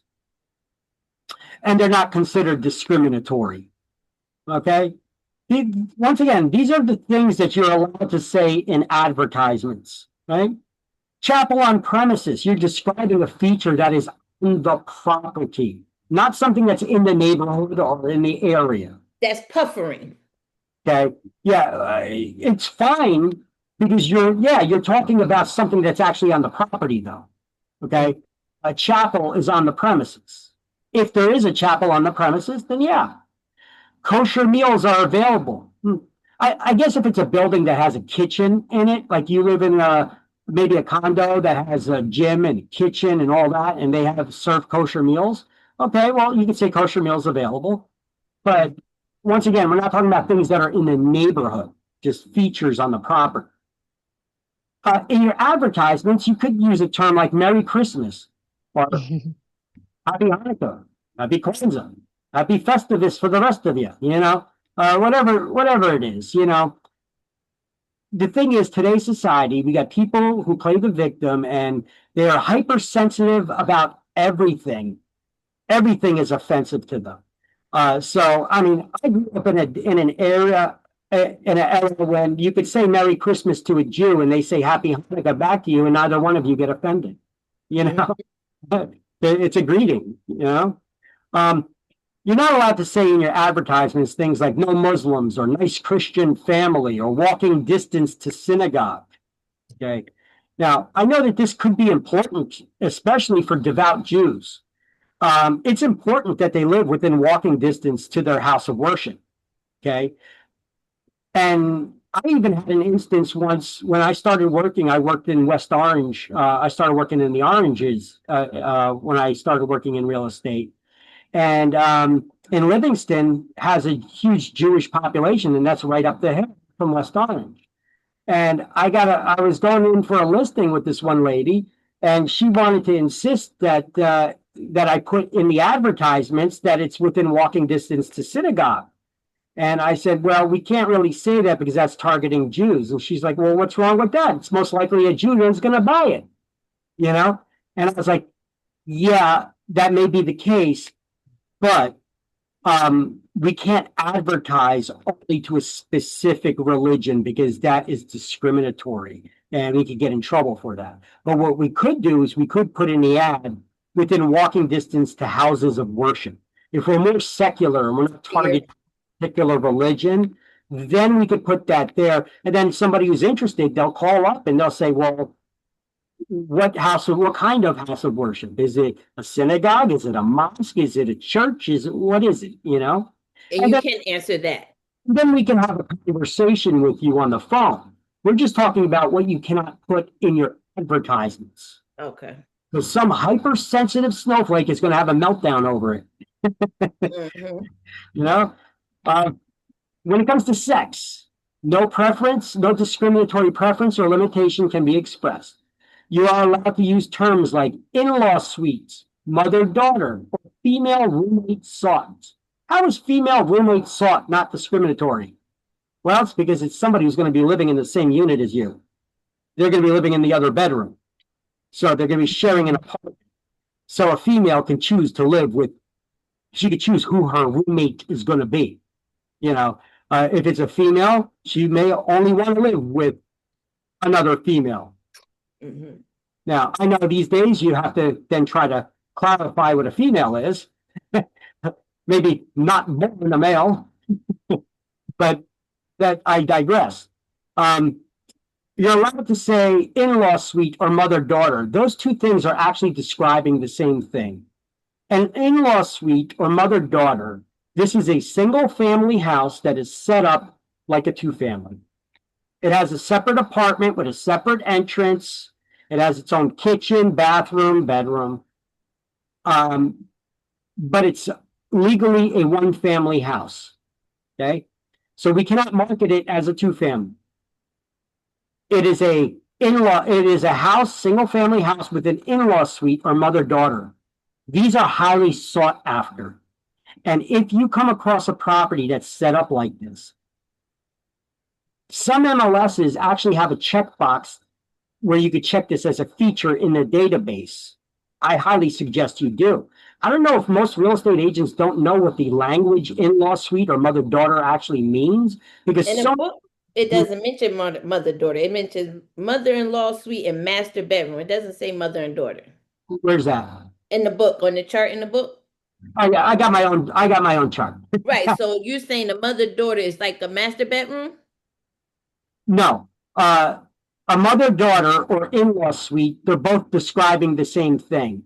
It's a single-family house that's set up like a two-family house. There's another unit that has maybe you have a one-family house that has like a small apartment attached to it. It has a separate entrance, has its own bedroom, its own bathroom, its own kitchen. You know, Like sometimes you might find a house, you go down in the basement, it's like a or even living apartment down there, and then up top. correct. But it's because basements, whether they can have a kitchen or a Right, suite. but you're just talking about the amenities that be in the basement. It could be in the house, and that would consider the mother and daughter. Okay. Correct. So this is highly sought after. It's referred to as in-law suite or mother-daughter because, like let's just say, for instance, you know, you're now maybe you're getting married, you're gonna start a family, you're gonna have you want to buy your own house. Your mother's aging, but she still can get around on her own. She likes her independence, but you want mom to live close by. but you don't want to own your business living in your house. So she has that separate apartment, that's hers.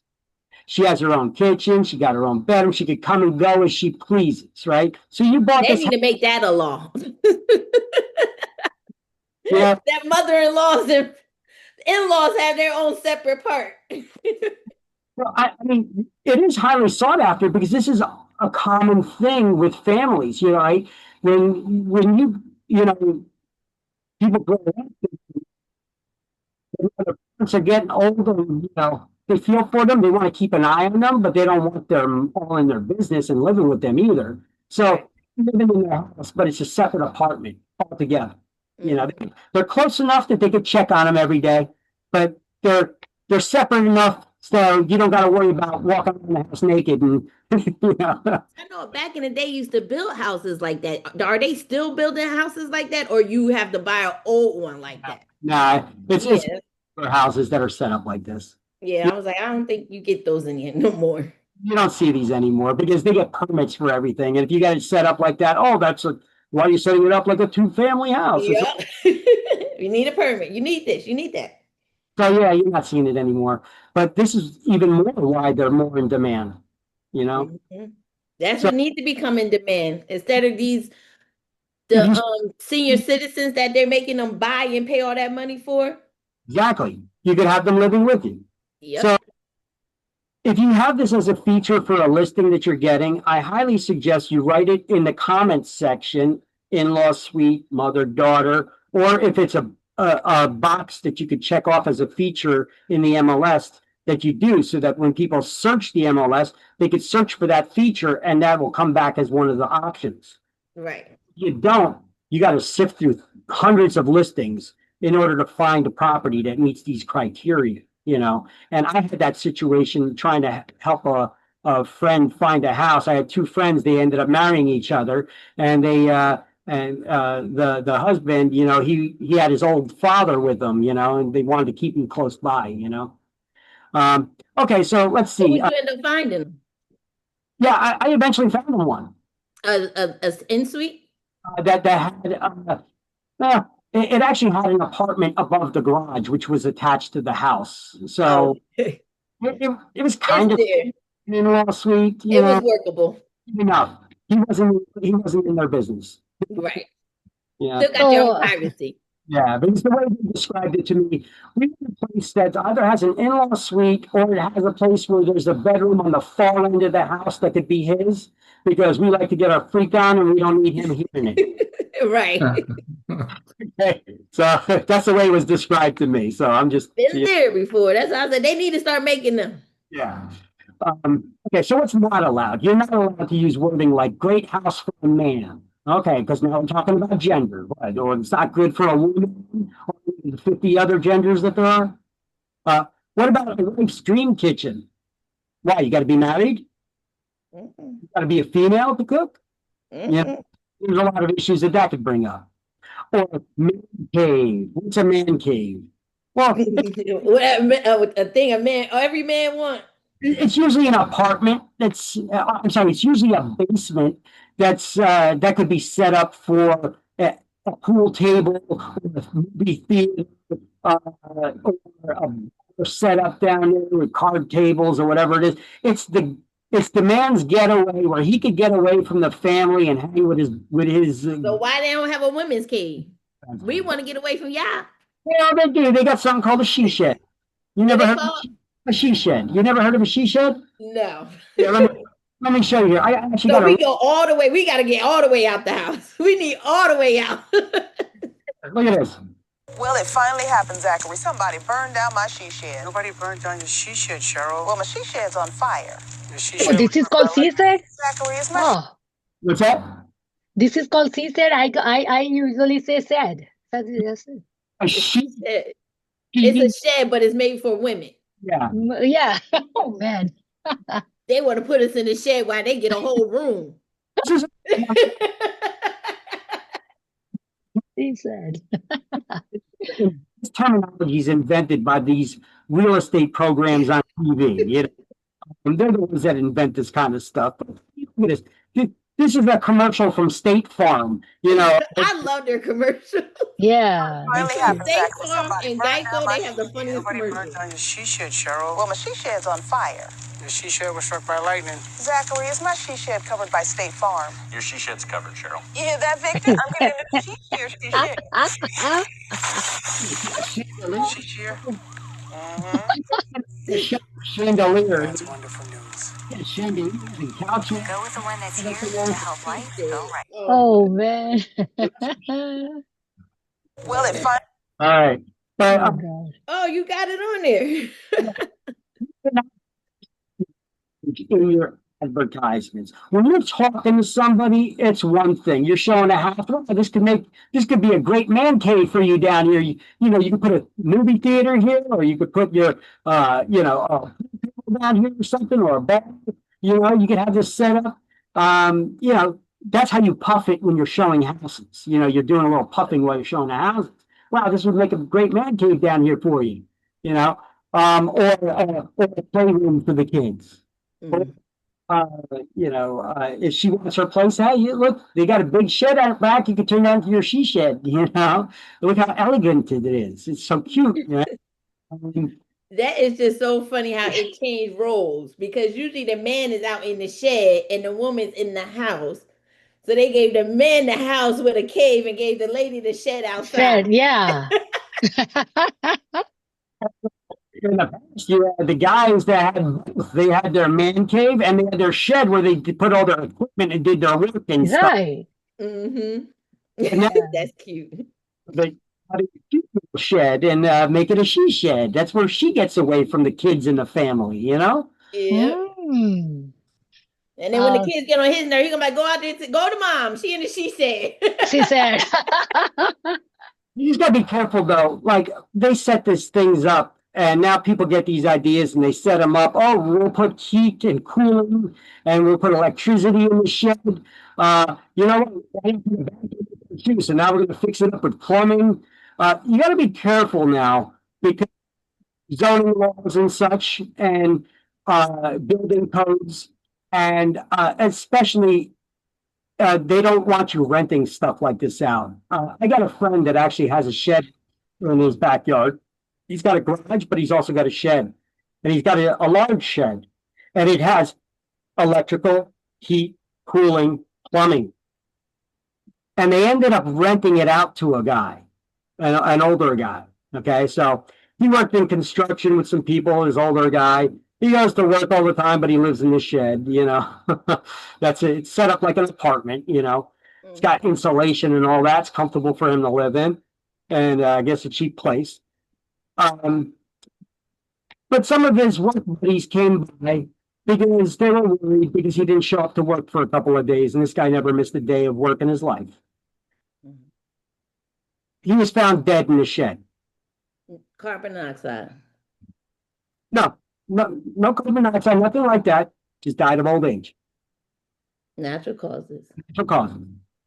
But this creates a problem for somebody who's renting out a shed for someone to live in. Because now you call 911 and then the police are responding, paramedics are responding, and all this. And now the next question is, why is he living in a shed? This is an illegal structure. It's not meant for people to live in. Now you get hit with fines and stuff. So my friend's father got fined thousands of dollars. This was in Perth Amboy. You know, he got fined thousands of dollars for having someone living in the shed.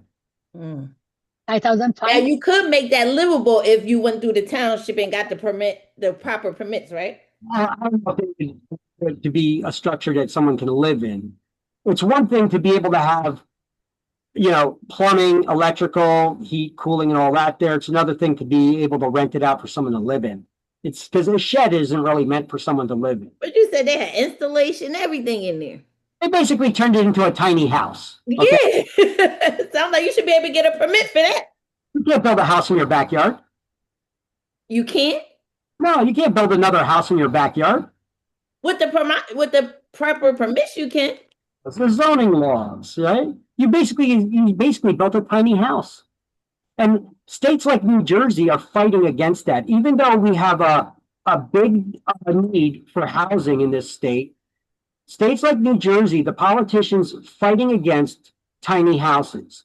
You've seen that whole craze that went about, right? Tiny houses where they're basically getting these little trailers. They could get custom built, you know, where you can live in smaller spaces and have these tiny houses, right? And some of them are real cute, you know, but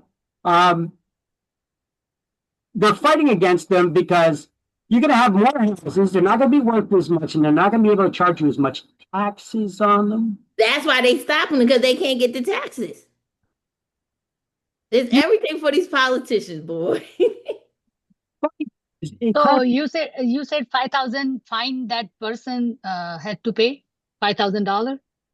No, yeah, thousands of dollars, but I think it was over $10,000 fine.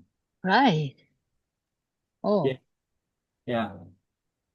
So, all right, and then disability. When it comes to disability, no discriminatory preference or limitation.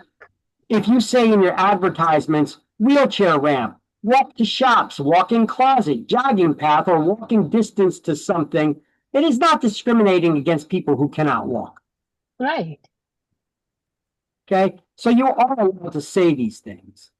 Look, I'm aware of the lists that the particular list is mistakenly made publicly available, so I downloaded it really quick before they caught their mistake. A list of proposed words and terms that they want to disallow you to put in the MLS because they're trying to push for them to be illegal or discriminatory, considered discriminatory. And it's some of these things that we see that are allowed right now. Okay. Every day there's people out there trying to push their agenda about making everything discriminatory, you know, trying to censor your speech, you know, because they don't want to offend anybody, you know. You know what political correctness is? Do you know where that comes from? Communism. Political correctness. You've seen this happen in Germany, and you see it happen in Russia, where political correctness, there is correct speech, and if you don't use the correct speech, you disappear. You know, but they found a way to use this as a form of way to attack the United States. I seen this actually in a documentary from Yuri Brezhnev. He was a former KGB spy that defected to the United States. And he said that political correctness was actually something that they did in India to try to correct the people's way of thinking by trying to be so polite to the point that you're shooting yourself in the foot, you know, where you don't want to offend anybody to the point that it negatively affects you.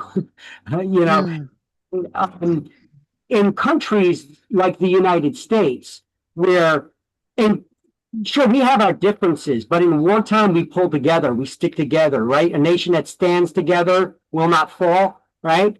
But the way to tear people apart is from the inside out. And they figured the way to do that is through political correctness, just dropping the seed there. And they said that you'll have the people that'll be pushing for this. And when that happens, it's easier to tear them apart. So people are always pushing for this censorship of your speech. So not permitted is no wheelchairs or able-bodied tenants only in your advertisements. And I would not use anything like this because it's negative. Keep your ads lighthearted, keep them positive. Don't use negative terms. I had a situation once where I was selling a third-story condo unit at the Waterford in Edison. And they do not have an elevator there, and they do not have, it's a winding stairway, so you can't really put a wheelchair ramp going up there to the third story level either. So I called it in my advertisement a 3-story walk-up. And then I had somebody that actually contacted me who was in a wheelchair. And the guy was like, well, is there an elevator in the building, or is there a way for me to put a ramp in there? I said, unfortunately, it's not, but I said, but if you're interested, and I could try to find you a first floor unit. So if you just say things like no wheelchairs or able-bodied tenants only, you basically scare potential clients away. So this guy was, he had special needs, bound to a wheelchair. He said he could stand up and maybe walk up 1 step or 2 steps. He said, but that's all I could do. I'm really physically immobile. I'm really bound to the wheelchair. And I was like, okay, no problem. Maybe I could find you something on the first floor.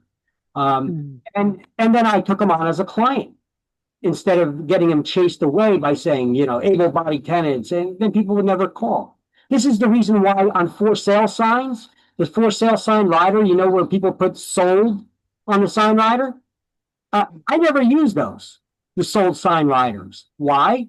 Because for me, I think it's negative. I know a lot of agents think, well, that's a way you show everybody how quick you sold the property. Well, you can send out postcards to everybody in the community too, that live. I think having a sold sign rider on there chases away people who could call. Wait a minute. So when you put the sold sign up there, the house is not actually sold? It better be. But when you sold a house, you don't have to put that sign up. No. As a matter of fact, usually when you sell a house, the new owner is going to want to pull that sign out of the ground. Why are they going to take it up? It's no more on the market. Right? So most of the time that you see for sale signs on a property probably don't even belong. When they have that sold sign rider. Okay, when it comes to familial status, no preference on or limitation on family size or nature. You're allowed to have in your ads 2-bedroom, family room, quiet neighborhood. Although I don't know how quiet neighborhood associates with a family, because families are loud. Kids are screaming, playing, doing their thing. Right? Anyway, what's not permitted, you're not allowed to say in your ads, married couples only. No more than 2 children. Retirees. She's about to pop. She's not able to live here. I'm not written to her. No young children. These are all negative things. Keep it positive. Right. Keep it positive. You want to sell. You don't want to scare them off. I mean, if it's a dream home, you're not going to say retirees dream home. Even if it's in a senior housing community, just say dream home. Find your dream home. All right. Last thing. So I'm sorry. So these are, can you go back to that page? So these are, we can, as a real estate, you can use, when you make the postcard, you can use this kind of word. That's the meaning of it, right? Of this advertising rules. Don't use these. You could use these. Yes. In any of your advertisements, whether it's television, the radio, print ads, billboards, there are words and terms you're allowed to use and ones that you should not use, which could be deemed discriminatory. However, in your regular conversations with people, you could use some of these terms, some of these. You could say, yeah, it's really within walking distance of a synagogue. I wouldn't say no Muslims or nice Christian family or any of those things like that. I don't even know how you'd enter into a conversation about that. I could say, yeah, no young children are allowed here. You're not allowed to have children under 18 because it's senior housing, for example.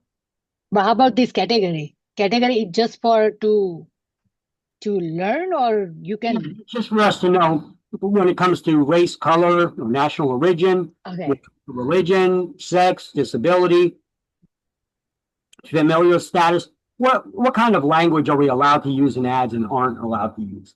It's just to show you. Don't be overly scared, but be cautious of the wording that you put in ads. That's the only purpose of this. I see. Okay, so testing. HUD, that's the Department of Housing and Urban Development.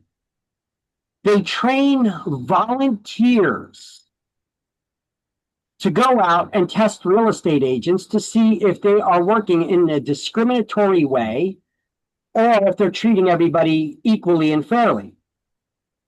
Now, if you're working in the business, you may think that this is unfair for them to do, that this is entrapment, that they're wasting your time because you don't engage in discriminatory activities or actions. But it's basically somebody who volunteers and gets trained by HUD to pretend that they're a buyer or a renter. And they meet with you in your office. You know, they talk to you about what they're looking for. They have you showing them properties. And then they may start engaging in some discriminatory rhetoric, seeing if you're going to have a conversation with them and engage in that conversation or not, or to see if you're going to discriminate against them. They could be the same color as you or a different color. They could be the same religion as you or a different religion. They could be the same gender or another gender. They could be the same sexual orientation or the opposite. They're there to test you. They're not real buyers. They're not real renters. They're just pretending to be.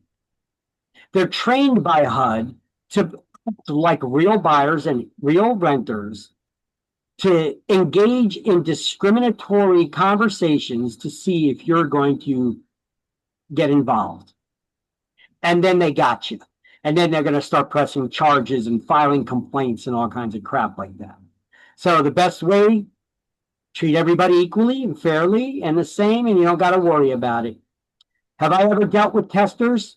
Maybe. I don't know. Not unless they file charges against me. I would never know. But I've had buyers and renters I dealt with, then next thing you know, their email addresses don't work anymore, their phone numbers don't, or what have you. They don't answer calls, you know. Was that a tester? Could have been. I don't know. So they're not employed by HUD because that would be entrapment. If they try to coax you into engaging in discriminatory acts or conversations and then filing charges against you on it. Instead, they're volunteers.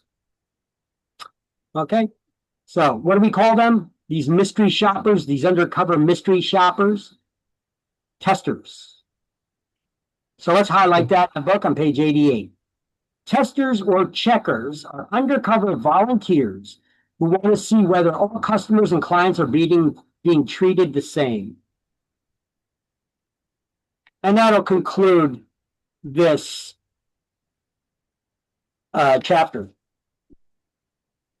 Page 88. Yeah.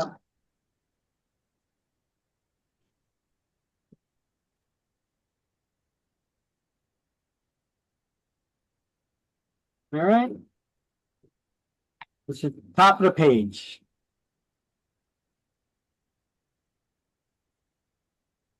All right, so that concludes the chapter. Let's do the key terms to review. I know I got into a little bit of off-topic conversations there, and unfortunately that ended up lasting a long time, and it took us all day to go through chapter 4. Oh boy.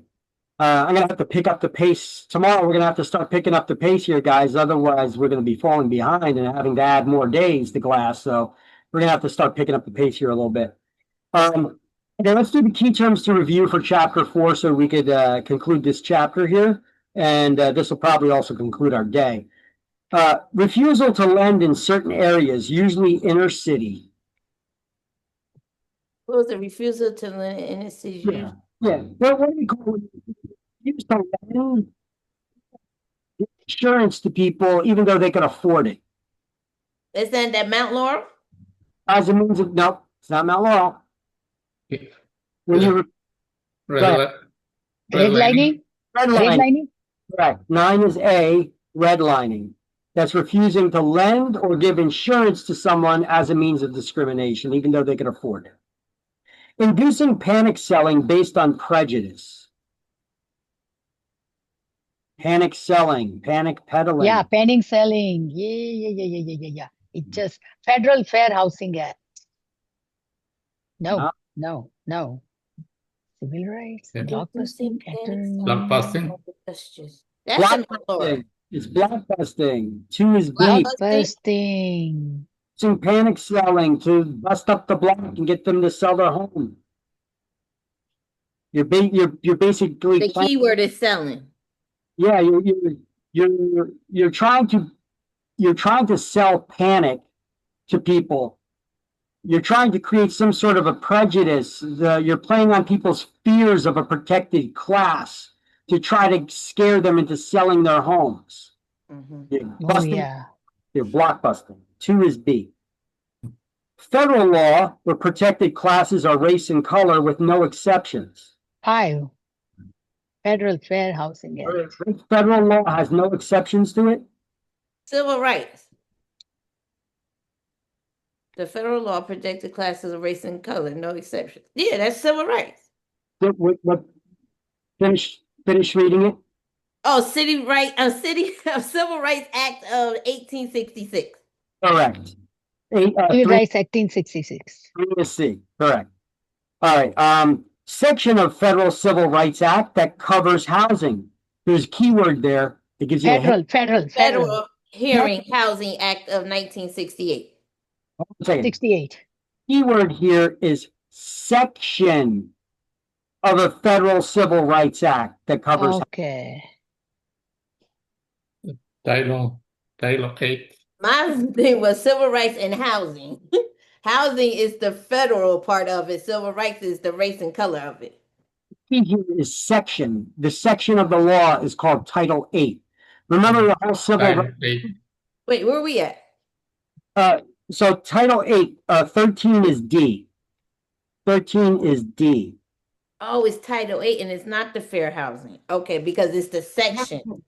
Title 8 is named the Fair Housing Act, the Federal Fair Housing Act of 1968. However, they're specifically asking, what do we call the section? Which section? Oh, section. Okay. Section. That's where we got. Okay. So for federal law, C. What is the keyword? Civil Rights Acts of 1866. Race, color, and no exceptions. That's the keyword. Where you at right now? We're at D. C is 3. So 13. Okay, yeah, 3 is C and 13 is D. Okay, now channeling home seekers to or away from certain areas. What do you call it when you're channeling a home seeker? Home seekers. From a Steering. Wait. Where is it? What? I just wrote those down. I heard somebody say it. Wait a minute. Wait, what was channeling a home? Steering? What is that? Channeling home seekers to or away. When you're the one that decides where somebody should live. I think you like it better over here, over there, right? That's steering. Yep. Steering. Yep. Is E. That's not the E, steering. Statement about discrimination everyone listing property must receive. Statement of discrimination everyone must receive. Yeah, Department of Housing and Urban Development. When you list the property, what statement do you give to property owners? Law against discrimination. The Attorney General. You give Attorney Attorney General Memorandum. Yeah. A. 1. Which is the Attorney General's memorandum. The statement about this. Wait. Yeah. Oh. I just wanted to stop her right there and catch her so that she realizes what she said right there. You know, you don't give people the law, you give them the document. Documents. Remember?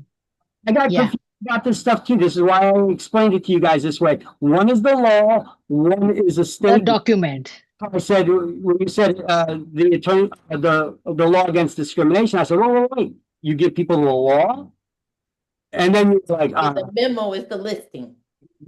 I saw you thinking now, which is what I want you to do, to start thinking. And then, it's not the law that you give them. You give them the document that talks about the law, which is the Attorney General's memorandum against the laws, which is about the laws against discrimination. So one is F. All right. Court cases covering, now they don't even mention low income, court cases covering low and moderate income housing.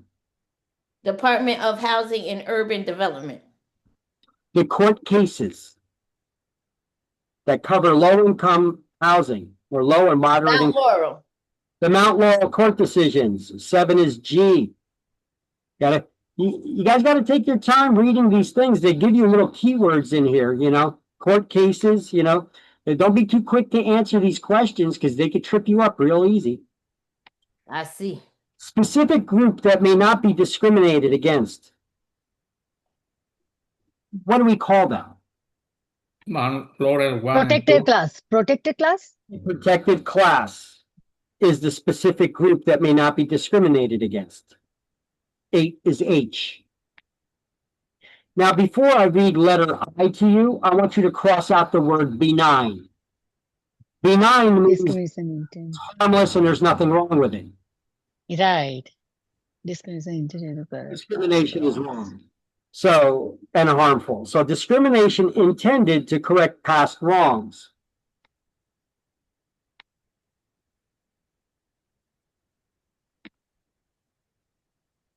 Law against discrimination. What kind of discrimination is intended to protect? Reverse. Reverse discrimination. 10 is I.